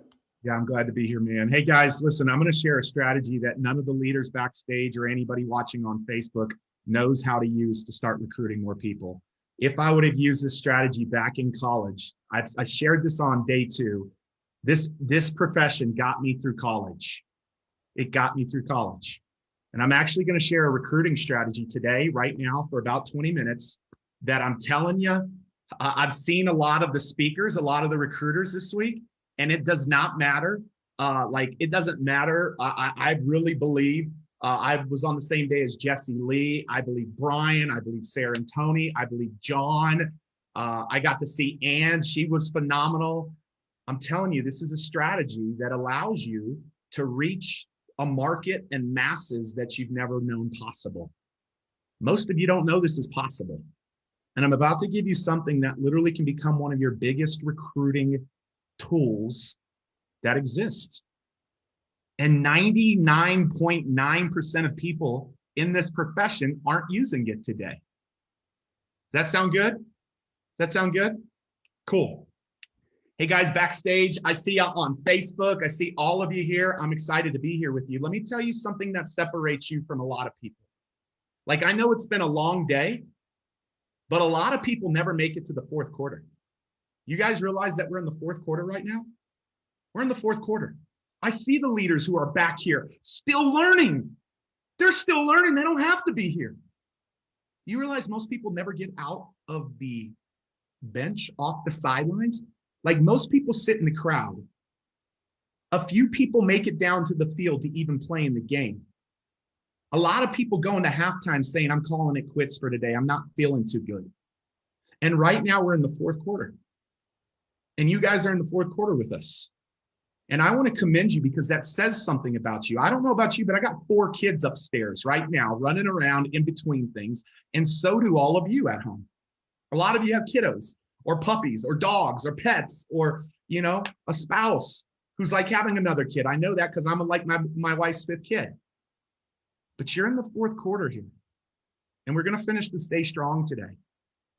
And so today I want to share a strategy with you. And Facebook, I'd love to see Facebook. How are you guys doing out there? I see tens of thousands of you still on Facebook watching. How are you guys doing? Backstage, how are you guys doing? I want to share something today that is a strategy that I am so stoked about. And I'm going to share my screen. Got like 6 slides for you, and that's it. I ain't going to be long, but I'm telling you, a lot of you guys are going to be like, wow, why am I not doing that in my business? And I'm going to talk about this thing called the power of stages. Can I see some of y'all backstage? Can y'all see my screen? Can y'all see my screen? I want to talk about the power of stages. There is this idea of putting your message on stages outside of the industry. I'm not talking about MLM network marketing events. I'm not talking about the profession events, okay? If this is the profession events out here, my hand, the amount of events that exist out here in the entrepreneur space, the female empowerment space, the personal growth space, the so on and so forth. If there are millions of events in the network marketing industry, there are hundreds of millions of events that exist outside of the industry in the profession. And guess who needs to have their messages on those stages? You. I'm telling you, I saw Stormy today. I saw John today. I saw Jordan the other day. I saw Ann the other day. I saw Jesse Lee the other day. Like, what they're sharing was not company or product specific. So why would they not take that to somebody else's stage and attract a whole lot of customers and distributors? And that's not just for them, that's for every single one of you listening today. This concept and this idea, I'm going to get to scratch the surface enough to help you go get a win today. However, I'll talk about it deeper at GoPro Virtual. I will go into the depths of this, of how this can become one of the biggest strategies for you in 2021. How do I know? I have booked 25,000 stages across the world. And a lot of you might not know this, but these are our clients. These are our clients right here. Some of them, most of them active today. Most of them are current clients. Eric and Marina, a client of ours. Why? Because of the fact that they're wanting to even get their message out there bigger. But here's what I'm most proud of. I'm most proud of the everyday entrepreneurs who you wouldn't know. How many of you did not know Pat Quinn today? Say yes or no. Did you know Pat? Yes, Pat, or no, Pat? Guess what? I call him a best kept secret. And I think a lot of you are best kept secrets. You might be known in your industry, or you might not be known in your industry and profession. But why doesn't more people in the world know about you outside of the traditional ways in which you recruit? So guess what? I'm talking about an untraditional way to recruit today. Is that okay with you guys? An untraditional way to recruit today. This is a recruiting challenge. I got to give you the recruiting challenge. I got to give you a tip that nobody has talked about today. And oh, by the way, yes, we booked 25,000 stages, but you see that number on the right? I haven't updated my stage yet. I haven't updated my slide in a couple of months. That actually, our students have booked over 100,000 stages since 2018. And the people that I'm most proud that we represent are everyday entrepreneurs who you wouldn't know. Who you wouldn't know. People who are making a difference in the world. Don't worry, I'm going to help you understand. I'm going to connect the dots. But here's the question I want to ask you today. This might be, there's 2 or 3 questions I'm going to ask you. This might be one of the most important questions. Does that not look freaking cool right there? Does anybody else does that look cool? Like, I'm going to be on that stage. It's going to be the biggest stage of my life. And I haven't asked Eric or Marina's permission. What is it? How does the saying go? Like, apologize later? Like, is that how it goes? Is that, somebody help me in the chat. Like, how's the figure of speech go? Like, I'm going to apologize later. Okay. You ask for forgiveness later, however it goes.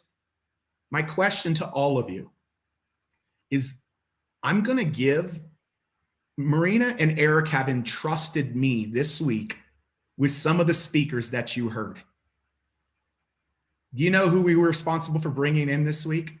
Trent, Pat Quinn, Marie Forleo, John Maxwell. Anybody enjoy those folks? Now, here's the problem.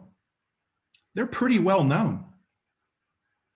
And a lot of the times people call them to ask them to be on the stage. Well, I called Eric and Marina and said, can I have these speakers come? And they're like, yes, they're friends of ours too.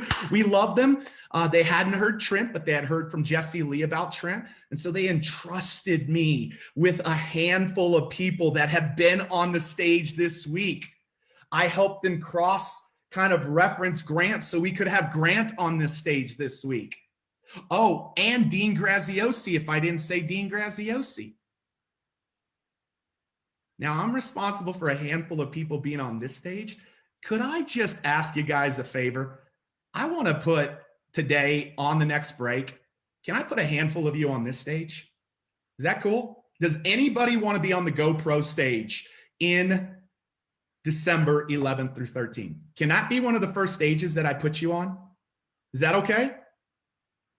I mean, I want to see the chat on this. I can't necessarily see the chat, but listen, it's a stage like this that changed my life. It's a stage like this when I was just getting started in my business 5 years ago on a Brennan Burchard stage that launched my business. You know how many minutes I had, Ann? 3 minutes. And in those 3 minutes, I was sweating. I was shaking. I had imposter syndrome, but I just put my story out there. I'm gonna tell you what, on a scale of 1 to 10, it was about a 0, maybe a 1. But I put myself out there. And 3 or 4 people came up to me and said, man, we need what you have to offer. I'm like, what do I have to offer? Like imposter syndrome. And literally that was the launch to my business. And so at the end of today, I'm going to tell you how a few of you are going to get the chance to be on this stage. Marina and Eric have entrusted me. So I'm going to have them, take that leap of faith with me right now. But what I want to talk to you about is the power of these stages. Now, when you think about stages, you're already thinking misconceptions of what I'm thinking. You're thinking professional speaker, you're thinking make a living that way, you're thinking keynote fees, or you're thinking I'm not a speaker and I'm not asking you to be a speaker. I'm asking you to share the value that you have to offer the world. Do you realize that it's possible to talk and not talk about your company nor product? Do you realize all of these recruiters, Brian and John and Jesse and Ann and Jordan and, Tony, they haven't talked about their company. They haven't talked about their product, but immediately I thought, why aren't they on these stages right here? Why aren't they on these stages right here?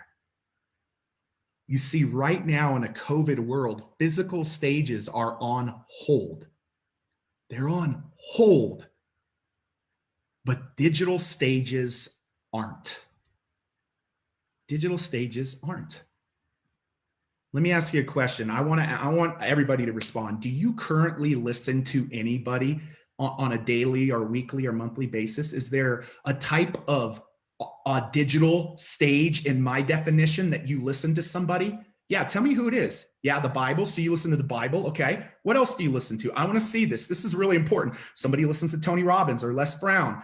But what type of stages do you listen to? I know that's going to seem weird. Anybody listen to podcasts? Anybody listen to anyone's stories or lives on social media? Does anybody ever listen to a challenge? Like, do any of you listen to any of that stuff, or is it just me? Is it just me? Like, I listen to it all the time. And do you realize that when I listen to it, and if that person's in my ear enough, Brian talked about a book the other day. That's powerful.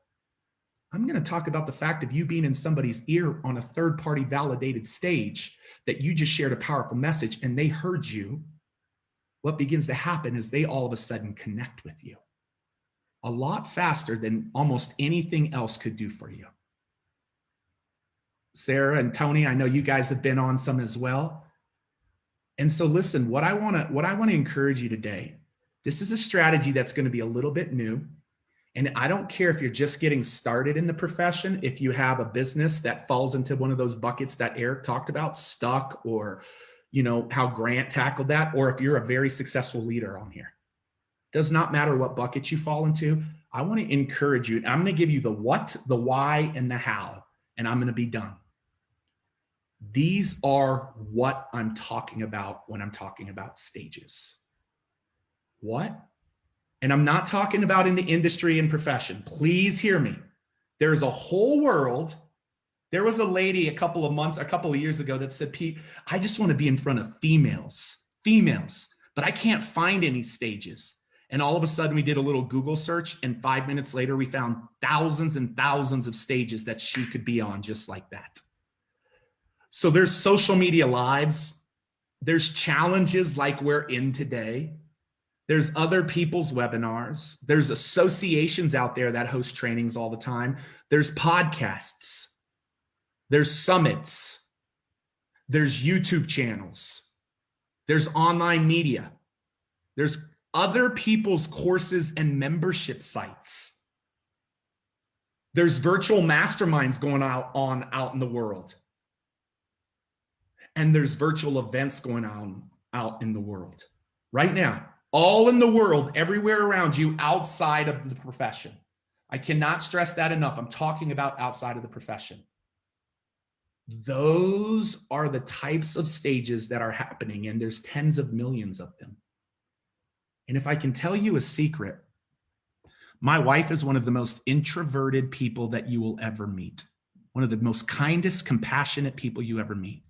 She doesn't have the energy of me, or maybe some of the people you saw. You know what I loved about Brian the other day? Good old guy, just humble, not like charismatic. And I don't mean that in disrespect, Brian. I mean that in like, yeah, it's powerful, but yet Eric had him on this stage. And that's what my wife loves about this. As an introvert, she can talk on a podcast all day long. And every time my wife speaks on a podcast, it brings more people into her world. It brings more people into her world. And I want to tell you that every time you go out and share a message on one of these stages, and I'm going to help you understand how to get on these and why they would even want you. But all of a sudden, people connect with you and they're going to come and want to follow you and work with you and become a customer with you or a distributor. If you will do what Pat Quinn taught you at the front end of the day, you cannot come and just promote a company or a product. You share your story. Why would they want you on their stage? I'm going to give you the why and the how. Let me give you two whys. Can I give you two whys today? Why they would want you on their stage? They would want you on their stage because you have a powerful story that can serve their audience. And they're gonna bring you in on one of two ways. Do you realize one of the most searched things on Google right now? You know what one of the most searched things on Google right now is? Anybody out there on the chat want to take a shot at this? How do I start a home-based business? How do I begin to work from home? I could take a lot of variances of it, and reposition it. Do you know what thought leaders and people out in the world are looking for? Someone to come and say, how do I start a home-based business? Or what does it look like to be successful in a home-based business? Or what are the steps that you take to deciding on a home-based business? Why aren't you the ones throwing that down? Why aren't you guys the ones throwing that down on these tens of millions of stages? Okay, that's the distributor side. Do you see how that could connect recruits back to you instantly? Do you see that? I'm going to give away one of my stages at the end. I have a stage with 151,000 people. I have a stage that the Tony Robbins and the Eric Worreys and many others have been on. I'm going to give that stage away at the end. I'm going to talk about that at the end. That just occurred to me. So we'll talk about that. But then there's the product side. There's the product side. Let's say you have anything with health and wellness at all. You want to know one of the other things that people are asking and requesting for content providers to provide on their digital stages? How do I stay healthy in the midst of COVID? Or take whatever it is that you do, and they're searching for that type of content. So now you could go talk about that. Would you embed your product? Would you talk about, yeah, a little bit. For those of you that heard Pat Quinn earlier, like I'm telling you, the guy is a machine. A lot of the recruiters who have spoken back here, he has worked with one-on-one. And so there's this opportunity of why they would want you on stages. Let me share this with you. Why do I want you on them? I was on Grant Cardone's stage the past 2 years. And Grant Cardone this last year, he's now hired me back to be on the third year in a row. Grant said this. He got in front of his audience. You know, Grant's fun. And Grant said, hey, how much did your ticket cost to come to his event? And people were like, 500 or 10,000. I'm like, 10,000. Whoa, 20,000. I'm like, wow. I'm just listening in the background. I'm like, where's he going with this? And then Grant said this, how much do you think it cost me for my ticket? And he said, $8 million. And you could hear the audience just kind of, oh, that's what I paid to put this event on. And I'm thinking, that's the hard cost. He's not talking about his team, his time, the resources. That's the hard cost. And I had this epiphany. You saw the title of what I call this, Other People's Stages. I got up there when I talked about these 11 digital stages. This was pre-COVID, 3 weeks before COVID. So I was also talking about physical stages. And I said, guys, you know the power of being on other people's stages? I said, how much do you think this stage costs me to be on? And everybody started saying, 5,000, 10,000, 20,000. I said, zero. Zero. Not only do I have a man who's put $8 million into his marketing and his sales just for that event, I've got a man who for 20 years has been building that community. And now, here is the biggest thing I want you to understand. I don't care what bucket you fall in. There's podcasts that have 100 listeners today. And if you're on that, awesome. There's some of these leaders back here that I'm telling you, there's podcasts that got hundreds of thousands of listeners today. And why aren't you on them? But here's what I want to tell you. The reason they'll want you on there is not to recruit. The reason they want you on there is to provide value and solve a problem for their audience. And that's what you do. That's what you do. That's what all of you do. And so listen, how do you win these stages? You start showing them how you can solve a problem for their audience. Oh, I've got a framework that will help people understand how to launch a home-based business. If people buy into that talk, who do you think they're going to buy into to be their upline? You. Or I've got a great talk on how to really maintain your health in a post-COVID world. Yeah, guys, the power of other people's stages is so, so huge.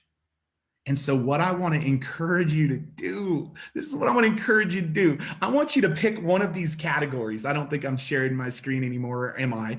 I want you to pick one of these categories, and I really want you to make a determination to say, you know what? Do low stakes, practice low stakes. Go back and listen to Pat in the next 24 hours before this comes down. Go back and listen to Pat and pick one of these and go search it. Women's podcasts, women's entrepreneur podcasts, women's small business podcasts, podcasts from male entrepreneurs or general entrepreneurs. Like, you can look and there is an abundance. And in 30 minutes, in 15 minutes, in 5 minutes, in 3 minutes, you will begin to see yourself land more recruits and more distributors than ever. This is what I want to say to you is I want to break through a little bit of mindset here for a lot of you guys, because a lot of you probably didn't know me. This was 2 years ago when I was on a stage of 30,000 people right here. My wife was in the stadium, and do you realize that Mexican down there on the far right bottom felt like an imposter?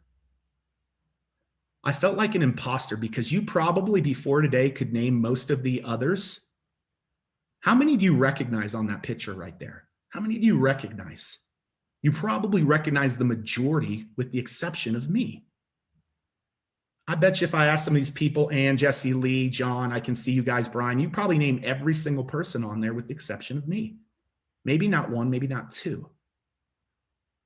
All weekend long, all my wife and me and my team heard all weekend long through the stadium was, who is this guy? Everybody kept saying, like, who's Pete Vargas? Who's Pete Vargas? And that weekend, this in lieu of the recruiting challenge coming to an end, that weekend in 1 hour on Grant Cardone's stage, I recruited 1,000 new customers in 1 hour. In 1 hour. But I got to tell you, and I'm going to end this the same way I started the other day, but a lot of you feel like that right now. That's exactly what you feel like. That was me making a $1,500 investment into a speak off at Brendan Burchard's event less than 5 years ago. I invested in VIP. And I was scared to death. I was scared out of my mind. I was over 320 pounds right there. Shaking, nervous, sweating, imposter syndrome. And a lot of you feel like that today. You feel this fear, you feel stuck, you feel like, how do I go to the next level? I know exactly where you feel. And I don't just know it 5 years ago. I knew it the day that I was walking on my college campus when my car had just gotten repossessed and I didn't have money to pay for school. And I started asking myself the question, how am I going to get by? And network marketing did something special for me in college. Did something really special. And also being on Grant stage changed this guy significantly. You know, one of the biggest differences between the guy on the left and the guy on the right is the guy on the left simply invested in himself. He invested in himself when he was scared to death. And I'm so glad that you guys are here on the fourth quarter with us today, because I want to give you a new strategy, but I believe there are new levels for every single person that's left with us here today. Like every tens of thousands, there is a new level that you are intended to go in 2021 to impact a significant amount of people's lives. And not only do I want you to have a new strategy to recruit more people, I want you to have the mindset that it doesn't matter if folks don't know who you are right now. Do not let that stop you from recruiting people. And so, Eric, that is, man, that's what I want to share with them today. And man, I gotta maintain with the party here. I want to make it pretty dang irresistible, Eric. But that speak off at Brendan Burchard's event changed my life. It's the reason why I pitched you and Marina on doing the first annual GoPro speak off. And so, Eric, I have a course that literally is how to win 31 digital stages in 31 days. It's how I did it the month after COVID. I literally, the month after COVID, after losing a lot of money, and Eric, you know the story, I told my team we're going to go get on 31 digital stages because my physical stage business was shot. And I got on 31 stages and it generated a significant amount of new recruits for us. And so that is a course, and I'm going to state this loud and clear because Grant didn't. I want people in VIP because I want me and Pat to get to work with them in their stories in the workshop and in the speak off and all of that. And so this is one of those courses. Is it VIP or platinum only? Which one? This is for VIP and platinum. That course will be VIP and platinum, because the slide I have says only platinum. So no, all right, cool. VIP as well. So that's what I want to do for VIP as well. And Eric, so, can you take me off for a second and put Pete back on so you can show the slides. Pete, just walk through this. This is the course that you're giving for VIPs and platinums, right?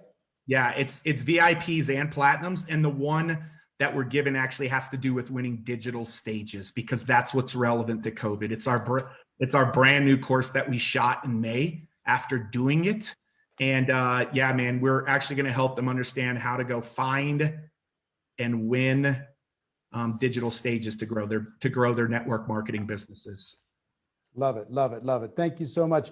Everybody, if you want to upgrade, go to virtualgopro.com or get your ticket. If you haven't got your ticket, go to virtualgopro.com. That's where you go. We're going to take one more break. And when we come back, we have Pitbull, we have Rachel Pekarik, and we have Sylvester Stallone to kind of close out the day. But I also want to tell you about tomorrow and about Thursday before I go to the break. Tomorrow, we're going to come back and have a bonus day. One bonus day, 90 minutes. The top network marketing recruiting trainers are going to come back with me, 11 a.m. Pacific time, and give you their final thoughts on this challenge. And then on Thursday, bonus day number 2, I'm going to go through the 7-day recruiting challenge Cliff Notes, just kind of summarize everything because I know it's been a lot. Summarize everything over the course of about 90 minutes. We're going to do that on Thursday. All of the speaker bonuses are available until the end of the day on Monday, and then they go away forever. They're gone. So people who take action today, obviously during the break here, anybody who's purchased, we're going to be doing some more drawings for more prizes. Anybody who purchases today or prior gets all the recording of today. And yeah, I think that's it. So 5 minutes, we'll be right back. Amazing superstars coming up in just a few minutes. Talk to you then.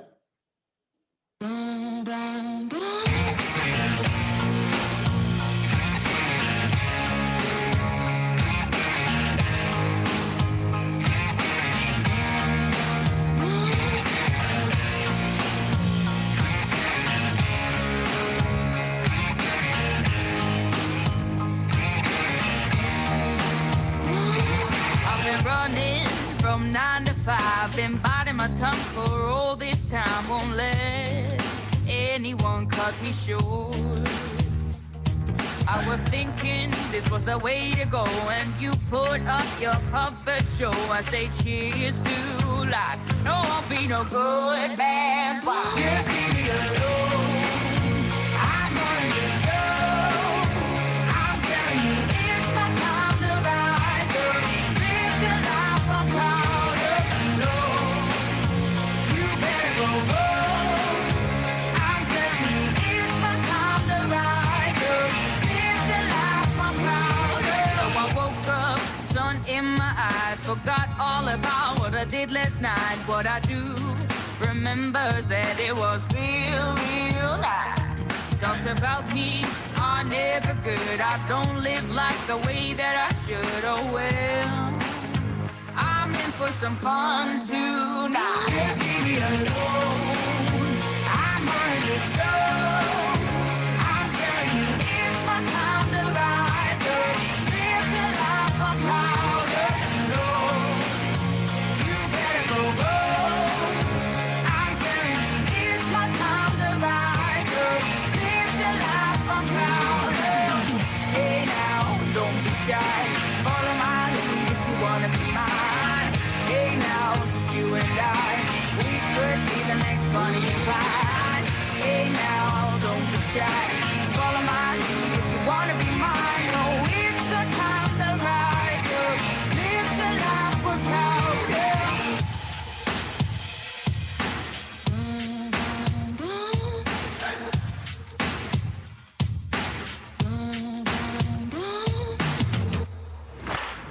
Just leave me alone. I'm running the show. I'm telling you, it's my time to rise up. Live the life I'm proud of. No, you better go home. I'm telling you, it's my time to rise up. Live the life I'm proud of. Hey now, don't be shy. Follow my lead if you wanna be mine. Hey now, just you and I, we could be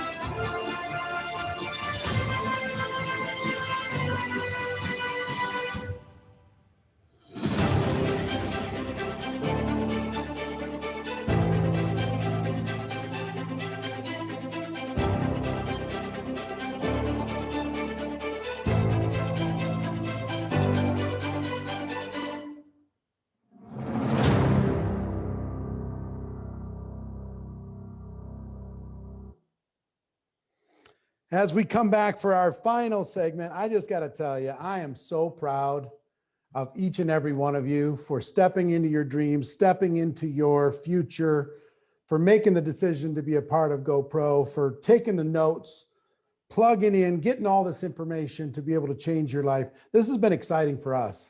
I know all the trainers have enjoyed being a part of it. Celebrities also enjoyed being a part of it.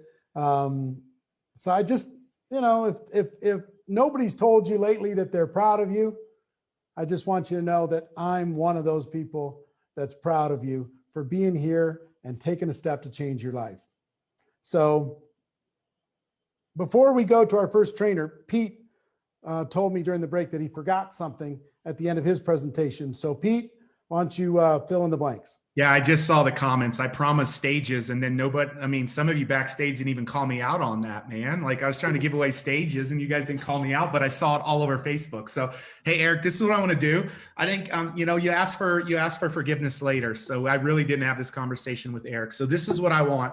Anybody who takes action in the general admission ticket, because I know that's the reality for some of you guys today.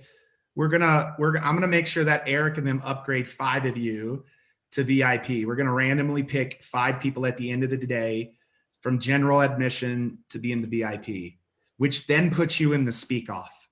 And let me tell you, the speak off, for you to share your story or learn how to share your story, yeah, it'll be really cool in the GoPro speak off. And it might be cool for those of you 10 that advance to the finals of that. But the real power in that is when you go take it out into recruiting and prospecting. That's when it's game changer. So 5 of you are going to upgrade. And then Eric, this is going to be a great one for somebody. Everybody that gets VIP, we're going to upgrade one of you. I'm going to ask Eric and Marie to upgrade 1 to the platinum level. Platinum also gets to speak off, except the other thing they get is they might be in the finals on the physical GoPro stage. And today there was a bonus announced that they'll have a mastermind with several of the speakers at the physical location of GoPro in Las Vegas.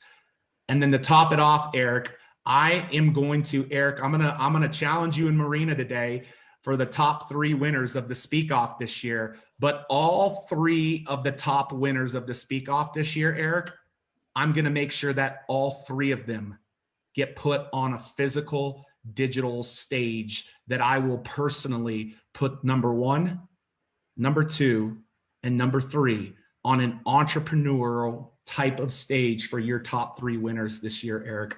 I'm going to do that. So the only way you qualify for that speak off is to be VIP or to be, I keep saying it wrong, Eric, but platinum. That's the way you do that. But we do that, Eric. You know, that's what we do. We brought speakers to you. So I'm going to take the top 3 that you and Marina vote as number 1, 2, and 3 and put them on stages. So that's another bonus that all of them will actually win a powerful stage as well. All right. Thank you, Pete. Everybody knows all the information on that. I mean, we're like going bananas with all this free stuff and opportunity, but that's what we're here to do. Listen, we've got 3 presentations left. One of the top recruiters in the world is going to train next. Then we have Mr. Worldwide, Pitbull, and then we're going to close with Sylvester Stallone. Tell your friends, let everybody know. If they were back, if they're here before, come on back. We're heading into the final stretch. Our next presenter has over 1,000 personal recruits in her business, over 300,000 distributors on her team. She's going to talk about Instagram, how to recruit using Instagram. So ladies and gentlemen, please welcome Rachel Pekarik. Rachel, take it away. Thank you so much, Eric. I'm so excited to finally be here today to wrap up this challenge. For some of you guys have gotten huge mindset shifts. You've grown a lot in your ability to tell your story and to think about, okay, this is what I need to do to go to the next level, to become one of the best recruiters in the industry. I want to give you guys tactics that are working for me right now. This is how, and I'm going to share with you over the next 15 minutes or so, how I am recruiting people every single week using Instagram. So let's dive right in because we don't have a lot of time. We're going to go over some of the reasons why Instagram and the basics, and then I'm going to teach you 3 simple steps called reach, relate, and recruit so that you can begin exploding your engagement and how many followers you have that are going to turn into qualified prospects. At the end, I'm going to give you a Instagram daily method of operation so you know exactly what to do if you have 30 minutes to an hour a day to invest into this exploding platform. Now, I had a lot of people, Eric, asking me, should I abandon Facebook or what is the next platform to go to? And this is not about putting aside Facebook. In fact, a lot of the things that you've already mastered using social media and Facebook translates well to Instagram, but we've got to go where the people are. And right now we're looking at this amazing social media app that's growing 50% faster than social media in general, with over 1 billion active monthly users. And the average user right now is spending almost an hour a day on Instagram. And this is the stat that blew me away. 3/4 of Instagram users say that they have bought something or purchased something off the app. Guys, doesn't it make sense? If people are spending money while on a social media app, they're swiping up, they're investing, they're looking into information about products, we want to go in front of that traffic and stand in front of it with our message.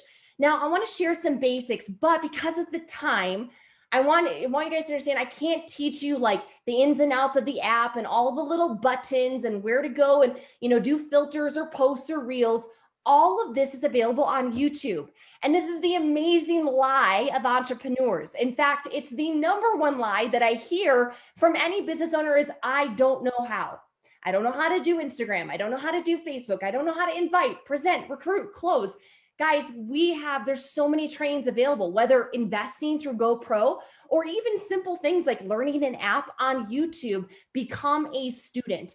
Here's the basics I want you to set up, and that is your profile. You want a great photo, something that's clear, a nice headshot, some power words that describe your brand, kind of the things that you're going to be posting or talking about, what your followers can expect from you, and you want to link to your replicated website. Now, I'm going to share with you a hot tip. I just recently started using something called Linktree, and it's this nice little, you can kind of see it's a couple of different links all stacked together, hence the name, and it's a way for you to bucket several links. So imagine you could have your company website, you could have a presentation, a sizzle video, you could have your calendar for somebody to book a call with you or to order maybe samples. There's a whole lot of things, a blog post that you wrote or a YouTube video that you just shot. Use Linktree if you want to point your followers to multiple links. Now, once you've got your profile set up, I want you guys to follow this strategy. In fact, say this in the comments right now: reach, relate, and recruit. Reach, relate, and recruit. These 3 simple steps over the last year has turned my Instagram from dead as a door, like so tired, no engagement, no new followers, flatlined at 3,000 followers, 2,900 to be exact, to now over 26,000 followers. I went from virtually no likes on a photo to hundreds of likes or even thousands. Now, if we're going to reach, we have to go in front of where people are. We got to find your perfect prospect as a network marketer. This is a time for you guys to invest in the recordings, go back to this replay, pause, and grab a pen and paper and write down some ideas, brainstorm your perfect prospect, your ideal distributor, the next superstar, diamond, elite, ambassador that's in your team. Who are they? Who do they follow? What are their interests? Where do they congregate? Where do they check in on social media? Where do they shop? Where do they eat? Where do they frequent? Also, what are the things that they like to do? Influencers, places, and hashtags. This is where we're going to find your peeps. So this is how we're going to grow your following and reach more people. First, we're going to look up influencers. Let's say, for example, you are big into plant-based or vegan lifestyle. I know a lot of people are really into that. Not my cup of tea. I like bacon, but you do you, boo-boo. You can go to something like an influencer like Dr. McGregor, who's the founder of nutritionfacts.org. You can go to his page, and if you guys will notice, there's over 600,000 followers. You can click on that number and you can actually see every single Instagram user that's following Dr. McGregor. And so Dr. McGregor, you can actually go and follow them, send them a message just like a friend request on Facebook. And guess what? Many of them will follow you back. So you send a follow, send a little DM, say, hey, great to connect. And a lot of them will follow you back. These, if you're into plant-based living, do that. But you can do that with any influencer in any category that's, you know, aligned with your brand.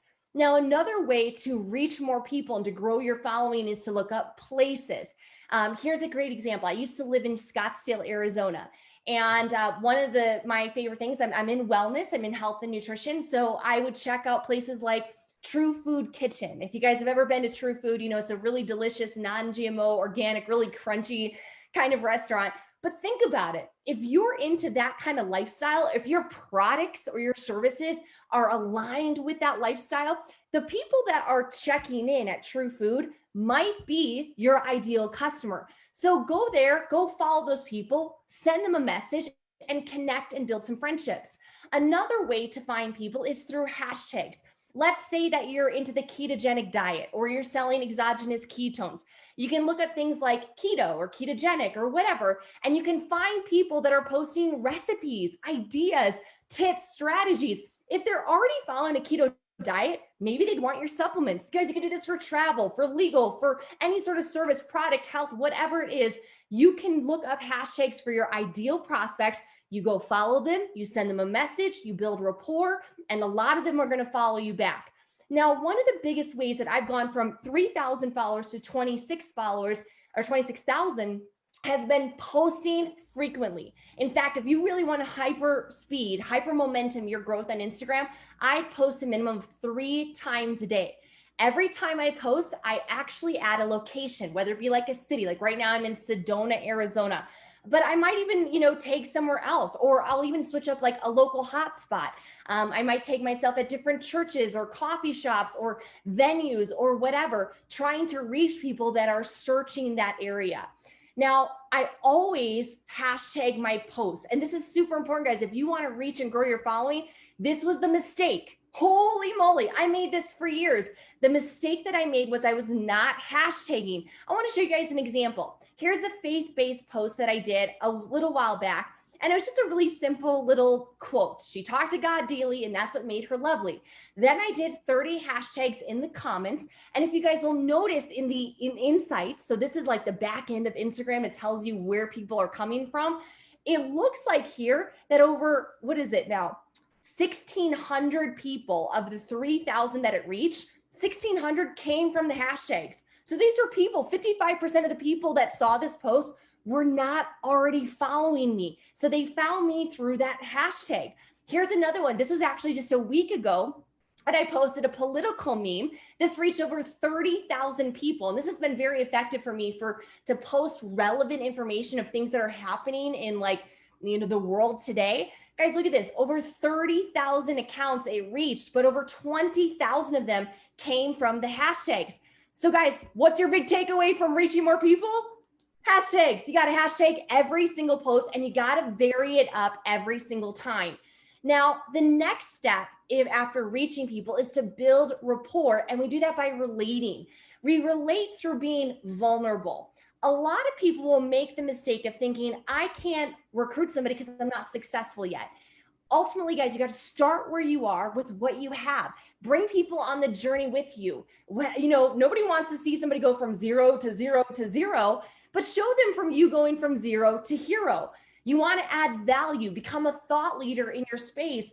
And I would encourage you, if it's your cup of tea, to be a bit polarizing. I have always been a little bit polarizing, meaning a little out of the box thinking in my beliefs, in my posts, in my brand. I shout Jesus from the rooftops, and that has attracted a lot of like-minded people inside of my organization and of course inside of my following. And also I build rapport through using my Instagram stories as a reality show. It's my behind the scenes aspect of my life with my husband and my traveling and my dogs. Now, because of the time limits here today, I don't have the amount necessary to teach you guys exactly how to build this unshakable rapport. But I talked to Eric today and I said, listen, I'd love to record. I have a very special training. It's $197 value that I'm going to put inside for those of you guys who are purchasing Virtual GoPro. You can get access to this content creation so that you never wonder what to post, that you're focused, that you're on brand. If you guys can get excited about this, drop a 1 in the comments below. This is going to be your exclusive bonus. And I'll share with you guys how I've used this content creation strategy to garnish 350,000 total followers on Facebook and Instagram. Now let's talk about recruiting. Let's recruit using stories. This is my #1 lead generator right now, is I start a conversation. So I might start a conversation amongst one of our product lines, hair care, anti-aging. Think about whatever product that you have right now. Start a conversation or ask a question. Then I'll post a lot of before and afters or social proof or stories, and then end with a call to action. Hey, who wants more information? Drop your cell phone in the comment below and I'll text you details. And what happens? Ding, ding, ding, ding, ding. Guys, you can almost hear it. Cha-ching, cha-ching, cha-ching, cha-ching. It's like money coming just from starting a conversation, using social proof, and then having a call to action. Give me your phone number. Vote yes or yes. I mean, have something at the end that says like they're opting in for you to contact them to get information.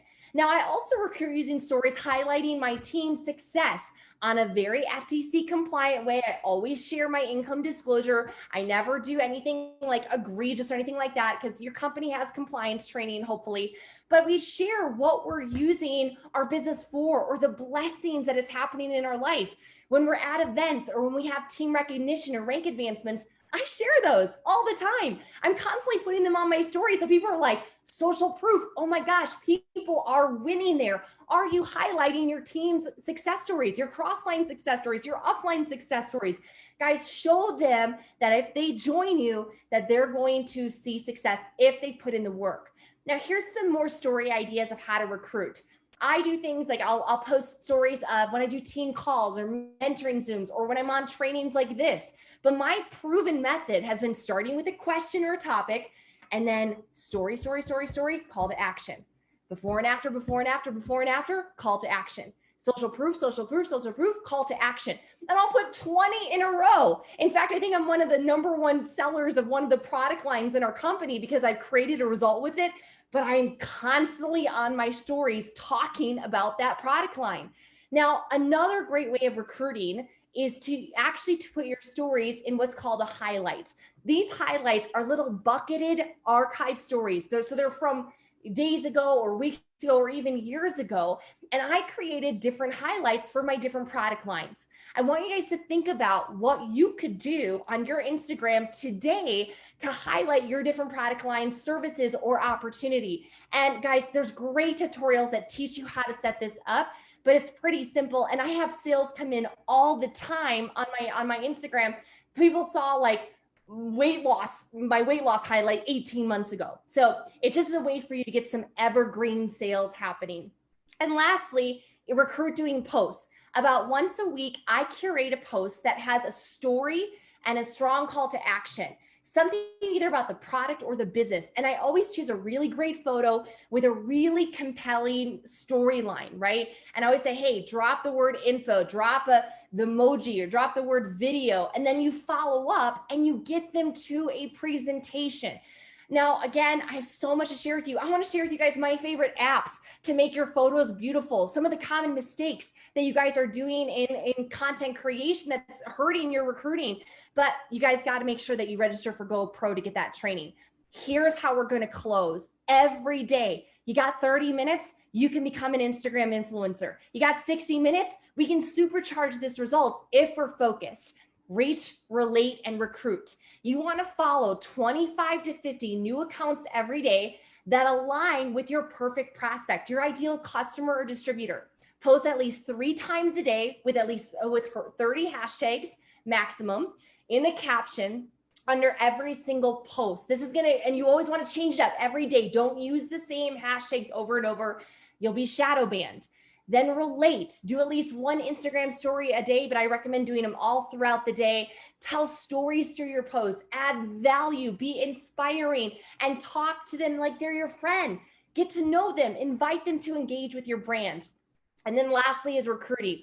Make sure that at least once or twice a week, you're curating stories and posts that are going to drive people to asking for information about what it is that you do. Guys, for years, I was struggling on Instagram. I was stuck at 2,900 followers. I began to do this exact play, and I've, 6x'd my results, and I'm recruiting I recruited like 9 people last month off of Instagram. So in closing, from GoPro and all of us, we're so ready to watch you guys fly. Make sure you guys registered and check out all of those bonuses. And if you like this training, tag Eric, tag myself, tag all of your favorite trainings for this week. It's been such an honor to be here. And back to you, Eric. Thank you so much. I appreciate it, Rachel. Rachel Pekarik, great insights, great training. So proud of you. Now, we've got a celebrity in the house. And to introduce my good friend, Armando, we've got a quick little video. So check it out. Armando Christian Perez, Armando! Mr. Worldwide, Mr. 305. I want you to give me everything you got. He not working hard. Yeah, right. Picture that with a Kodak. A lot of things in these records have come to life. Me with a Kodak. Performing in Times Square came to life right in front of me. I'm not the best rapper. I don't want to be the best rapper. But goddamn it, I'm the hardest worker. And more than anything, being a Miami boy, first generation Cuban American, I love the fact that I grew up an underdog. Didn't graduate high school, hardly went to school, but it was a teacher that changed my life. She thought it was a fight going on, and when she broke through it, she seen that we were rapping, and she said, "You have talent." My first major concert, Luke said, "Get this on stage." The more I heard no, the more I was like, I gotta fight for this. I believe in this. My happy is to get up every day and look life in the face and go, please, what you got, baby? Come on. I always tell people, look, there's no losing, only learning. There's no failure, only opportunities. And there's no problems, only solutions. It all depends on how you want to switch. You're gonna sit up there with somebody that looks at you and says, I don't think that's a hit there, bitch. Music talks to everybody, and it's a universal language. We created a new name. It's called Total Market. We all bleed the same blood, breathe the same air, and put our pants on one leg at a time. How I feel about the Latin community, I don't ever leverage it. You know, I am it. Put it on my life, baby. We went back to one of my old neighborhoods, Little Havana in Miami, and we opened a school called Slam. It means the world to me because you see these kids and you see you. This isn't a gimmick. This isn't propaganda. I'm up here because it works. I live it every day of my life. And that, folks, is how you take a negative and turn it into a positive. It was all a dream. Now I just wake up and live it, thinking that the sky was the limit until I figured out there's footprints on the moon. Now I'm like, get out the way, bitch, move.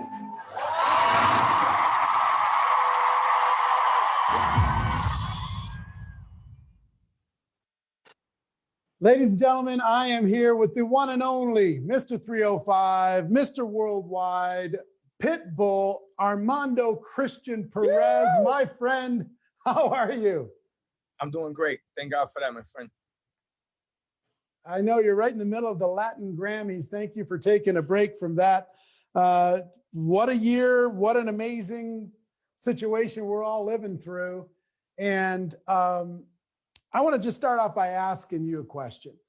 We have this huge global challenge going on, and a lot of people looking to have a breakthrough in their life. A lot of people looking to try and figure out how to turn the negative into positive, trying to reframe their circumstance and make it better. How did you turn your life from negative to positive? And what advice would you have for somebody who's looking to do the same thing? You know, when I always speak about negative to positive is that when I grew up in Miami, it wasn't a pandemic that we were in, but it was an epidemic that we were in. So it was cocaine, crack, heroin, AIDS, and everything was happening at the same time in the neighborhood. So being able to survive that, learn from that, and take all those negatives and then turn them into a positive. Okay, so like in times like this, what does it do? It's just survival of the fittest. It's all about how your mind and how you pivot. It's all about how you're going to reinvent yourself. How are you going to re-challenge yourself? How are you going to take the risks that are going to come up now? But I've been saying that 2020 is clear vision. So this is for everybody out there to really see what's going on, because this isn't the first and it won't be the last. So what you got to be, I think, for everybody out there, the best advice I can give them is prepared for situations like this. Not everybody has the luxury of being able to do that, but even at the lowest economical form, be able to have something in the gas tank ready for certain times like this that allow you to, how can I say, read what the next opportunity is going to be. Because if you're too busy worrying about, I'm looking for the right words, because I know what it feels like to not know stability, security, or protection, or where the next meal's coming from, or if there's going to be a home to show up to, or lights on, or water on. So I don't want to overstep when it comes to that, because I do relate. But if it wasn't for those times, then we wouldn't be able to pivot the way we are right now in these times, which is, for me, the most important thing was to help those that needed the most off rip. How do we get involved to help the people that needed the most, being small businesses around the country, because those are the ones that have the highest impact when it comes to our economy, especially in the urban community and especially in the Latin community. So that was one of the first things that we said, oh, how are we going to do this? The other thing, to being involved in schools, we found a way, how are we going to pivot to educate these kids that we took on the responsibility of making sure that we're the ones that are helping them pave the way for their future. And number 3 was giving them what I know how to do best, which is music to inspire them, motivate them, which is the true universal language, which is what unites, doesn't divide. And we're literally living in times right now of divide and conquer. And people fear what they don't understand and hate what they can't conquer. And people hate what they don't understand and fear what they can't conquer. So, well, can I ask you a question? Well, let me just ask you a quick question. Yeah, real quick, Eric. Yeah, at some point, there was some sort of a defining moment that when you changed everything. What was the moment that caused you to change your life? The moment that caused me to change my life was I would say when I was about 5, 6 years old. You know, I got tired of moving around so much. I got tired of the instability, the security, the insecurity, and having no protection. So at that age, it wasn't for me about money. My mother always told me money's a passport, allows you to come and go, but it doesn't make you. It was about, for people that I love in my life, I wanted to create another world for them. And at a young age, all I thought was security, stability, protection. How do I get my hands on that? Now, clearly, money is a part of that, but you make money. Money don't make you. And in these times you see the guys with the most money in the world that are the ones helping the least, if you ask me. And me, somebody that I sell a product, which is music. Music sells everything but itself. And my music gets stolen all the time. I got 20 billion views on YouTube. If I had $1 for each view, I'd have $20 billion. So I literally do this because I love to do it. And with the record that we put out, we said, hey, here's 100% of the proceeds to help whatever we can possibly help with, you know, in real organizations and charities that we know that are transparent, and the money's going to get to the people that need it the most, right? But I mean, you have these multi-billionaires that are just in these times bragging about how their companies are worth trillions of dollars at this point. And I don't see them showing up like that. So it just goes to show you, it doesn't matter how much money you have to have a good heart, to be humble enough to understand what people that don't have anything are going through in these times. And the reason that I understand is because I've been there before. So the people out there, bottom line, hey, when the going gets tough, the tough get going. This is survival of the fittest. This is when you really figure out who you are and how you're built. And as humans, we are resilient and we're fighters. And this is the time where we should take this situation around the world and unite and come together. That to me is the most powerful thing that we could possibly do right now. And they're finding ways to try to divide and conquer. They really are. But let me tell you something. That's why I'm so proud to be a part of music, because music is something that speaks to everybody. And I'll say it again, music unites, it doesn't divide. And that's what we need in this time. Let me ask you one. I also know that you just started a podcast, Turn Your Life from Negative to Positive. And Yes. people can go find that podcast from negative to podcast, negative to positive. And that's, I guess it's branded with Pitbull, or is it your name, Armando Christopher Yes, Perez? sir. Or? No, it's Pitbull Negative to Positive. All right, Yeah. Pitbull Negative From to negative Positive. to positive. Everybody go there, subscribe to that, download that. I know that's going to be amazing. Also, I mean, would it's just been ask- great. Go ahead. We have a little lag here. No, I Go said ahead. it's been great, and exactly what I'm telling folks out there. You know, that was something that when God closes the door, He opens the window, and we pivoted. We said, "Oh, look, man, we're having speaking engagements around the world with yourself and with Tony, with other folks, and I love to speak to people to let them know that, hey, man, there's no secret sauce, there's no magic formula. It's all hard work. The harder I work, the luckier I get. But what you got to be able to do is the biggest risk you take is not taking one. So the podcast is all about that. I've already had Little John on there, Luther Campbell, Flo Rida. We have Fat Joe coming up, Emilio Stefan. So it's going to be from entrepreneurs, artists, philanthropists, comedians. Everybody's going to be on the podcast, but it's going to be the same message. How did you take your negative and make it into a positive? And everybody will tell you, hard work, bottom line, pays off. Well, last question for you. I want one of my favorite moments at GoPro is when you were on stage and the translation for Spanish was not working, and people in the back were whistling and we can't hear, we can't understand, and they were all like, you know, kind of not happy. And you just said, hold on. And you just ripped it in Spanish and they all went bananas.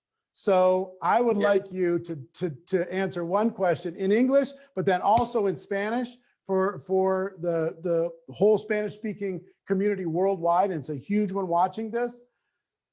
I'd love for you to give them one piece of advice if they're an entrepreneur to make this next year the best year of their life. Give it to them in English and then also give it to them in Spanish to close it up. One or two entrepreneurs all around the world. This is the perfect time to test yourself, because what is entrepreneurship all about? It's about failing. It's about losing. It's about falling. It's about slipping, but it's about getting back up, learning, living, giving, teaching others. That's what entrepreneurship is all about. Entrepreneurship is about being an underdog. Entrepreneurship is about people telling you, no, it won't work. You're crazy, stupid, impossible. The more you hear that, the more it should feed your soul, the more it should feed your spirit, the more it should feed your fight. So to every entrepreneur out there, 2020 is clear vision. Now you can see the whole play. So now come 2021, make it prime time. Make it count. Not only for yourself. Now I'm a big believer in not selfish, but self first. Always put yourself first. What I mean by that is believe in yourself, love yourself, help yourself, okay? That's the only way you're gonna be able to help others, love others, help others believe in themselves also. So for everybody out there, self first, invest in yourself in order to help others. And that's what 2021 will be about, prime time. So I'll switch it in Spanish now. Para todos los entrepreneurs que están allá afuera en el mundo, en estos tiempos es el tiempo que de verdad lo que es, te va a cambiar la vida. Si tú eres una persona que quiere estar en negocios o quieres crear ideas, quieres ayudar a todo el mundo de afuera que lo necesita más, estos son los tiempos que de verdad te va a enseñar quién tú eres, no solamente como un negociante del dinero, pero el dinero no te hace a ti. Hay mucha gente que yo conozco que tiene mucho dinero y no le importa de lo que es ayudar a las personas. Y sin embargo, entonces eso es lo que ellos están en froto. Y no hay dinero que puede comprar una persona buena. So, para todo el mundo de afuera que quiere tratar de crear un negocio, crear una idea, cuando escuchas la palabra no, cuando escuchas la palabra estás loco, eso nunca, o loca, eso nunca va a trabajar, eso es imposible.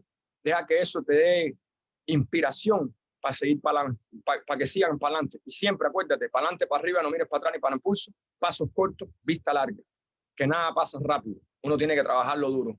Para todos los latinos allá afuera, siempre muchas gracias por todo el apoyo.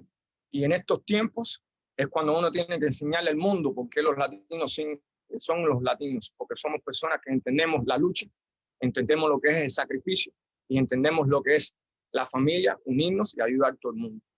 So, muchas gracias, que Dios los bendiga y que sigan para adelante.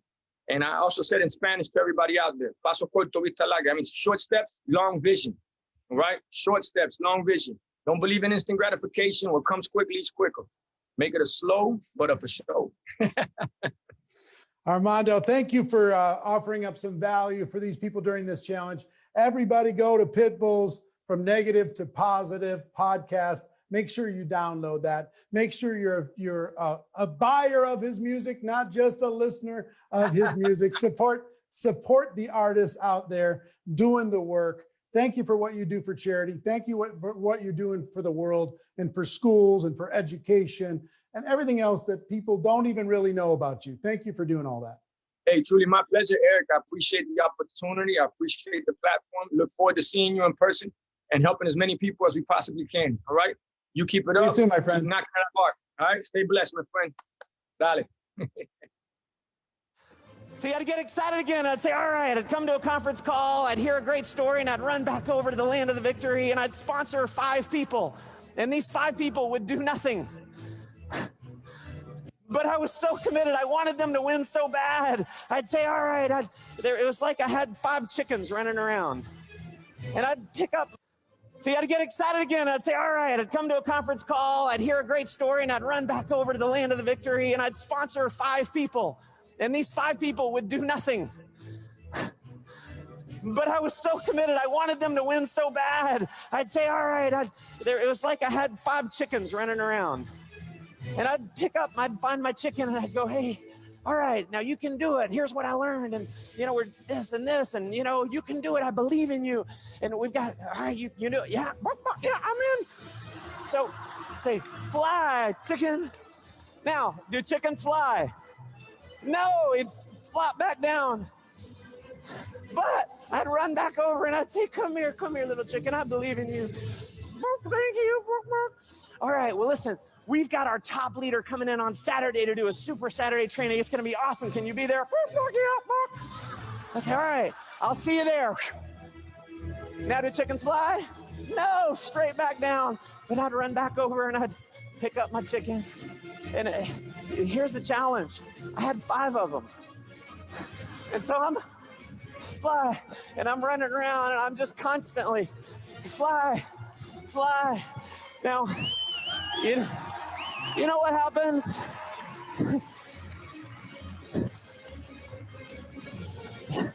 You know what happens when you constantly try to make chickens fly? You end up with chicken shit all over you. So here's the lesson. There's chickens and there are eagles. Our job is to sort through the chickens to find the eagles. You got to decide that you're going to be an eagle. And here's what made all the difference. All the difference in the world when I finally said enough is enough. When I finally got sick and tired of being sick and tired.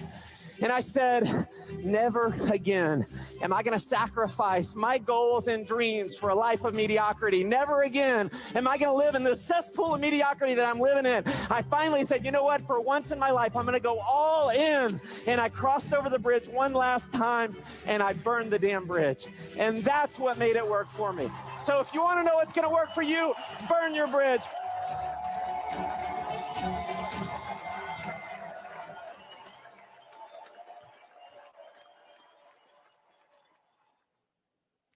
Well, ladies and gentlemen, we are up to the final speaker of our 70. You knew he was going to be last, right? You had to hold Stallone to the end, but I've got to tell you, but before I introduce him, we have 7 winners from the last break. I just have to tell you the winners first, and then I want to tell you about Mr. Stallone. Bibi Aziz, Christopher Rios, Megan Roloff, Allison Margaritas. So I'd like to have a margaritas at this point. Jessica De La Rosa, Siobhan Ryan, and Scott Cooper. Congratulations. We're going to be drawing for your prizes. So this interview, because Sly is on a movie set, The only time that we could interview him was, I think, day 2 of this challenge. Remember the one day I told the backstage people I got to get off because I got to go do another interview? This was the interview that I did that day. You'll see I'm wearing something different. But Mr. Stallone is going to be joining us at GoPro. He's going to be here in Vegas in the middle of our incredible stage, delivering value to all of you. And it was really, really fascinating. I really admire him as an artist, as an individual, as a person, as a hard worker. And for 74 years old, the dude is jacked. You'll see. He is just jacked. It's very inspiring and intimidating at the same time. So without any further ado, please enjoy Mr. Sylvester Stallone. Ladies and gentlemen, I am with the one and the only Sylvester Stallone. Sly, I want to thank you for agreeing to be part of this special GoPro event. This is going to be the largest gathering of entrepreneurs in the world, and I'm excited for the lessons that you're going to be bringing. Well, thank you very much. It's an honor to do it, and it's a challenge, so I'm looking forward to it. One of the things that I admire about you the most, one of the things I admire, period, is an artist.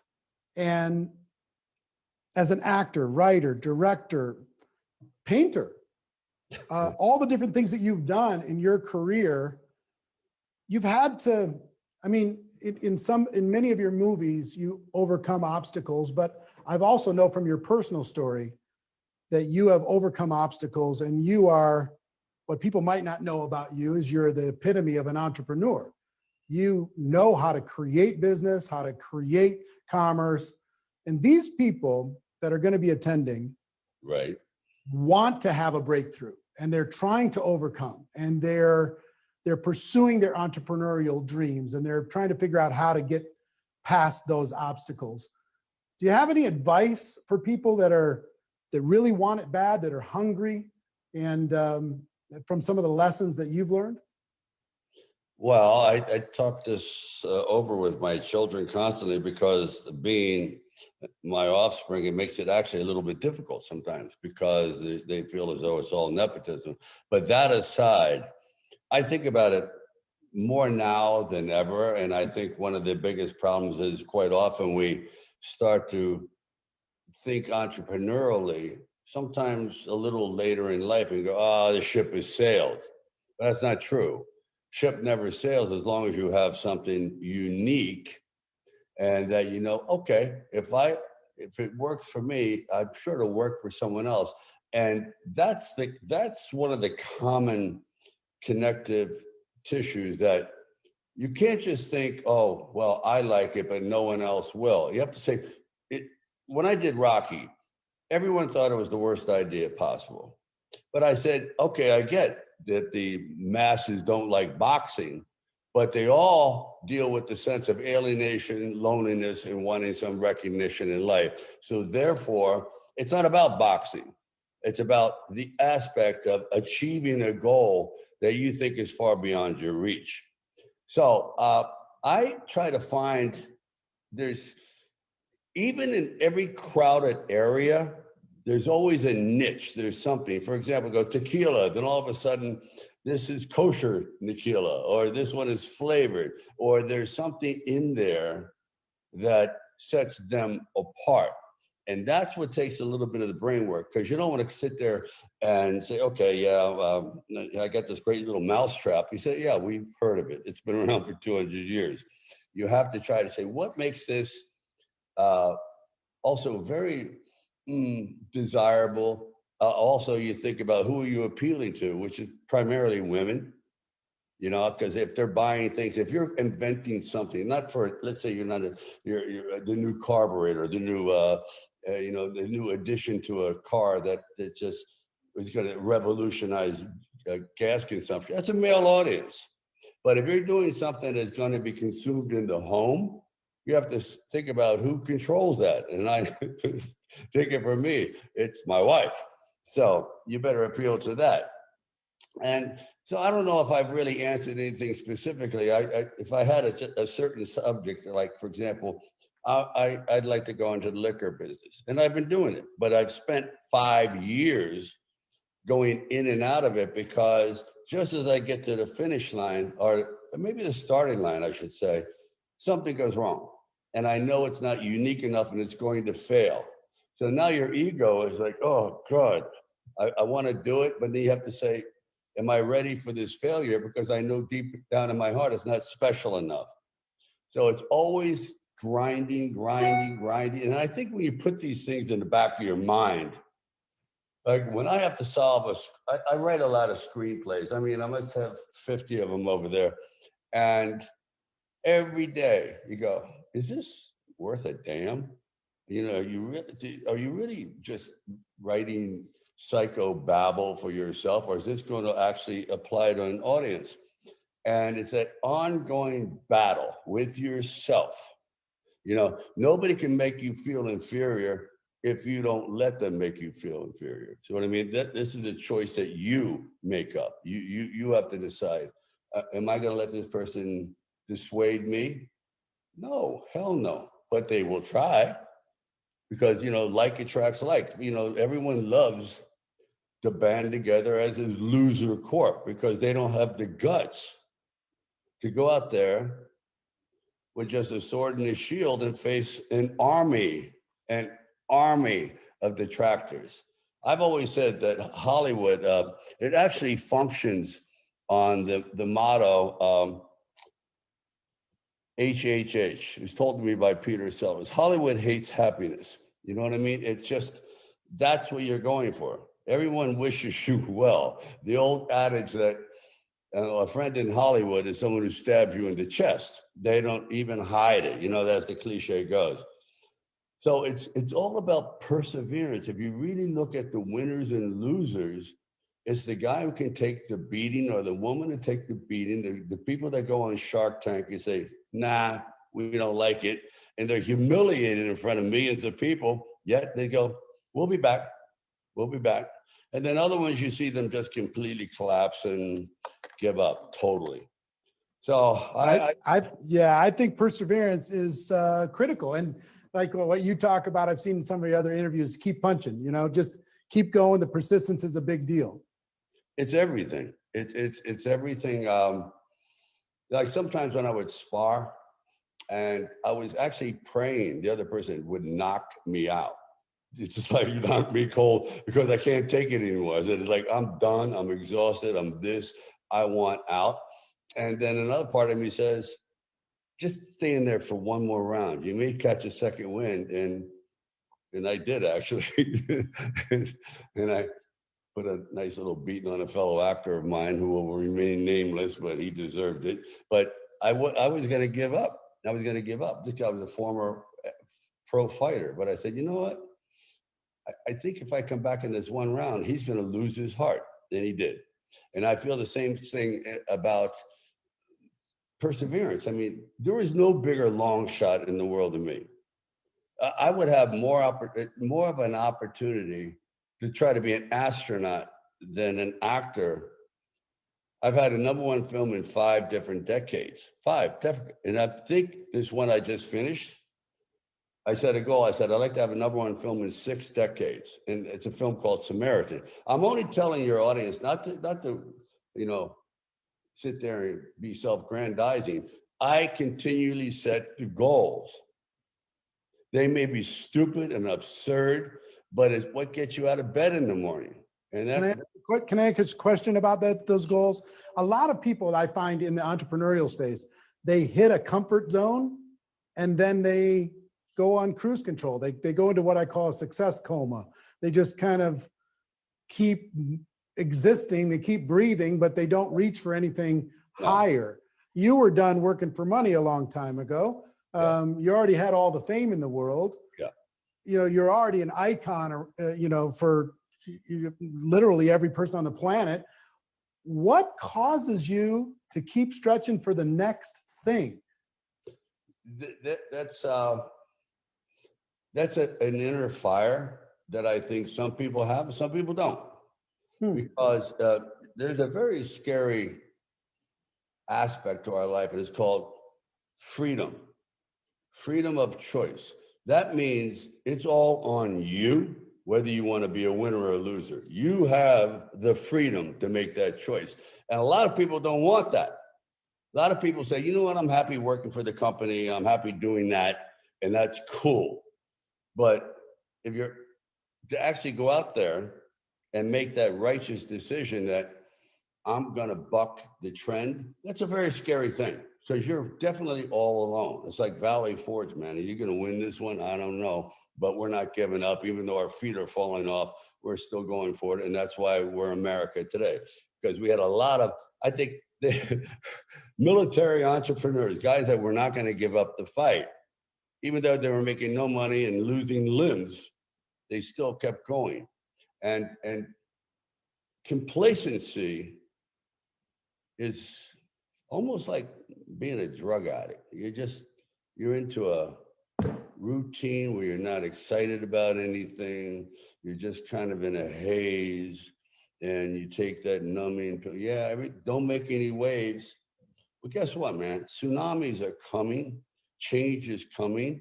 If every one of us, everyone listening to this, could say right now, God, if I could go back to 1983, I'd be a billionaire. I let so many things go through when I knew it was the right choice to buy that building. I could have bought that block. Geez, that house was 120 grand. Now it's 12 million. I see it every day. I'm guilty of it. I sit there and go, God, you could be worth billions of dollars, but you didn't have support. You didn't have that person quite often going, go for it. Actually, you had people saying, you know what that's going to cost, man? Look at this shit neighborhood. There's never going to be anything. Don't you think people, the real rich people, if it was any good, would have bought it themselves? I remember Carl Icahn saying to me, he's worth, what, $20 billion? He goes, remember one thing, I might as well throw a dart. You might as well throw a dart, Sly, at the Wall Street Journal to pick a stock. Because everything good we got first. You get the crap. The big fish, us, we know everything. And I said, you know what? You're right. That's their business. So why would you get into that business with them? Because they're going to kill you. So you got to find your niche. Say, this is what makes me happy. Like I feel good about real estate, or I feel good about automotive parts, or maybe I want to build an art gallery and things like that. And say, this is something I would do for free. You know, I've always said that. I know it's kind of stupid, but it's fun. If you're doing something out there just grinding 18 hours a day, you're going nowhere, and I want to build a boxing gym. I go, why? There's no money in it. You know, what you want to do is build equipment, maybe, not a gym. Be the machine, not a wheel in the machine, not a cog in the machine. Be the machine. But that takes major commitment. That's why I think all good businessmen are a little crazy. At least they're called crazy, but they're not. They're obsessed. They're obsessed. And those are the ones that are never complacent. I have been complacent. And I let other people do my thinking. I delegated. And literally I had a 6 year, 7, 8 years. I didn't work. Until finally I said, you know what? I'm going to go over there and start writing all these screenplays. Let me show you. Screenplay after screenplay after screenplay. This comes from my brain because no one else was going to present it. See what I mean? So you had to throw yourself a life raft. Don't expect him to do it. He'll miss you by a mile. Throw yourself a life raft.